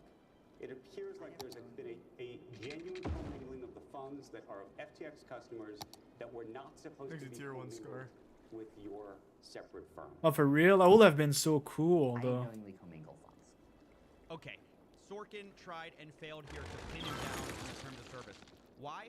Well, because Sam escapes in this talk about a different part of the terms of service. Food factory. Trading, where you take out some kind of a loan. And in a way, it was a complete deflection. Oh, that will be so cool, guys. That will be actually kind of cool to have a food factory right here. Let me try. Maybe if I...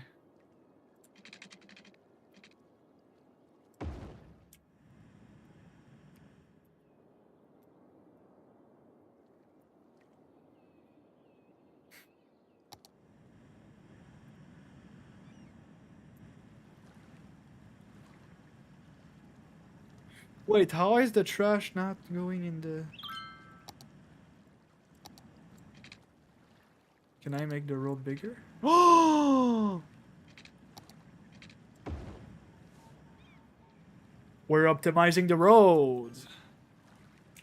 Dude, the honestly, it's kind of cute. I'm not gonna lie.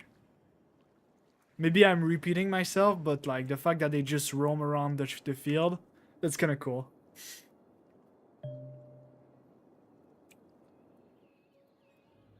Oh, they want to go to shit. Okay, let me... Whoop, whoop. There we go. And then we had... There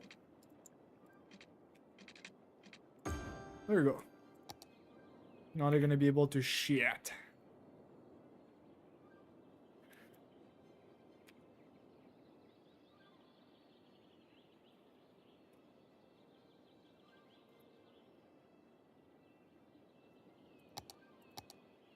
Okay, there we go. I was like, kind of...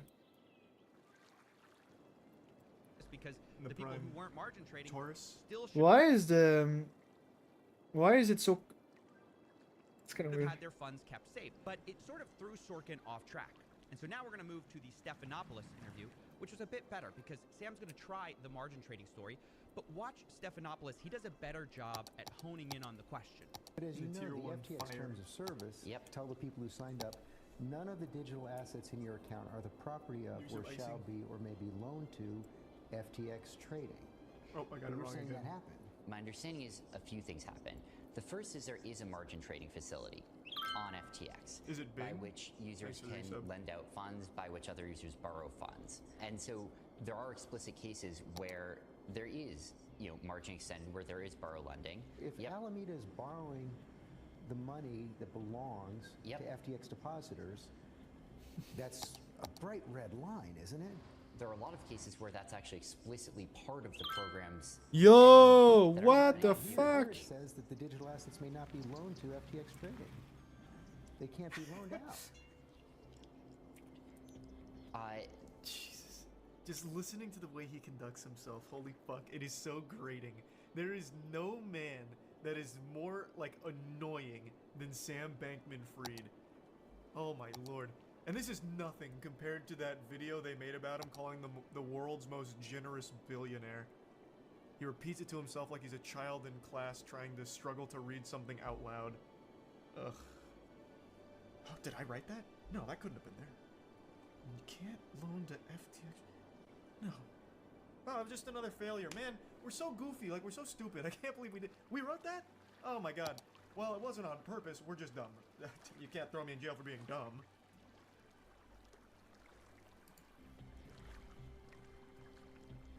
Like on Who Wants to Be a Millionaire? Borrow lending facility on FTX.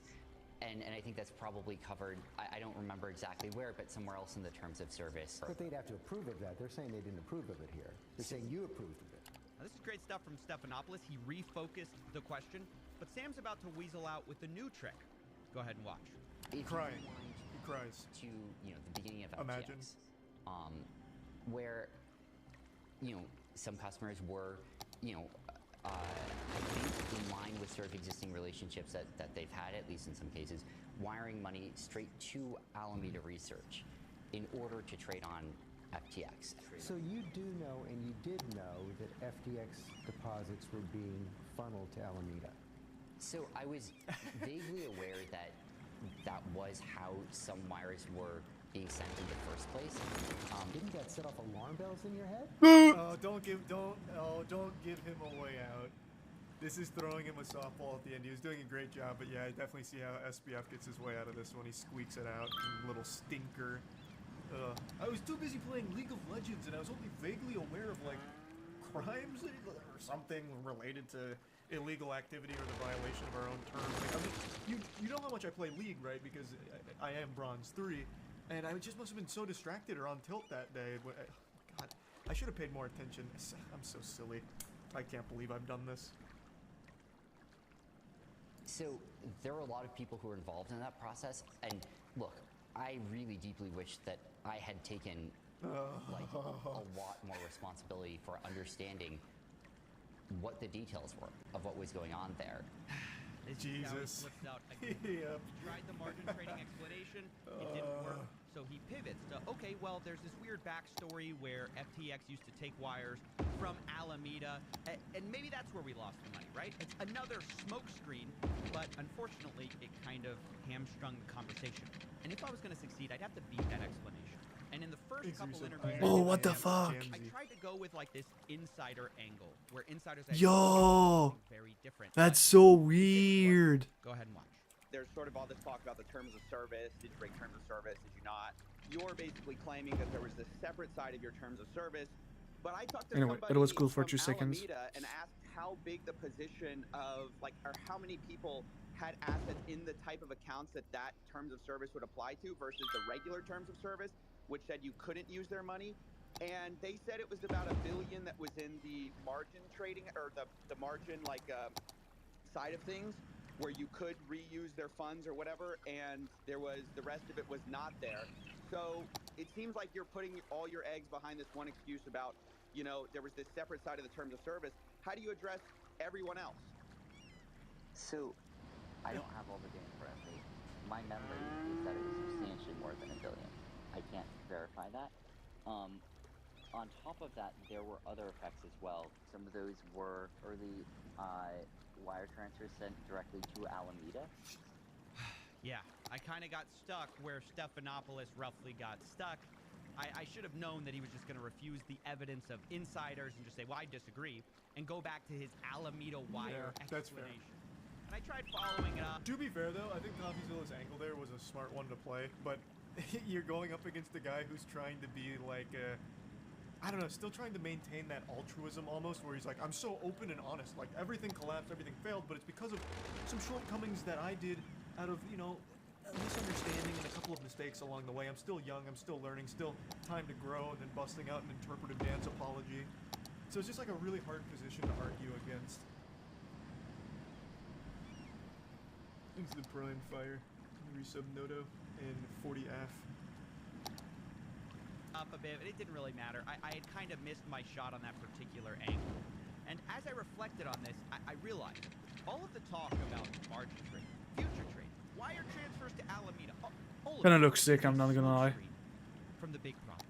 The big problem is that some percentage All right. of FTX's customer base never sent a wire to Alameda. They never signed up to margin trading. Holy shit, that's a lot of trucks. All they did was put their Holy motherfucker. It looks really cool, honestly, all the industry, all the farms. Why wasn't it there? There's no other way to explain that. If the money's not... Wanna watch like some arrest.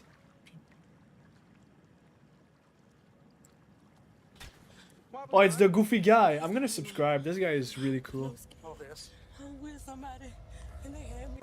Check this out, guys. Check this out. I don't know if you guys are in the chat right now. Check this shit out. You know, he's gonna show his silly face. Sorry, I'm just gonna leave. I'm sorry. Give it a second.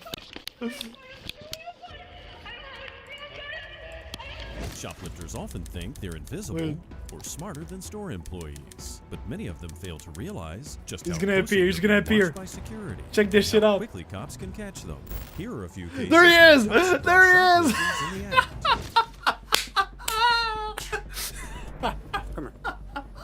Where I ain't got nothing. No, he disappeared. What the fuck? In February 2024, boy. officers responded to a shoplifting in progress at Kohl's. Apparently, a woman attempted to shoplift by putting items in her clothes while inside the changing room. Sadly for her, though, she wasn't sneaky enough. A loss prevention associate meets the first responder. I'll never CTW. No, it's been recent. I was going to fill out police. I got all the evidence that just haven't had time to put in a police report. Been busy. When you come in the store, we're going to be in the center by the fitting rooms. Yeah, you go down if you. I know what I'm looking for. The suspect is still inside the changing room, and the cops are preparing an ambush. Notably, the store's almost completely vacant. Maybe it's not such a smart idea to try shoplifting when there's no crowd to cover you. But the suspect didn't think about this, and she's about to receive a nasty surprise.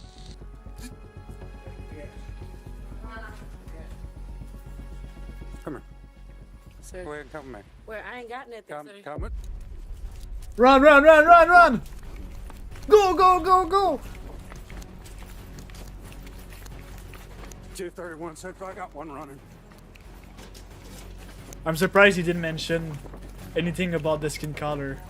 They usually say like, the suspect is black, or something like that.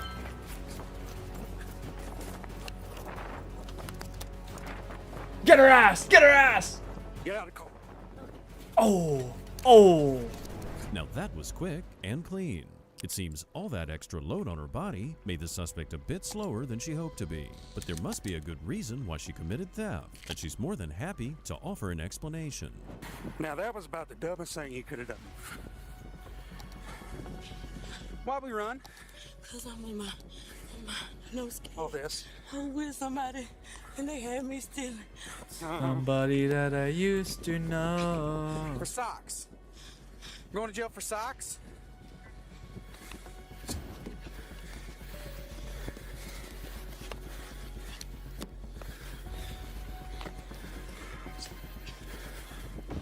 Let's get inside. If they got a loss prevention area, we'll search her there. Was one lousy explanation, and the suspect obviously didn't put too much effort into it. The cops take her back inside to the loss prevention office and then get ready to search her for stolen items. Yeah, I see it. All right, hey, look at me. You're a female. I'm gonna search you. I'm gonna walk through what I'm doing as I'm doing it, okay? Okay. How much stuff do you have on you? I just had something that's in my pants. Okay. Do me a favor, face towards the camera, or face away from me. All right, I'm gonna pull back this way. Is it underneath here as well? Yeah. Okay.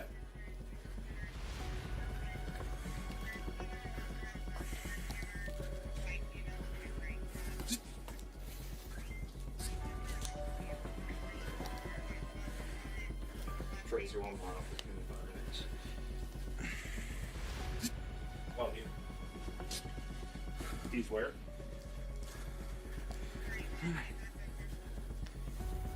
We're code 4. Go ahead and sign me a case number. Hey, she's got a buddy that was here with her last time. He's at the registry right now trying to check out. Is he attempting to shoplift? No, not this time, but the other case does. The officer finishes searching the suspect and begins to explain the charges she'll be dealing with. But the suspect has an interesting point to bring up about her age, though her math skills might be a bit off. All right, here's what I'm going to tell you. Look at me. Because you ran, you have an extra charge. Okay.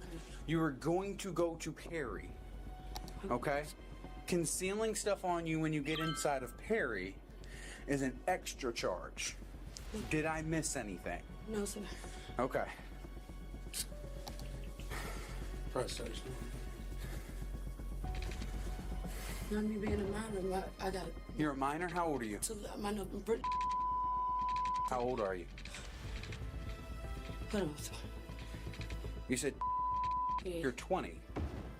You're not a minor. Minor are people under the age of 18. Okay. Her math teacher would definitely be disappointed. The suspect was charged with felony theft by shoplifting and misdemeanor obstruction. Her sentence was 2 years in jail and 10 months of probation. Maybe she can try adding those years up. It's safe to say, though, she won't be shoplifting again anytime soon.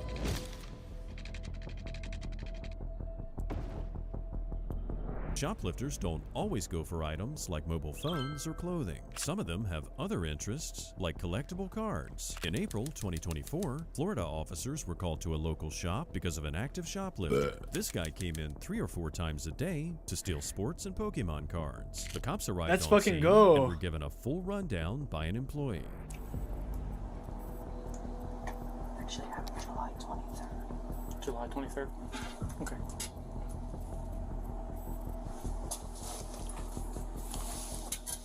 Okay, now he does it. Puts his hat back on. So see, he's got it in his hand. Freaking idiot. He does this the whole time. Okay, where's he at now? He's in this one right there. Where's it at? You'd imagine a shoplifter would be smarter than this. I mean, come on. Going into the same store 3 or 4 times a day? You'd imagine a thief would have smarter tactics. Going into the same store multiple times is just plain I kinda dumb. feel But bad if by this looking guy in was his putting face. any thought into this, he'd probably stay away from crime altogether. The officer moves to apprehend the suspect, who's currently browsing over his next loot.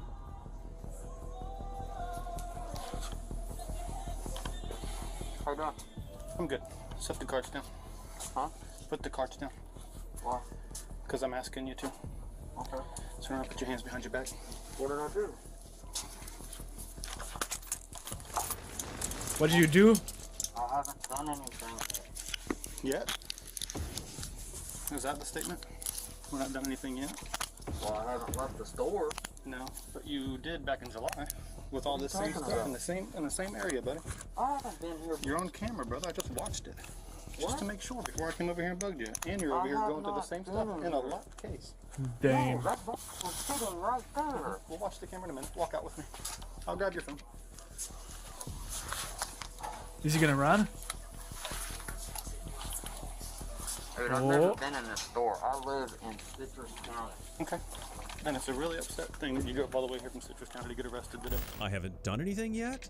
Very poor choice of words. It's a sad situation the suspect's found himself in, but nevertheless, he maintains his facade of bewilderment and innocence in front of the officer, even though his pockets do look a bit heavy. Huh? How in the world can I get arrested for stealing when I never left the building with anything? And it's wonderful they even He's on a test check, I'm not gonna lie. Okay. I kinda feel bad a little bit. But what does that have to do? You've never been to this store before, but they've got your tag in the parking lot and you on camera? Anything in your pocket's gonna poke me, hurt me, cut me, stab me. No. Face my car. Assuming a bunch of baseball cards? Yeah, that's baseball cards. Assume probably a bunch more baseball cards? Yeah, it's a bunch more baseball cards. Cool. I really enjoyed that. What's down here, man? A bunch more cards. All this stuff didn't come from here. And I didn't leave the store with this. You just forced me out the door. No, man. I didn't steal this. It's all concealed in your pockets. It doesn't matter. I didn't leave the store. That's how it works. I did not steal it. Sure. That's how it works. How can I be charged with that when I did not steal it? The suspect believes he's being arrested just for this instance when he tried to steal. That's probably why he thought he could argue that he didn't go past the point of sale. And although he can probably see where this is going, the suspect doesn't want to change his tune just yet. He suddenly remembers that he could buy the cards. I have money to buy what I was going to buy. I hadn't left the area of where I was at. I do. Not only do I have the right person in this instance, I have the right person in a previous instance where you were also viewed on camera. And as soon as my buddy gets here, I'm going to go in there and I'm going to pull up the video. I'm going to go pull up the video because there's a camera pointing right at what you're doing, buddy. And there was a camera pointing right at what you were doing in July. And you're telling me there's nobody looks like me, that you can see who I am. So the cameras go inside the building, they come outside the building. So I can watch you get out of the car, I can watch you walk inside, I can watch you unlock stuff with a long metal something or another in your hand, take the baseball cards, and then I can watch you walk out of the building, get back in the car that they gave me the tag to before I got here, and then leave without paying for them. So do you want to continue to lie to me? This won't work out as well as he hopes. For now, an officer takes inventory of the stolen items, and there's a whole lot of them spread out on the hood of the police cruiser. If the cards turn out to be expensive... Oh, basketball! That's good for the teenagers. Wait, I gotta find a... Wait, where are the... Trying to find... Bing, bing, bing, bing. Bing, bing, bing, bing, bing, bing. Bing, bing, bing, bing, bing, bing, bing, bing.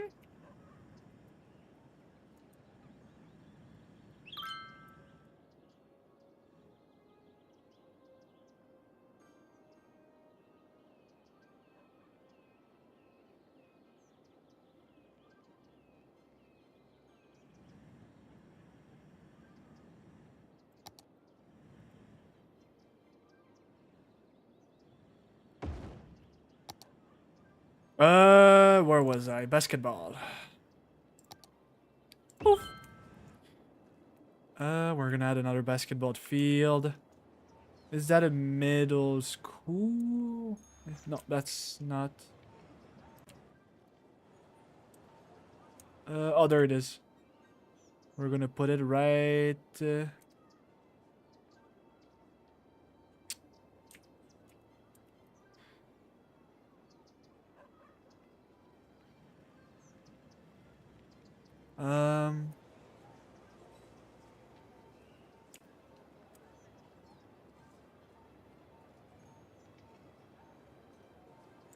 Right here. A basketball field.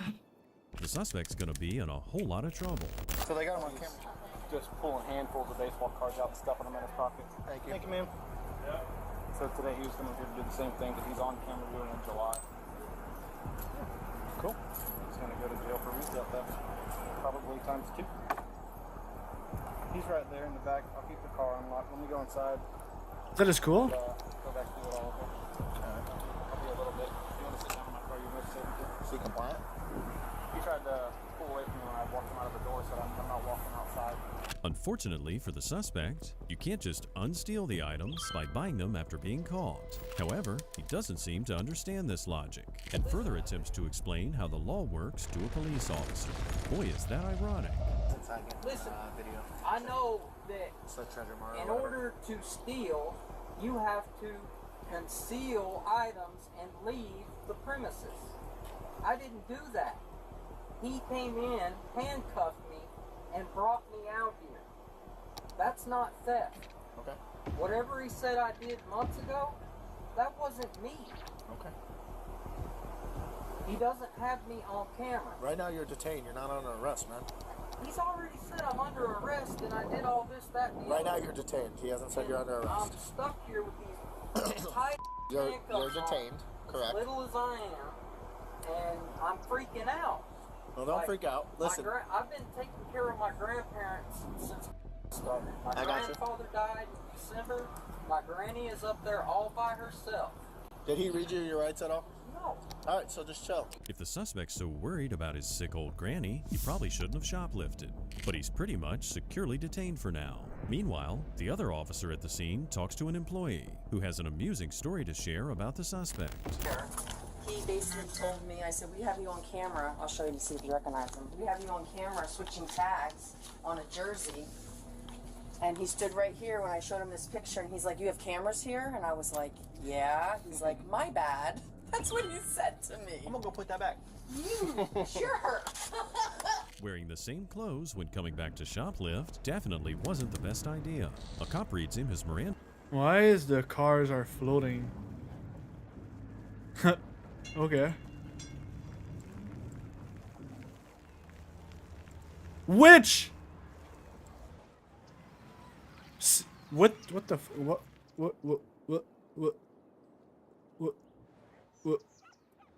what Miranda writes and reveals an interesting fact about the suspect's clothing choices. It's truly a virtue to have a sense of fashion. So, what about the video and The video shows you. tag? The video shows you entirely coming in On 7/23/2021, concealing. It is you. It's the exact same shorts. It's the exact same hat. It's the exact same mask.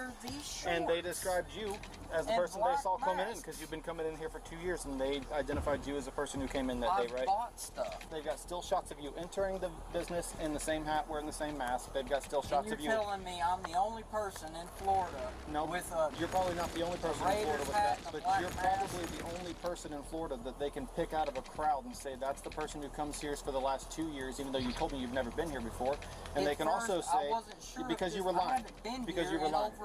Having stolen around $1,500 worth of cards, the suspect was charged with grand theft, but refused to return the stolen items. The case is still pending, but he's still claiming they caught the wrong person. Maybe, just maybe, it was his evil twin shoplifting brother. Sometimes shoplifters come in pairs. In May of 2023, officers responded to a disturbance at Farm and Fleet in Onalaska, Wisconsin.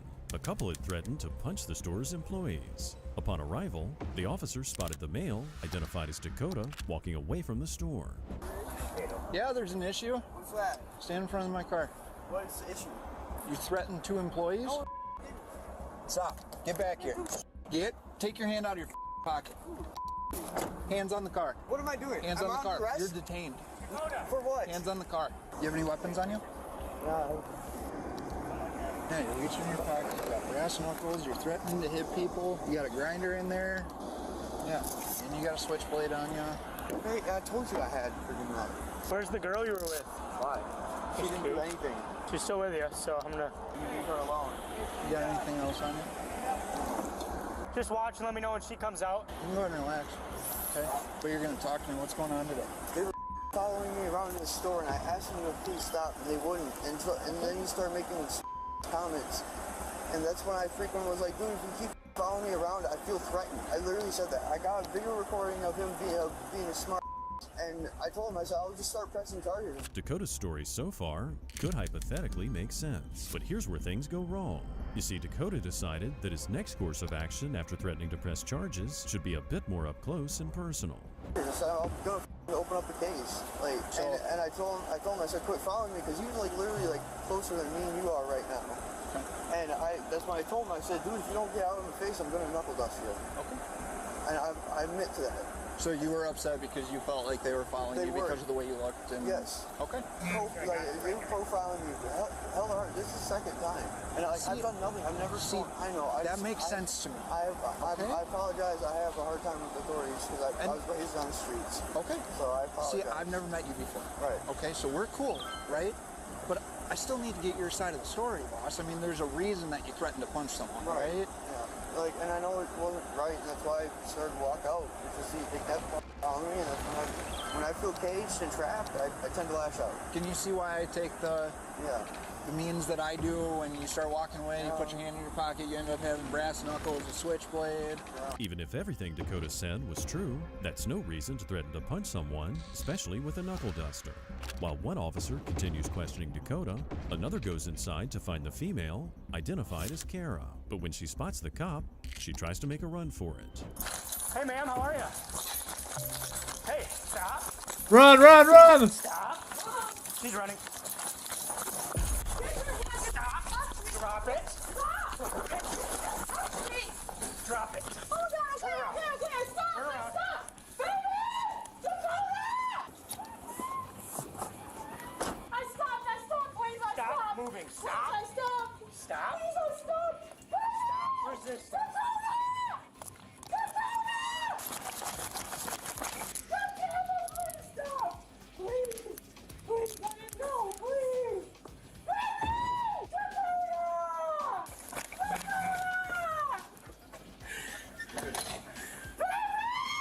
Kara, you good to sit? Are you injured at all? Can you bend your legs so we can sit you up? I didn't hear what you said. Why'd you run? Can I sit you up in this chair? If you're trying to get away from someone, running with 2 full bags isn't the best idea. But after seeing the cop's uniform, she probably wasn't thinking too much. The officers questioned Kara, trying to figure out if she was stealing from the store. Were you trying to steal this stuff? I'm honest, can I please just let me go? I can't breathe. I can't breathe. Please. There's nothing in there. I'm just making sure. There's nothing in there.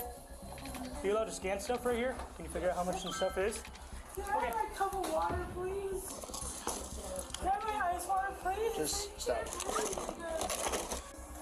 Okay, what do you mean when you say he told me to do it? Did Dakota tell you to steal the stuff? Okay, is that what you guys came here to do today? Was to steal a bunch of merchandise? You on probation, bond, anything like that right now? I'm on bond, I'm not on probation. What are you guys stealing the stuff for? For drugs? Cash. So when they called you out on it for stealing stuff, they were right. And then Dakota threatened to punch them? Who's the employee? Can we have the employee come back here that was threatened? He only threatened the person because of the way he... After detaining the woman and questioning her, the cops have the employees work out the total price of the stolen merchandise. Adding everything up, their calculations resulted in a total of $990 before tax. The officers then question the employees that Dakota threatened, while Kara tries to drink from a canteen water bottle. Can you guys run me through what was happening? I ran into this guy 3 weeks ago, doing the same thing back there. Yep. And he went off the handle on me. What if she drinks like that? Put his backpack out of the way, and he heard me say that. And he comes around the corner and he starts dropping F-bombs. Perfect. Oh, she's handcuffed. I'm so stupid. And stuff like that. I said, you need some help. And like, Take care. I'm gonna search on your breast region, back of my hand, okay? Back of my hand only, on camera right here. just trying to claw underneath him a little bit more. Then he said, how would you like me to put you in the blah, blah, blah. And I said, that would not be a good move. Then he backed up a little bit and went away, and then it escalated again in like 10 minutes with Mitchell on the middle of the floor. What a ridiculous way to drink your water. Even the cops seemed genuinely unimpressed. No, Dakota's but she aggressive was behavior in handcuffed the though. store was clearly a way to deflect attention from his partner, but another employee caught her sneaking around. Dakota didn't like this one bit. I noticed her over in my department, and I could tell she was kind of sketchy, so I kind of followed her for a little ways back into sporting goods. At one point, I was waiting at the end of an aisle. He came walking down the aisle. I just asked him if there's anything I could help him with. Where'd you get the shoes, Kara? Okay. They just look awful new. Told me, like, no, it'd be a lot better if you weren't following me. Go ahead. For suit harassment or whatever, press harassment charge. But then I followed him over back to my department over in Hardlines here. And I called another bigger guy to be over there in the department with me in case anything happened. He saw me again and followed me into one of the aisles, threatening to knock me out if I kept following him. And I just tried to walk away and look back at him, just kept walking. And I tried to keep my distance after that. Kind of tried to stay a little bit more out of sight while keeping an eye on him. Cause either of you guys fear for your safety? No, not me. I know what I wanted to do. I'd say I was nervous that he might have come after me if I had not had my other friend there backing me up. Either of you guys want to pursue charges?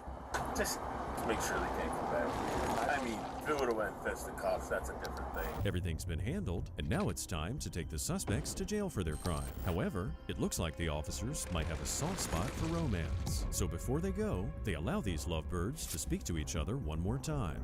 I love you, baby. No, fight on. Okay. Thank you, guys. I love you. I got it.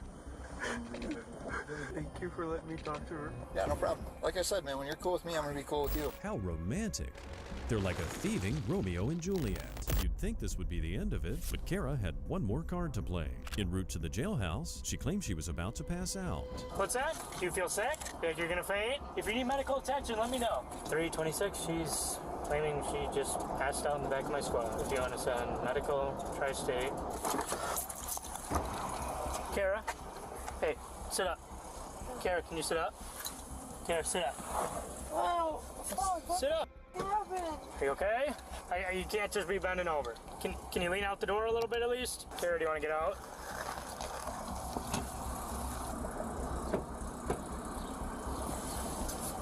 Yeah.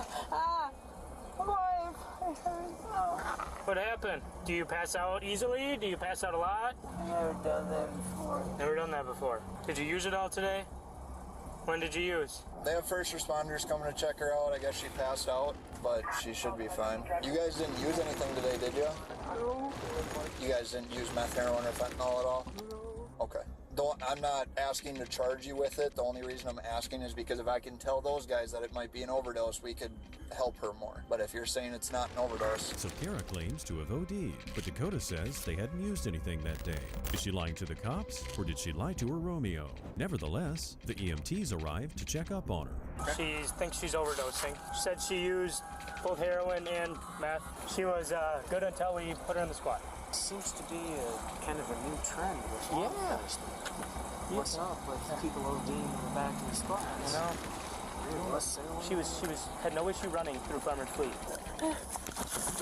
Don't fall, get on the cot. Stand up there. Come on, back up. Look at that. Kara, move up. Meanwhile, Dakota admitted he had meth stuffed up his body. But while he was in jail, calmly accepting his fate, Kara had a far worse reaction to being transported, and quite an unusual one for someone who overdosed and passed out merely minutes ago. Come on, Kara, let's go. Come on. Kara? What's that? I'm talking to Kara. Good to see you. Yep, sit down. Sit. This was related to Dakota that was just in here. So watch underwear, bra, butt, and all the above. Karen, you already know what the process is, and you also know you have to be searched twice, and you have to be put through the scanner. I understand that, but we also have to wait and do our process. Please don't put me away, Jill. Come on. Been like this for the last 5 hours. Kiara, you need to calm down first of all. No, I'm gonna put your piss on the Okay, floor. well, we have to get through this stuff first. You already know that. And you also know the reason why. Control this. Come on. You don't have anything inside the door. Dakota was charged with misdemeanor counts of carrying a concealed weapon and carrying a concealed knife. Oh, he looks Kara goofy. was charged with felony retail theft, bail jumping, and misdemeanor resisting obstructing an officer. They look like All monsters. Of their charges are repeats. So now we move from one shoplifting duo to another. In July of 2023, officers were dispatched to a local Target in response to reports of a shoplifter. Immediately upon arrival, they spot the suspect walking out while talking on the phone. Okay, get on the ground. On the ground right now. On the ground. Get on the ground. On the ground. Get on the ground. You're good. Hands out. Hands behind your back. 1032 Southeast units of target with a shoplifter on the sign to Hey, partner. Northwest. I told him he was good to go.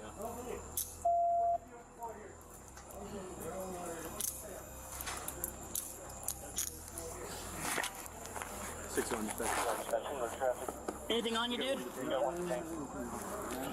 Why y'all doing that? Flip towards me. Oh, sorry. Flip towards him. Sorry. Why you do that, y'all? All right, towards me. I don't have anything in my pocket. All right. I don't have anything. I don't understand. Where's the scissors and the hammer? I didn't. Dude, we've been watching the entire time. Okay, but I didn't use no hand. I didn't do anything. Okay. I didn't. Well, we got PC in. I didn't do anything at all. Well, that was quick and easy, but the suspect wasn't working alone. So where's his partner in crime? The officers moved to question the man who was walking with the suspect, and he doesn't seem too trustworthy. What's your deal with your boy here? Where you stay at?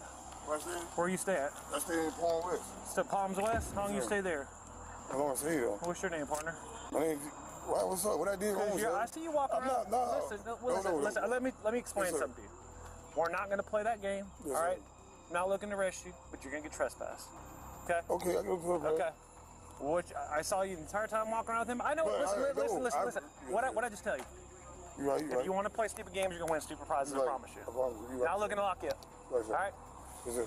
I've been watching you the entire time with him. Yes, sir. I know what time it is because I know what he's here for. Because he's done it before. Right? Yes, sir. Right. Okay. What's your name? My name is Alexander Moore. You what? Palms West. You said Palms West. Is that right here? No, Palm West. I put a coat on saying when I so came how are you outside. all the way over here? So I came outside. I got a girlfriend living playing old points right here on Capitol Circle. Okay. Behind the Hardee's, the Hardee's on Capitol. You don't have anything stolen inside that bag, do you? Where'd you get that bag from? I've been here this day. You walked in with it? The man, identified as Alexander, is handling himself pretty well in the conversation. One could almost believe he was just an accidental attendee to his friend's shoplifting spree. However, when the cops question him about his bag, he does start to change his tune a bit. Right here, just hop this off for a second. We're not looking to take you to jail. I'm saying, this is my bag, so you can't I go got in my you. bag. I got it. I'm not going through your bag. Okay, you going through my bag. I'm not going through your bag. All right. Yep. Just think that for a minute. I'm saying, why you putting cussing with me? All right. Man, listen, man, I'm not doing this. Okay. Take my bag, man. But I'm about to say, why y'all put handcuffs on me? My cuffs are on him. Why y'all put handcuffs on me, bro? You're just being detained right now, my man. Okay, but why Stop. I'm not arguing with y'all with nothing, bro. All right, this way. Lock him up. Man, listen, my bag going with me, man. Yeah, we gonna take your bag with you in a Okay, bit. can I take my bag with me in the car? Actually, that looks like a Target. This is not no Target bag, sir. Yeah. This is my bag. Yeah. Sir, this is my bag, sir. Well, you still got the You thing. can't go in my bag, sir. Well, This is my bag. I brought the bag in here with me, sir. Yeah. Man, listen. Understand, sir. I'm not trying to be a hard time. No, why y'all just saying to me? Bro, this is my bag, bro. I got you. I'm gonna take care of that. Man, listen, I'll go to school and all, bro. Okay. Now that was highly suspicious. Alexander just so happened to bring a Target bag to Target, and his panic does not end there, and he becomes quite belligerent while the officers escort him inside their car. Why y'all searching me for, bro? Because you're under arrest right now. Well, I'm under arrest for what? What'd I do? For theft. How I did a theft? Listen, I don't come here, man. Listen, hold up, bro.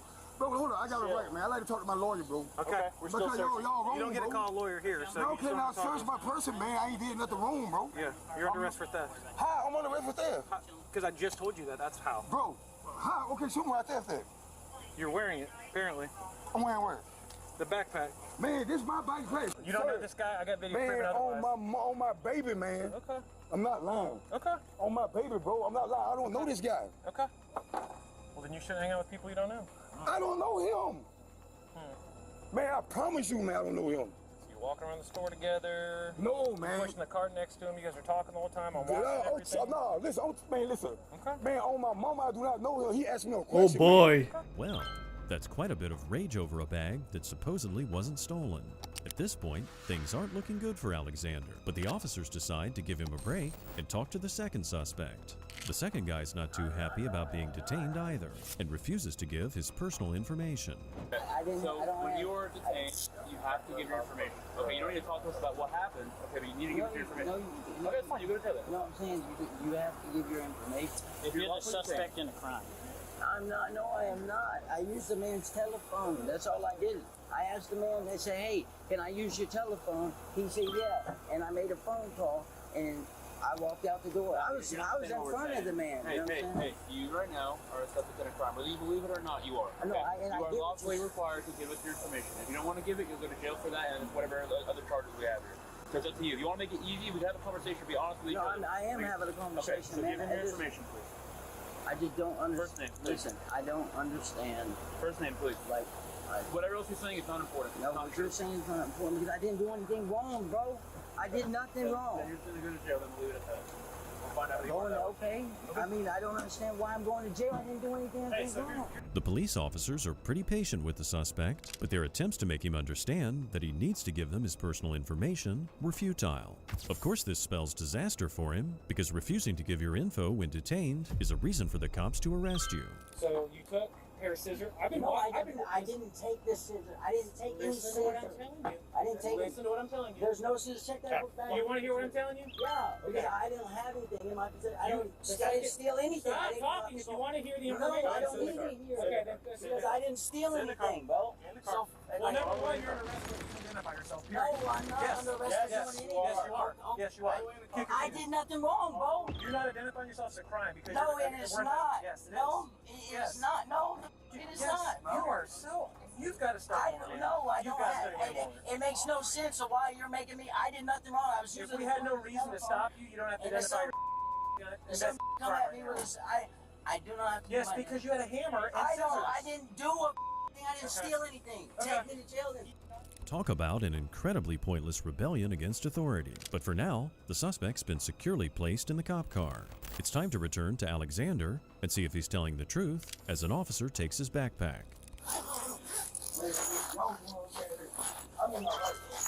Woo-wee.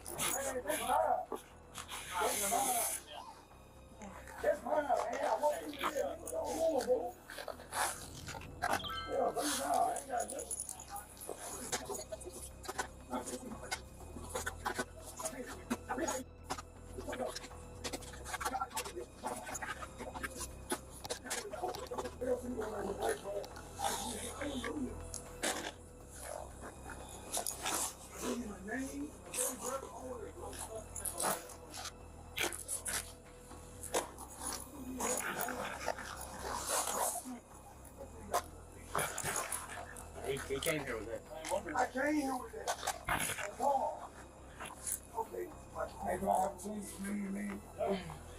Either Alexander was lying about the bag being his, or he was preparing the greatest coloring book festival in the history of the world. After a while, one of the employees comes out and reveals an interesting fact about the first suspect. Are you the loss prevention? Yeah. Okay, they were both putting stuff in the bag? So, I mean, it was just the black male. Okay. But I had an incident on the white male a couple days ago, and running out of my fire exits. Paper. Wait, say it again? Oh, fuck! Yeah. Cut a scooter off my arm. I need a tree industry.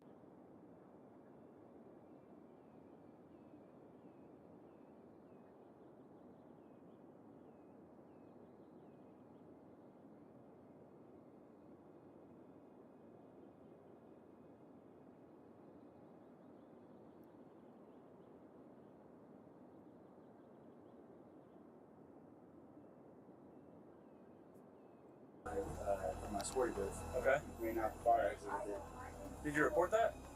I had to go back and look at my email. Okay, let's get that. I mean, did the cops come for it? Is what I mean. Oh no.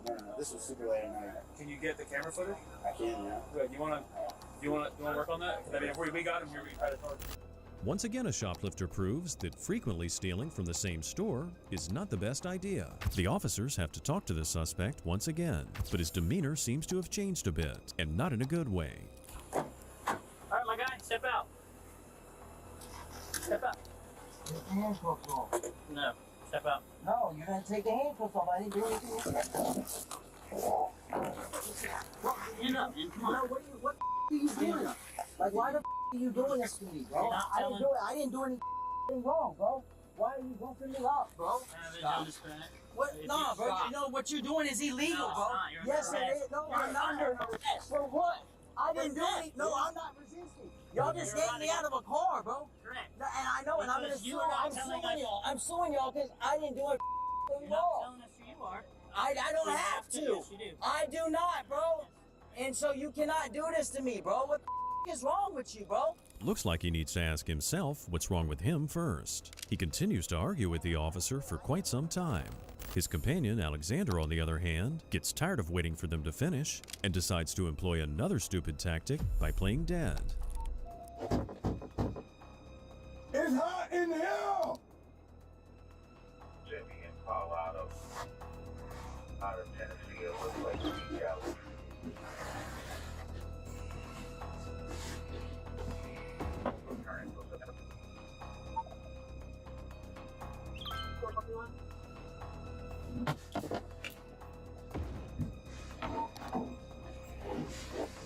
All right, man. Hey, we're gonna get you on the stretcher, okay?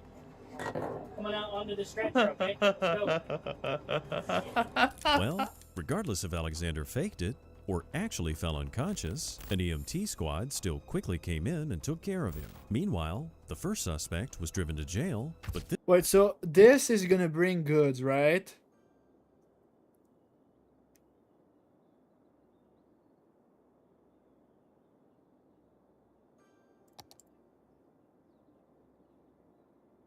So I will assume it's gonna bring the paper eventually, right?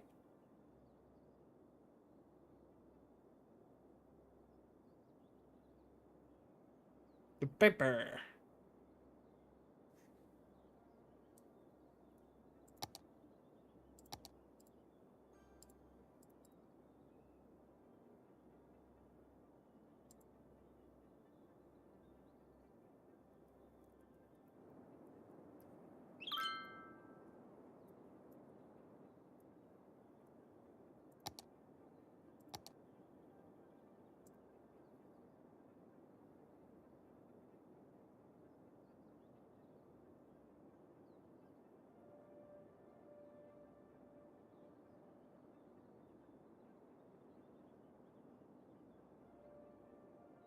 It's that I need to make paper.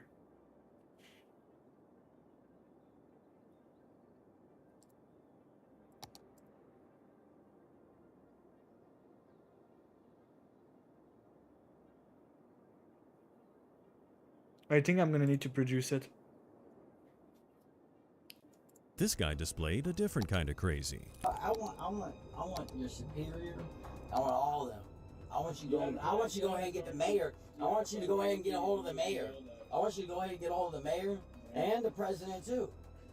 You might as well invite Donald Trump along with it. Y'all hurt me. I am physically in pain. My doctor's gonna be notified. My lawyer's gonna be notified, and y'all can me until your neck breaks. And that's all I got to say about the war in Vietnam.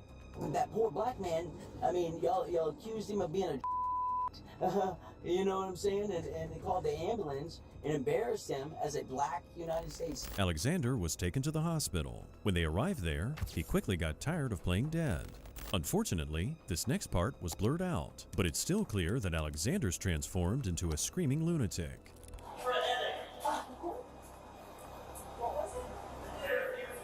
Nice. They have the girl that ran the ramp on my phone.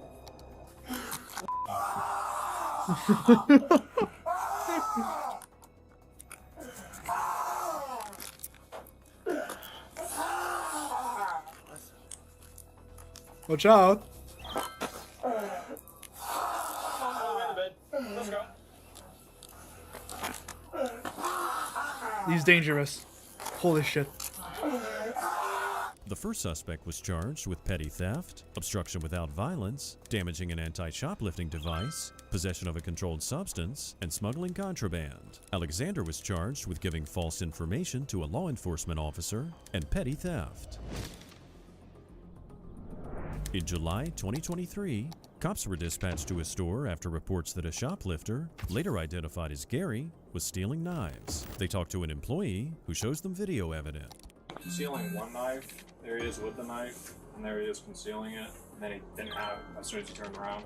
But also you can literally see something that he concealed in his pocket right there.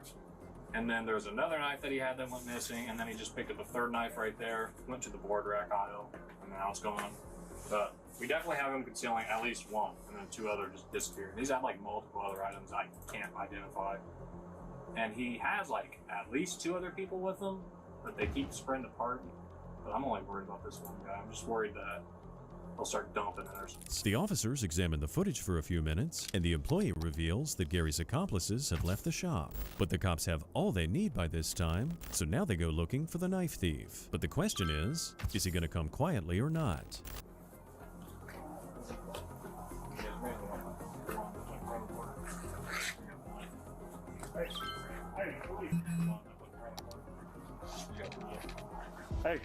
Hey, police. Stop. He's running towards the front. Stop. Stop. Hey, police, stop. Stop. I'm telling you to stop.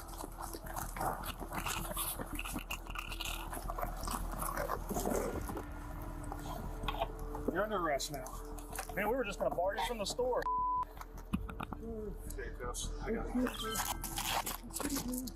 You're under arrest. The stolen items literally fell out of Gary's pockets as he ran. As the officers search him for the rest of his haul, they also reveal a rather interesting fact about the arrest, something Gary really wasn't hoping to hear. Right now, you're under arrest for obstructing official business. So, change it. Change what? You're going to jail. We were literally going to talk to you and bar you and take the that you had stolen. You weren't even going to get charged, dude. I'm sorry. No, that's how. That's the craziest thing I ever heard of, man. Yeah. You're going to jail. You don't run from us like how many times I tell you to stop, and you kept running. You did have a needle, and you made me tackle you. So you're going to jail. Can I tell my riding session? Please. No. I couldn't. No. I mean, it was like they might have been right there. They're probably long gone now, anyways.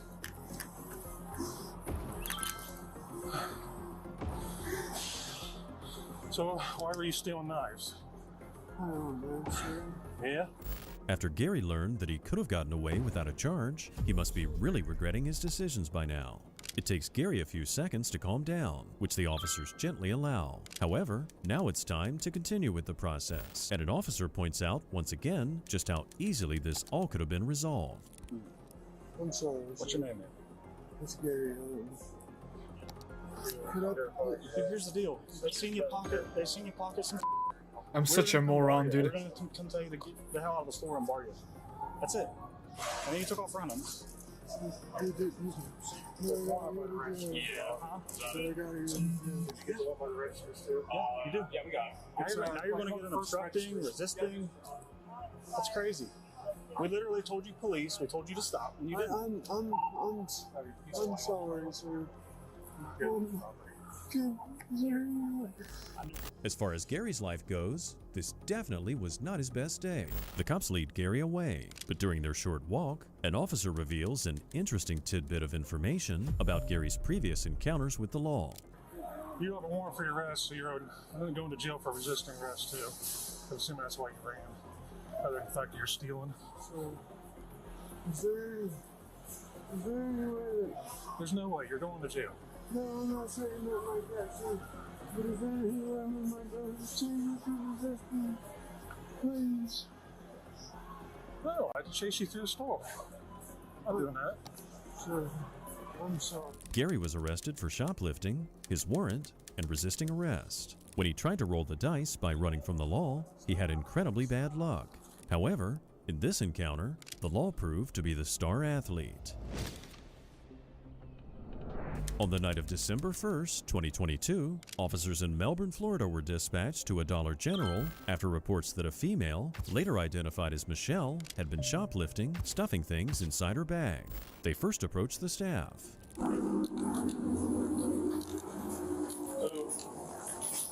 White female along here, my assistant said she saw her stuffing stuff in a tray bag she's carrying.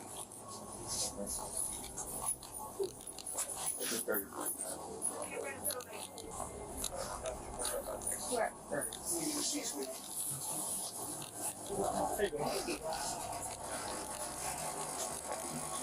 Hello. Hi. How are you? Good. My name's Officer Pearson. Okay. So, a couple things. One, would you like to offer you a bag to shop around? Yes, because I don't have one. So typically when we go to the store, we use their bags or their baskets and our personal bags. Okay, I didn't see any carts when I walked in. I apologize. It's highly unlikely that she didn't see any carts when she walked in, when the bright yellow carts are right beside the entrance. Naturally, the cops aren't fooled one bit by this weak excuse, and they turn to the store employees, considering their next move. So, where you at home? I just need to store them. Did you get the items out of your bag? Yes.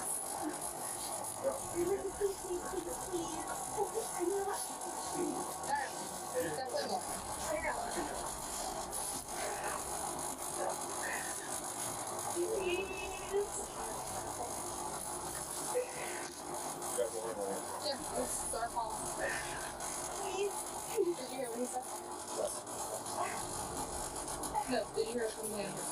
Yeah. No,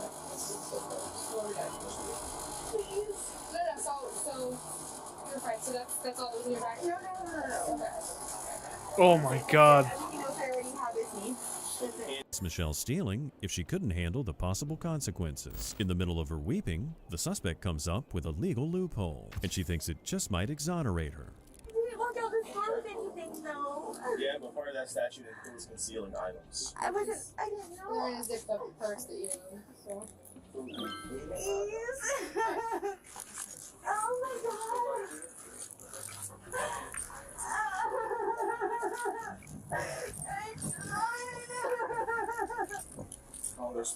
I kind of feel bad a little bit.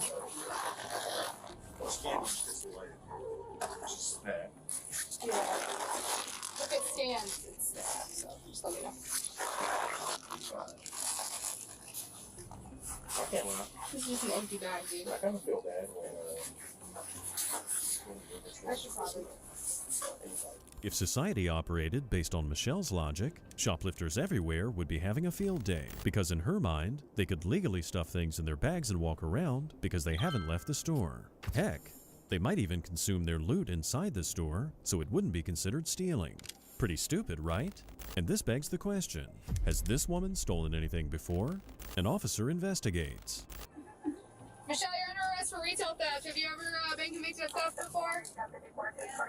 How many times? Alright, that's not a good sign. Have you ever missed court before? Alright, so you've got 2 or more prior theft convictions, Michelle. So this is also going to be a felony. Oh So no, she's I don't been feel bad guilty anymore. of felony petty theft for 2 or more theft convictions, which means she definitely has a bunch of theft convictions. So we're going to go ahead and take her to the booking. Yep, so all the paperwork next. It's going to be a felony. No, Michelle, it's a felony. The area gator of Palm Bay, and he did climb over this guardrail, which is a basin. Doesn't matter.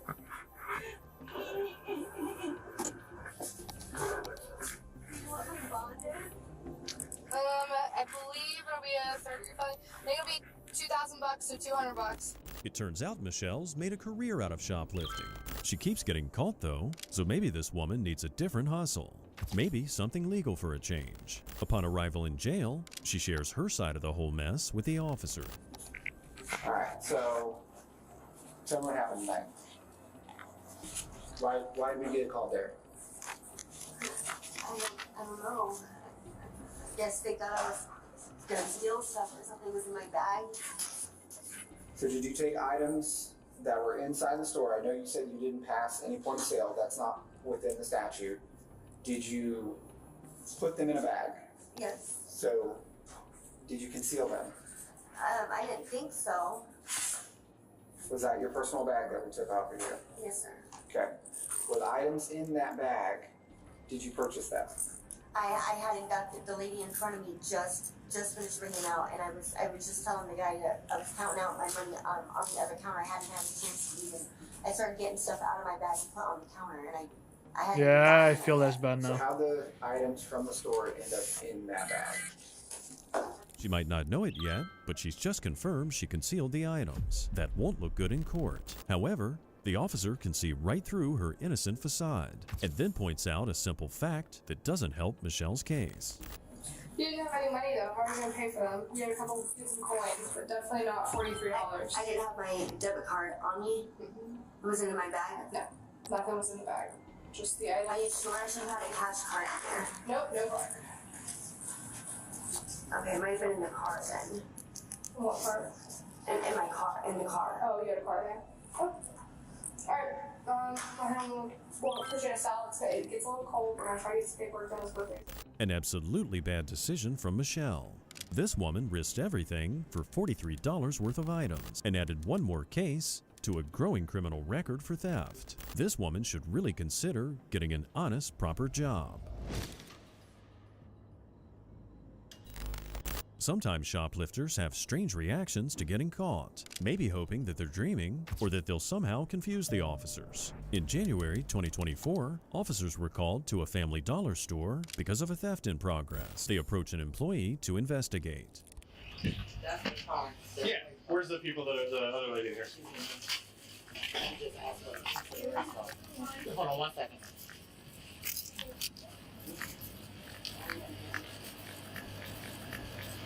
Cool. Did you see her take anything? Yeah. She hide anything? She's been going in between the aisles, and then she just had to ask me. But you thought she did something? She had meals and some other stuff. Okay. Let me go talk to her. Hey, how are you? I'm Sergeant Hurley with Urbana PD. Do you happen to be stealing anything right now? No, I'm paying for all this. Do you happen to be hiding anything on your person? No, I swear to God. Okay. I swear. They're concerned. Yeah, I wouldn't mind if you don't mind. They're concerned that you did. No, I didn't. I swear. The suspect seemed incredibly afraid when the officer approached her. But for now, we might give her the benefit of the doubt, as most people are scared if suddenly confronted by a cop. Plus, she willingly offered her bag to the cop. The officer continues to investigate, and then the suspect says something strange. What you up to today? Just do some grocery shopping. Just doing some grocery shopping? Yeah. What's your name, sweetie? Avery. Avery? Yeah. You got an ID on your Avery in here? I don't. I'm from out of town. You're from out of town? Yeah. What you doing here out of town? Visiting. Visiting where? Here in Urbana. Or Shipping. I'm not gonna find anything in here, am I? No. You don't have any guns or anything like that? No. Nothing crazy? No. Cool. It's just fun stuff. So, are you 21? Yes. Okay. I care about that.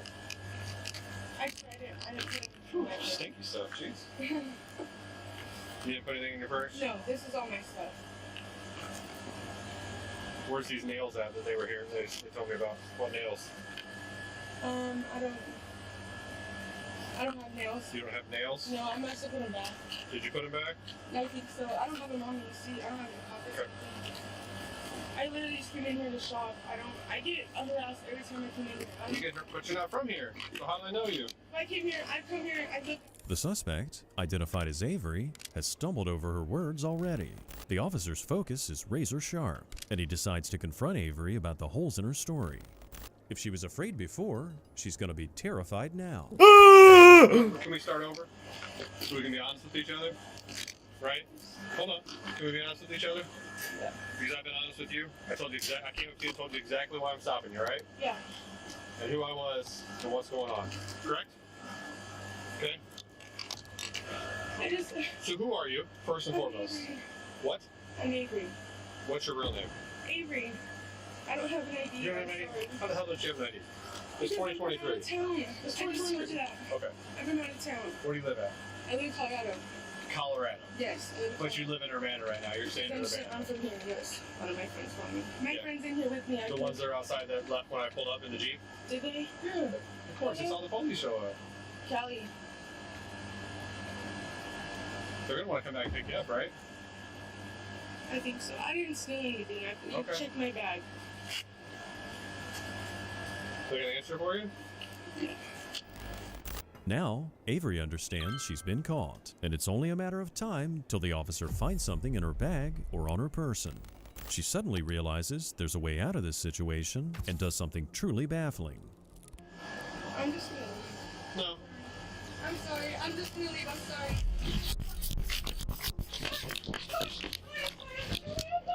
I don't have anything. I'm sorry. Hands behind your back. I'm sorry. I don't have anything. I'm sorry. Give me your hand. I'm sorry. Give me your hand. Please, I don't have anything. It is. These nuts, these nuts, these nuts. Hands behind your back.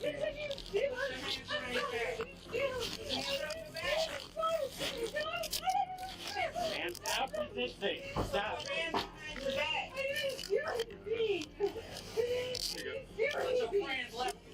Back after you said 725 one time. And they left. Stop. I literally have money on my card. I will buy everything. I told you I have money on my Then why did you run on me? Because I'm just. Was that stupid? Was that stupid? Yes, I'm sorry. It was stupid. You're right. I just thought my friends might have done something. What an incredibly strange move to make for someone who claims to be innocent. Was she hoping the officer would just let her leave? And they'll go home without saying anything? Her Jedi mind trick skills proved insufficient, so then she resorts to explaining her action. Stop.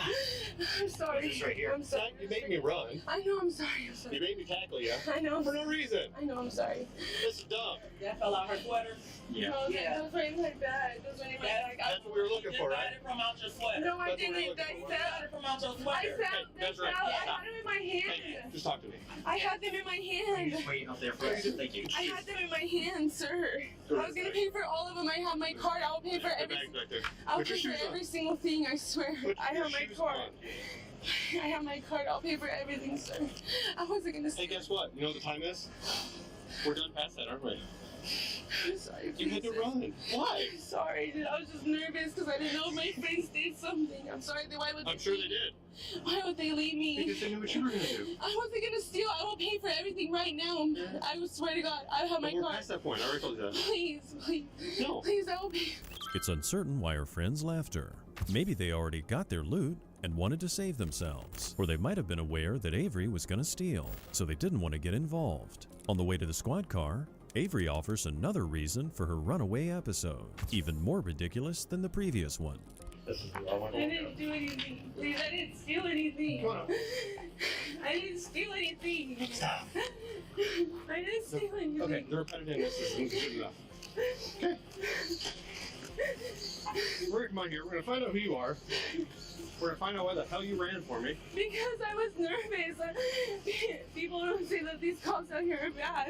And these, they Hold do. on. I swear, I'm not from here. Please. Knock it off. Please, I'm not from here. Pull off the stories like that. Where How you doing? Where are my friends? Oh, just fine. Please. Please. Please. Go ahead, take a seat. Hold on one second. Let's get a better shirt. So what's the, where'd the stuff pop out of? You're like up in her shirt, you think? I just had it. Yeah. I just had it in my hand. No, you didn't. Your Yes, hands I were did. clear. You hold the bag. No, I wasn't. My hands had my jacket on them. Okay, so you're hiding them up underneath your jacket. No, Thank you. I had my hands underneath my jacket. Avery's friends clearly didn't have her best interest in mind, ditching on her the moment the cops showed up.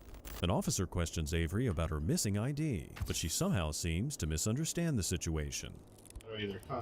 I told you I don't have an license or Ever, though. You've never had a state ID anywhere in the United States. No, I haven't got one yet. No. Ever? No. Like since between the ages of 0 No, and I 23, haven't you've got one. never gotten an No, I identification haven't. card. I haven't, sir. I haven't. Okay, so we're gonna I book haven't you been underneath home- Jane Doe, and they're gonna run your fingerprints. just I've so you been know. homeless and I've Okay. been on the streets when I was Okay. in Colorado and I came out here. How long were you in Colorado? My whole life. What am I being in trouble with? I don't understand because I ran. Yeah, you stole stuff. You I ran. stole one thing. You ran. I didn't steal anything. And then now I don't really believe I who didn't you even are. get to leave the store. That's not even stealing anything. And you guys stopped me for my friends. You're right, I did. And that had nothing to do with me And though. then you ran. Because you guys are stopping me for my friends. Yeah. Because you were stealing stuff. And then you guys are threatening to call to turn me in and for what? For nothing. I didn't even leave the store with this stuff. I was gonna pay for it.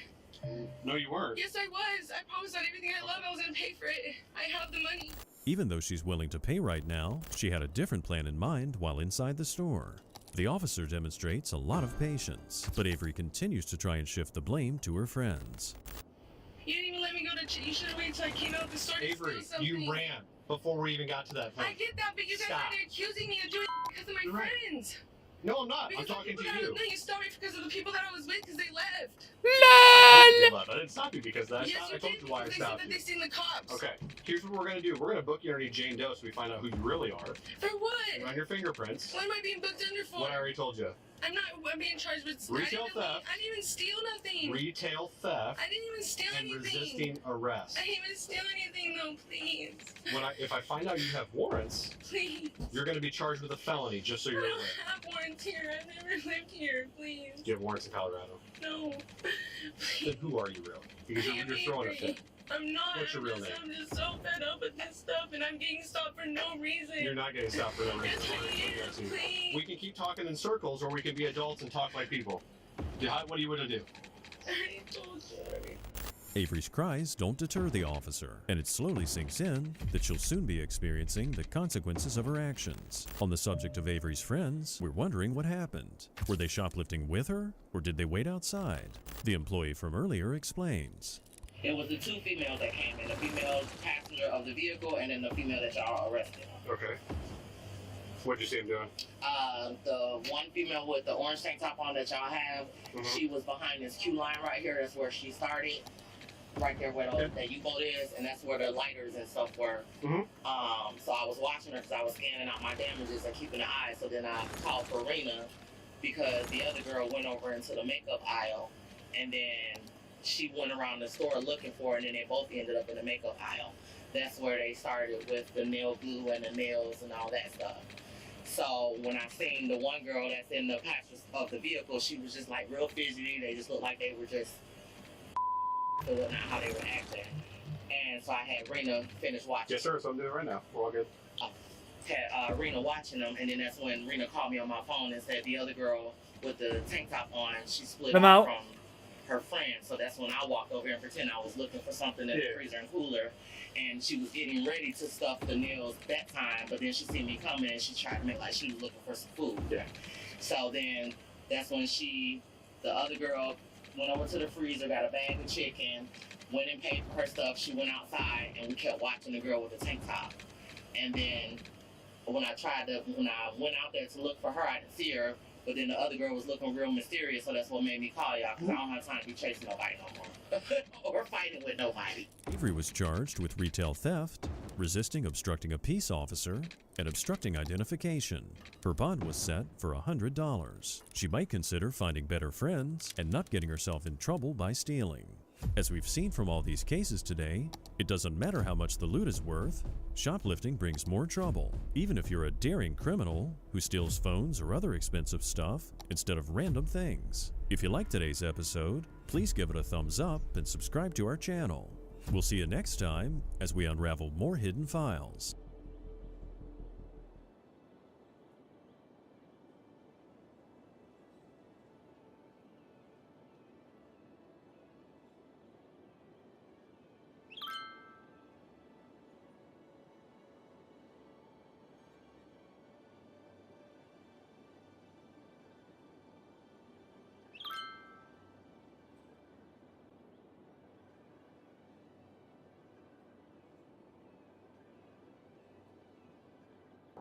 Chocolate? How you doing? Roderick? Is that you?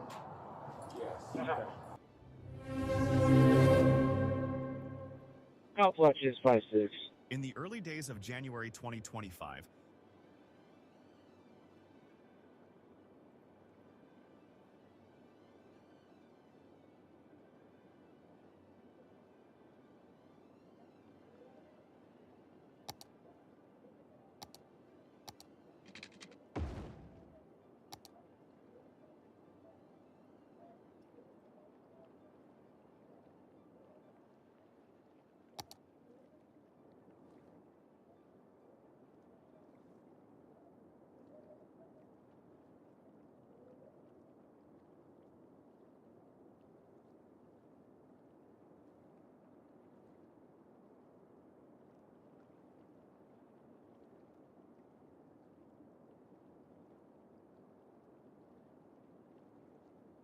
a popular Albuquerque, New Mexico news site, ABQ Raw, posted a video of 3 women in scantily clad attire in the middle of winter. The story went viral and was seen around the world. The Albuquerque Police Department got a tip that 2 of the women were runaway teens. We will blur the faces and dress of the victims in this video to protect their identity. The Albuquerque Police Department decided to make contact with the women the next day. They found 2 of the 3 on a street known for illegal activity. The stories the 2 ladies started to give did not match up with what officers believed was the real story. Southeast Tech. Hi, police department. Hi, my name is Officer Salem, Albuquerque Police Department. I saw you guys out here yesterday. Where was the 3rd girl you were with? You just all be standing here. Okay. Okay. Can I get your guys' names? Real names? Yeah. I was about to say chocolate. Tajay Johnson. Tajay Johnson. And your name? Delisa Maria Melendez.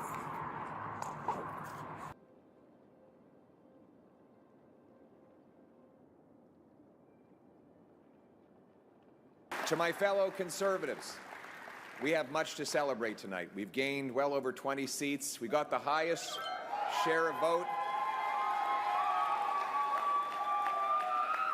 our party has received since 1988. We denied the NDP and Liberals enough seats to form a coalition government, meaning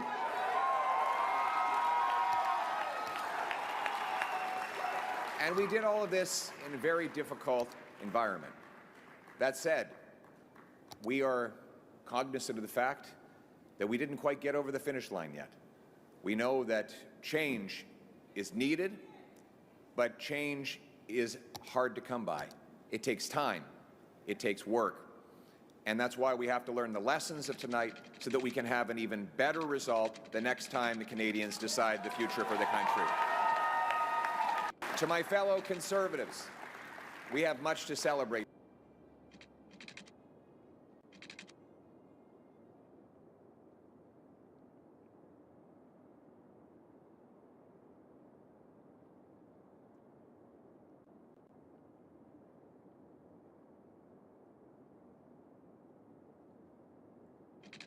Yeah, that was a pretty convincing game by Chillin. This could potentially be the last game of tonight. He's gonna run it back. My mama always told me, don't go down the same alley you just got raped. What the fuck? Boss, please. What the fuck? Oh, it's not? No. Oh, I'm sorry, guys. No. All right. It's not okay to say rape? You guys No, say it's rape all the not. time. Oh, no, we do not actually. We Yo, actually yo, don't. yo, whoa, whoa. Yeah. All right. So we're gonna have to get him off the stream. I'm sorry, guys. I didn't know he was actually doing that. Like, why is he? Anyway, we're gonna get back into this match. Like, this guy is. Holy boss is getting out of shit! control What right the now, so I'm gonna fuck? just- Introducing first, hailing from New York, he's playing for Team Liquid and is one of the most dominating Alamars the scene has today. Give it up for Bigass! No way.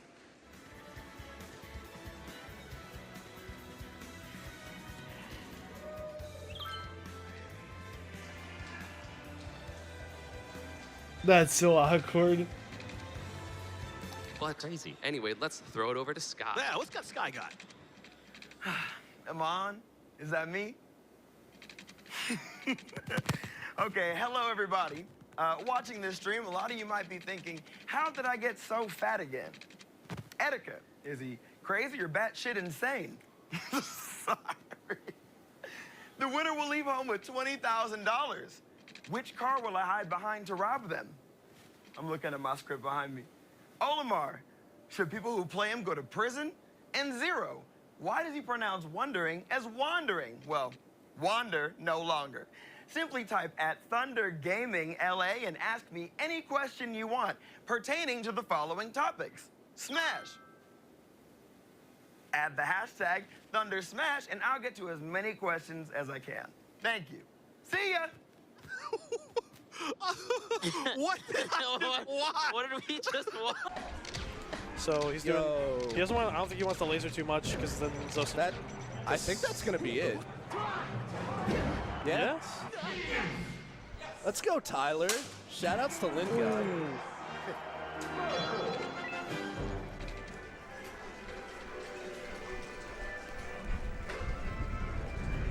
He's mad, he's mad, he's mad, he's mad.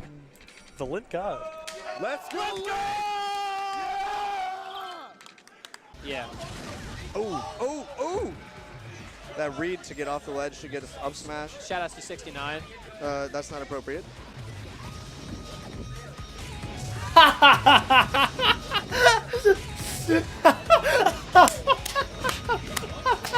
Yo, this download was.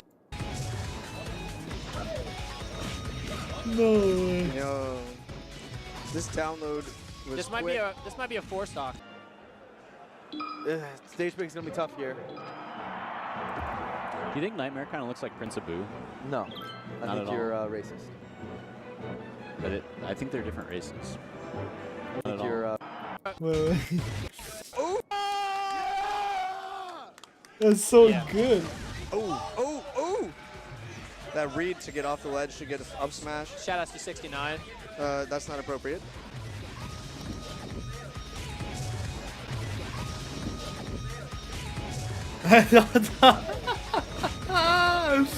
Yo, this download was. This might be a 4-stock.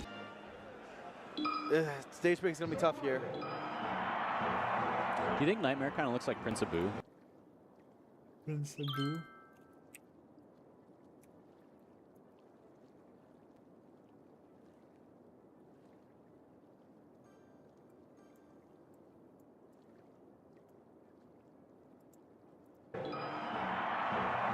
Do you think Nightmare kind of looks like? Stage pick's gonna be tough here. Do you think Nightmare kind of looks like Prince Abu? No, I Not think at all. you're racist. But I think they're different races. They're both proud. That's true. But I think What? if you were to put that hat on Prince Abu, I wouldn't be able to tell the difference between the two of them. Again, I think you're racist. All right. Fair enough, Blur. That's all I'm trying to say. Okay. But at this point, the commenter needs to fire the one that makes a comment about They need to fucking get rid of the commenters that like find racism where there's no fucking racism. Yeah, it's last match. It's fantastic air to air, especially in that case when DJ was stuck on the platform. Sure. Now we have 2 charge shots. When both Samuses have a charge blast, my butthole kind of puckers a little bit. I get so nervous. What the?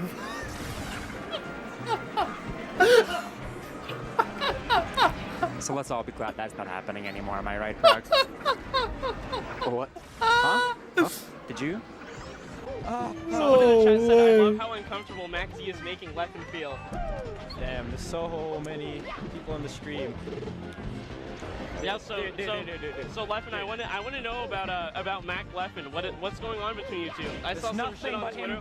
His personality is what I love so much. Oh my god. The realness and the honesty and the brutal honesty. Like, I love Leffen for that. Like, he's Exactly, and he's now I'm not the telling you- cutest guy I've ever seen. Like, I'm sorry. It's just the fucking truth. All right. I'm happy. I'm very Right? I'm happy. I know. That's why I'm saying this now. Because I want you to understand. Like, I mean, I'm not trying. I'm not aiming to be attractive to I your understand team. that. You don't have to be. You have a girlfriend. You love your girlfriend, probably. I'm assuming. It's been a year. No, it's just a ploy, McCain. He really loves you. Kind of same idea. The cool thing here is that it's a. Hey, what's America's most entertaining sport? Killing black men. I haven't counted No yet. way. How much blood, sweat, and tears Nate puts into this kid's man $2.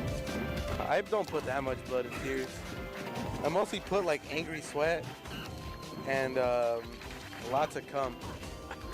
I get it. Like two or three solid throws, and he got nothing out of it. What is this? Oh, Prof turned this all the way around. No, he had it. Okay. Oh wow, so clean. Oh. What just? Oh, well, he's sitting there thinking about it. Oh, I thought it man. froze too because nobody was moving, but. Oh, I'm sorry. I'm so sorry. Walmart shoes. Walmart shoes. Yeah, I'm sorry, my dude. I'd give him a hug if I was there, but I'm in the commentary booth. Someone? I don't know what to say. And I mean, this picture's worth 1,000 words. Yo, why? I gotta. They're kind of pissed off. Next match. I'm sorry, guys. Yo, please no. GXG UA versus Prof to the stream. GXG UA versus Prof. Walmart shoes. No, I love you, my dude. I'm sorry. Please stop looking like that, dude. Please, you're killing me. This guy's looking like, hey, what's going on? Why are they just sitting there? Hey, what is this? Hey, I'm just gonna go back to my match now. Okay. No, dude. Prof versus UA. Looking around like, hey, what's going on? I'm gonna. With a game that's made for children or Where'd he anything go? like that. Oh, and he just you does know, the let's straight not have up any air. fun with this Just a game. straight up air. I thought that maybe would We have need killed. serious commentary. Jesus is what we Christ. need to please the 19-years-olds This is who are at really, home really watching this game. Because because I'm trying my damnedest, okay? And like, shut your mouth, dude. Come in here and say anything to my face. I will knock you out. How about that one? Like, Jesus, dude. Like, shut up, dude. Leave. Go watch another stream. Like, I'm I so don't glad care. we have a professional God commentator here with us today. Minio can see the chat. Please give me one more. Give me a professional commentator's like freaking thing, and I will come to your house and cut your dog's throat. Dude. Seriously. That's true. Never with the lead. Do you have actual autism, Gamer Boy Carl? Because, like, please, I need money. I'm implying I'm to win, by the way. Fucking nerd. Fucking fight me, goddammit. Come to one of these goddamn tournaments and fucking, like, put your money where your mouth is, goddammit. Making money, I swear to fucking God, you must be a 14-year-old behind that goddamn computer. Anyways, back to the match. Instead, he's playing safe. Oh, and that is the end of Larry Lurk. Oh, and they hugged. Oh, and they hugged. Oh, they hugged. Oh. Okay.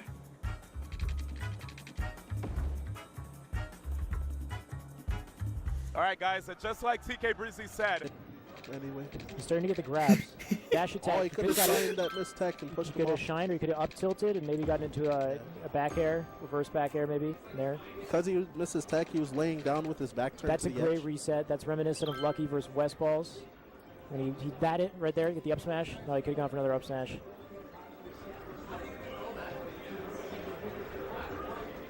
Nice. That he's gotta get the ledge with the up B. Nice. Keeping it alive. Good back air. All right. So Toronto Joe's on top.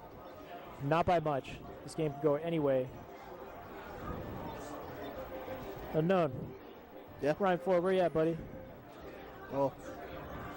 This guy's on his phone. Was I on my phone? I don't know. We had like there's a total brain fart moment in the commentary. Everybody just quiet, letting the game happen. You gotta appreciate the game from an immersion standpoint.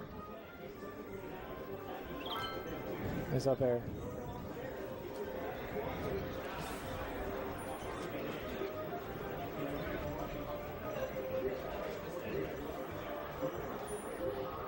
Hey man, Ryan Ford.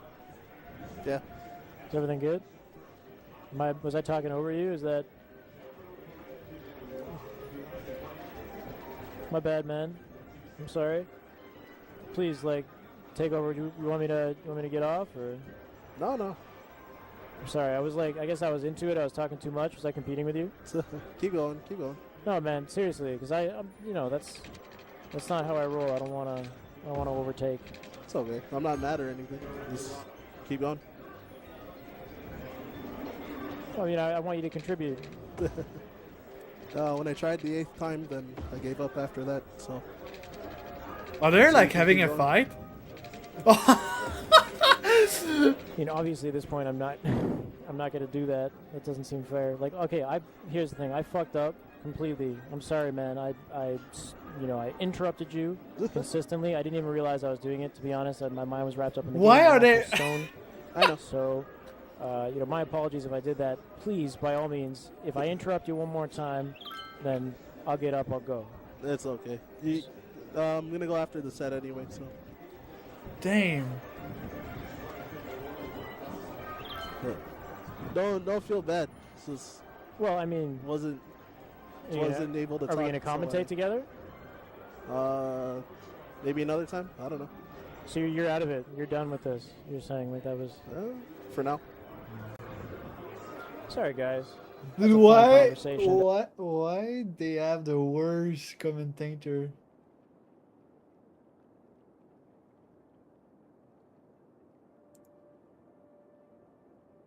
A bunch of babies. Playing for Team Liquid. I'll watch the gun. And is Sorry, one of the but most dominating Alamars the scene has today. Give it up for Bigass. Which car will add the hash? Yes. Let's go, Tyler. Shoutouts to Linka.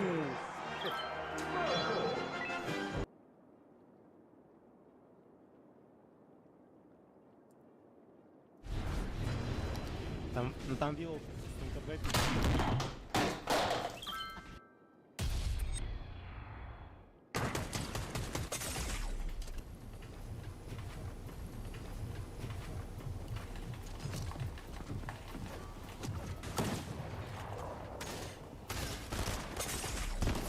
Digga, hä? Ach, Digga, ja, komm, Alter. Oh.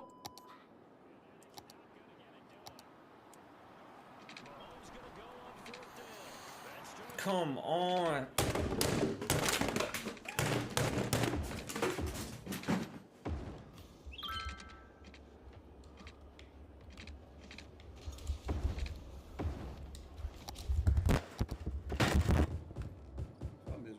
If this leave me open to shoot, bro, and I miss, bro, I'm breaking this shit. Oh, okay, he ain't gonna leave me open. I'm telling you. He gonna leave you open.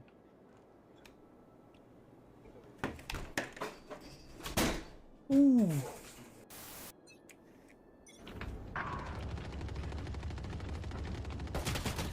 Arrête-toi.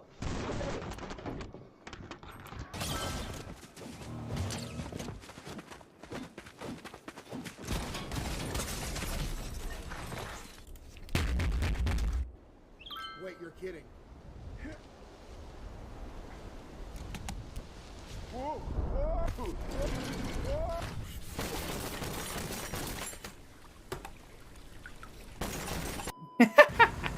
Yeah,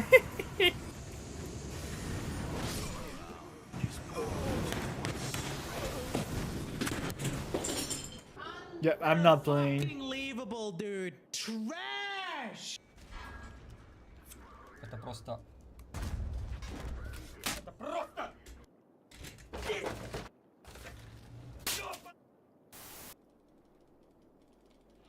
Oh mein Gott, könnt ihr mich mal in Ruhe lassen, Mann? Digga, immer nur zu zweit.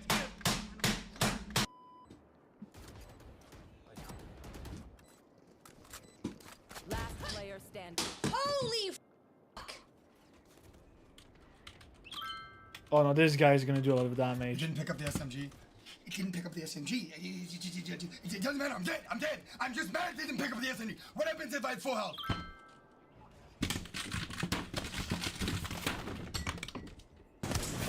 Getting off and yeah, 150 on this kid. Oh, this dude is so long.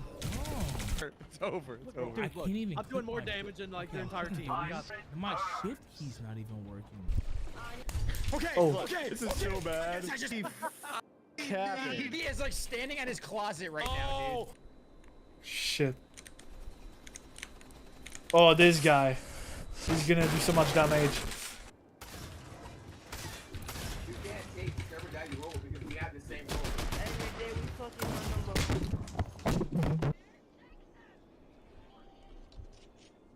Fucking going.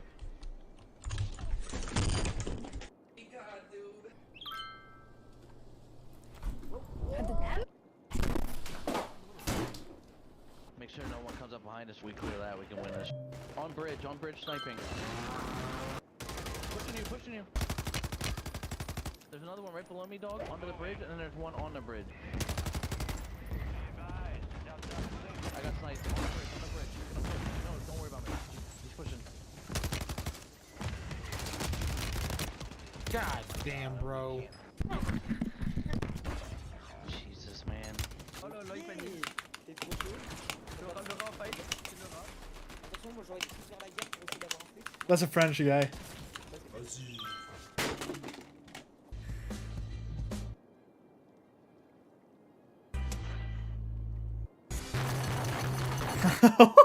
What the fuck? Nie to. Ja p***am w klubie. Graj.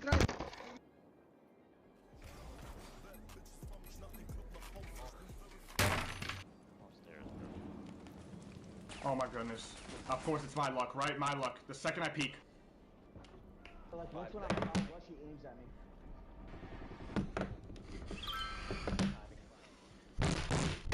I can't do this anymore!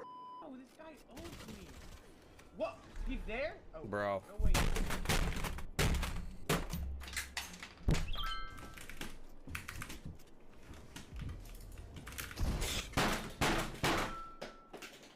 Dude, I'm just getting sandwiched, man. Yo, my... Why the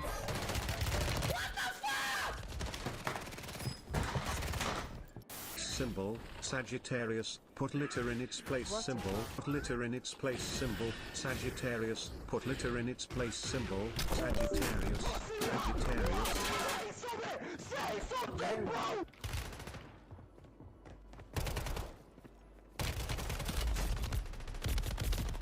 Dude, I'm...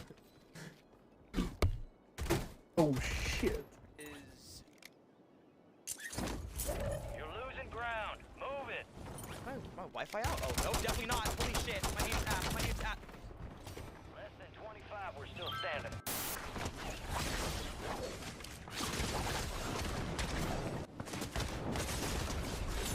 Oh. Shit. Oh. No, you. Actually, brain dead, dude. Oh my god. As if I can't do that! It's insane! Take a break, dude! 2 Estus, man! 2!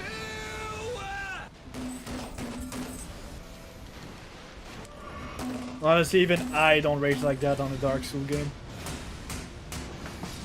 Yeah, no, that's too much. Something.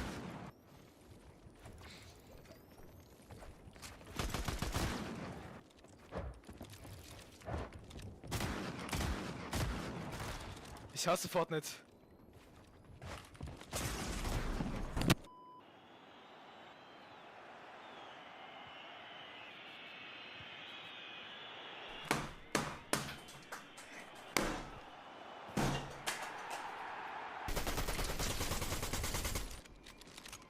Right. Oh my god. Oh my god, this is it.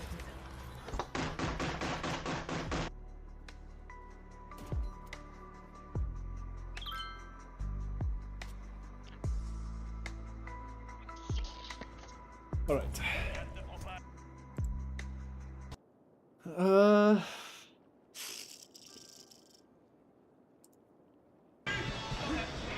And right now, Ice is not. Well, he had SFAT in a pretty bad position. Yeah, they were both stuck in steel for a second. That's it. Yeah, FF couldn't get over there. And this is tight. Oh, Ooh, that's fine. That's fine. It's what? Oh, oh. Are they calling it? I don't know. Cause there's a dispute. Hold up. So Scar, I guess, thought he was out of stock, so he wanted to press start to take the stock. The fuck is going on? Let's play it out. Leppin wants this win. What? Listen up. There it is. If the game is paused accidentally while attempting to steal a life, the opposing team may deem that life forfeit. Wow. So if the game is paused accidentally to take a life, the opposing team, which is Leffen and Ice, can deem that life forfeit, meaning they can force Scar to just run it off. That stock you wanted, that was yours. Done. Doesn't exist. 7 stocks, 8 stocks this team match. Benito. And they. Any minute, residents should take precautionary measures. Where? Please don't fuck my city up.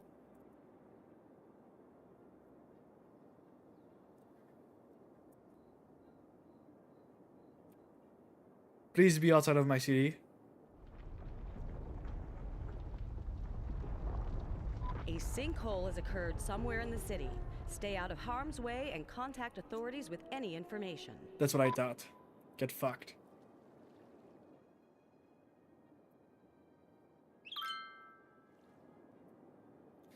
Kinda want to take a break now. I've been playing all day. Alright, enough is enough. We're closing the live stream.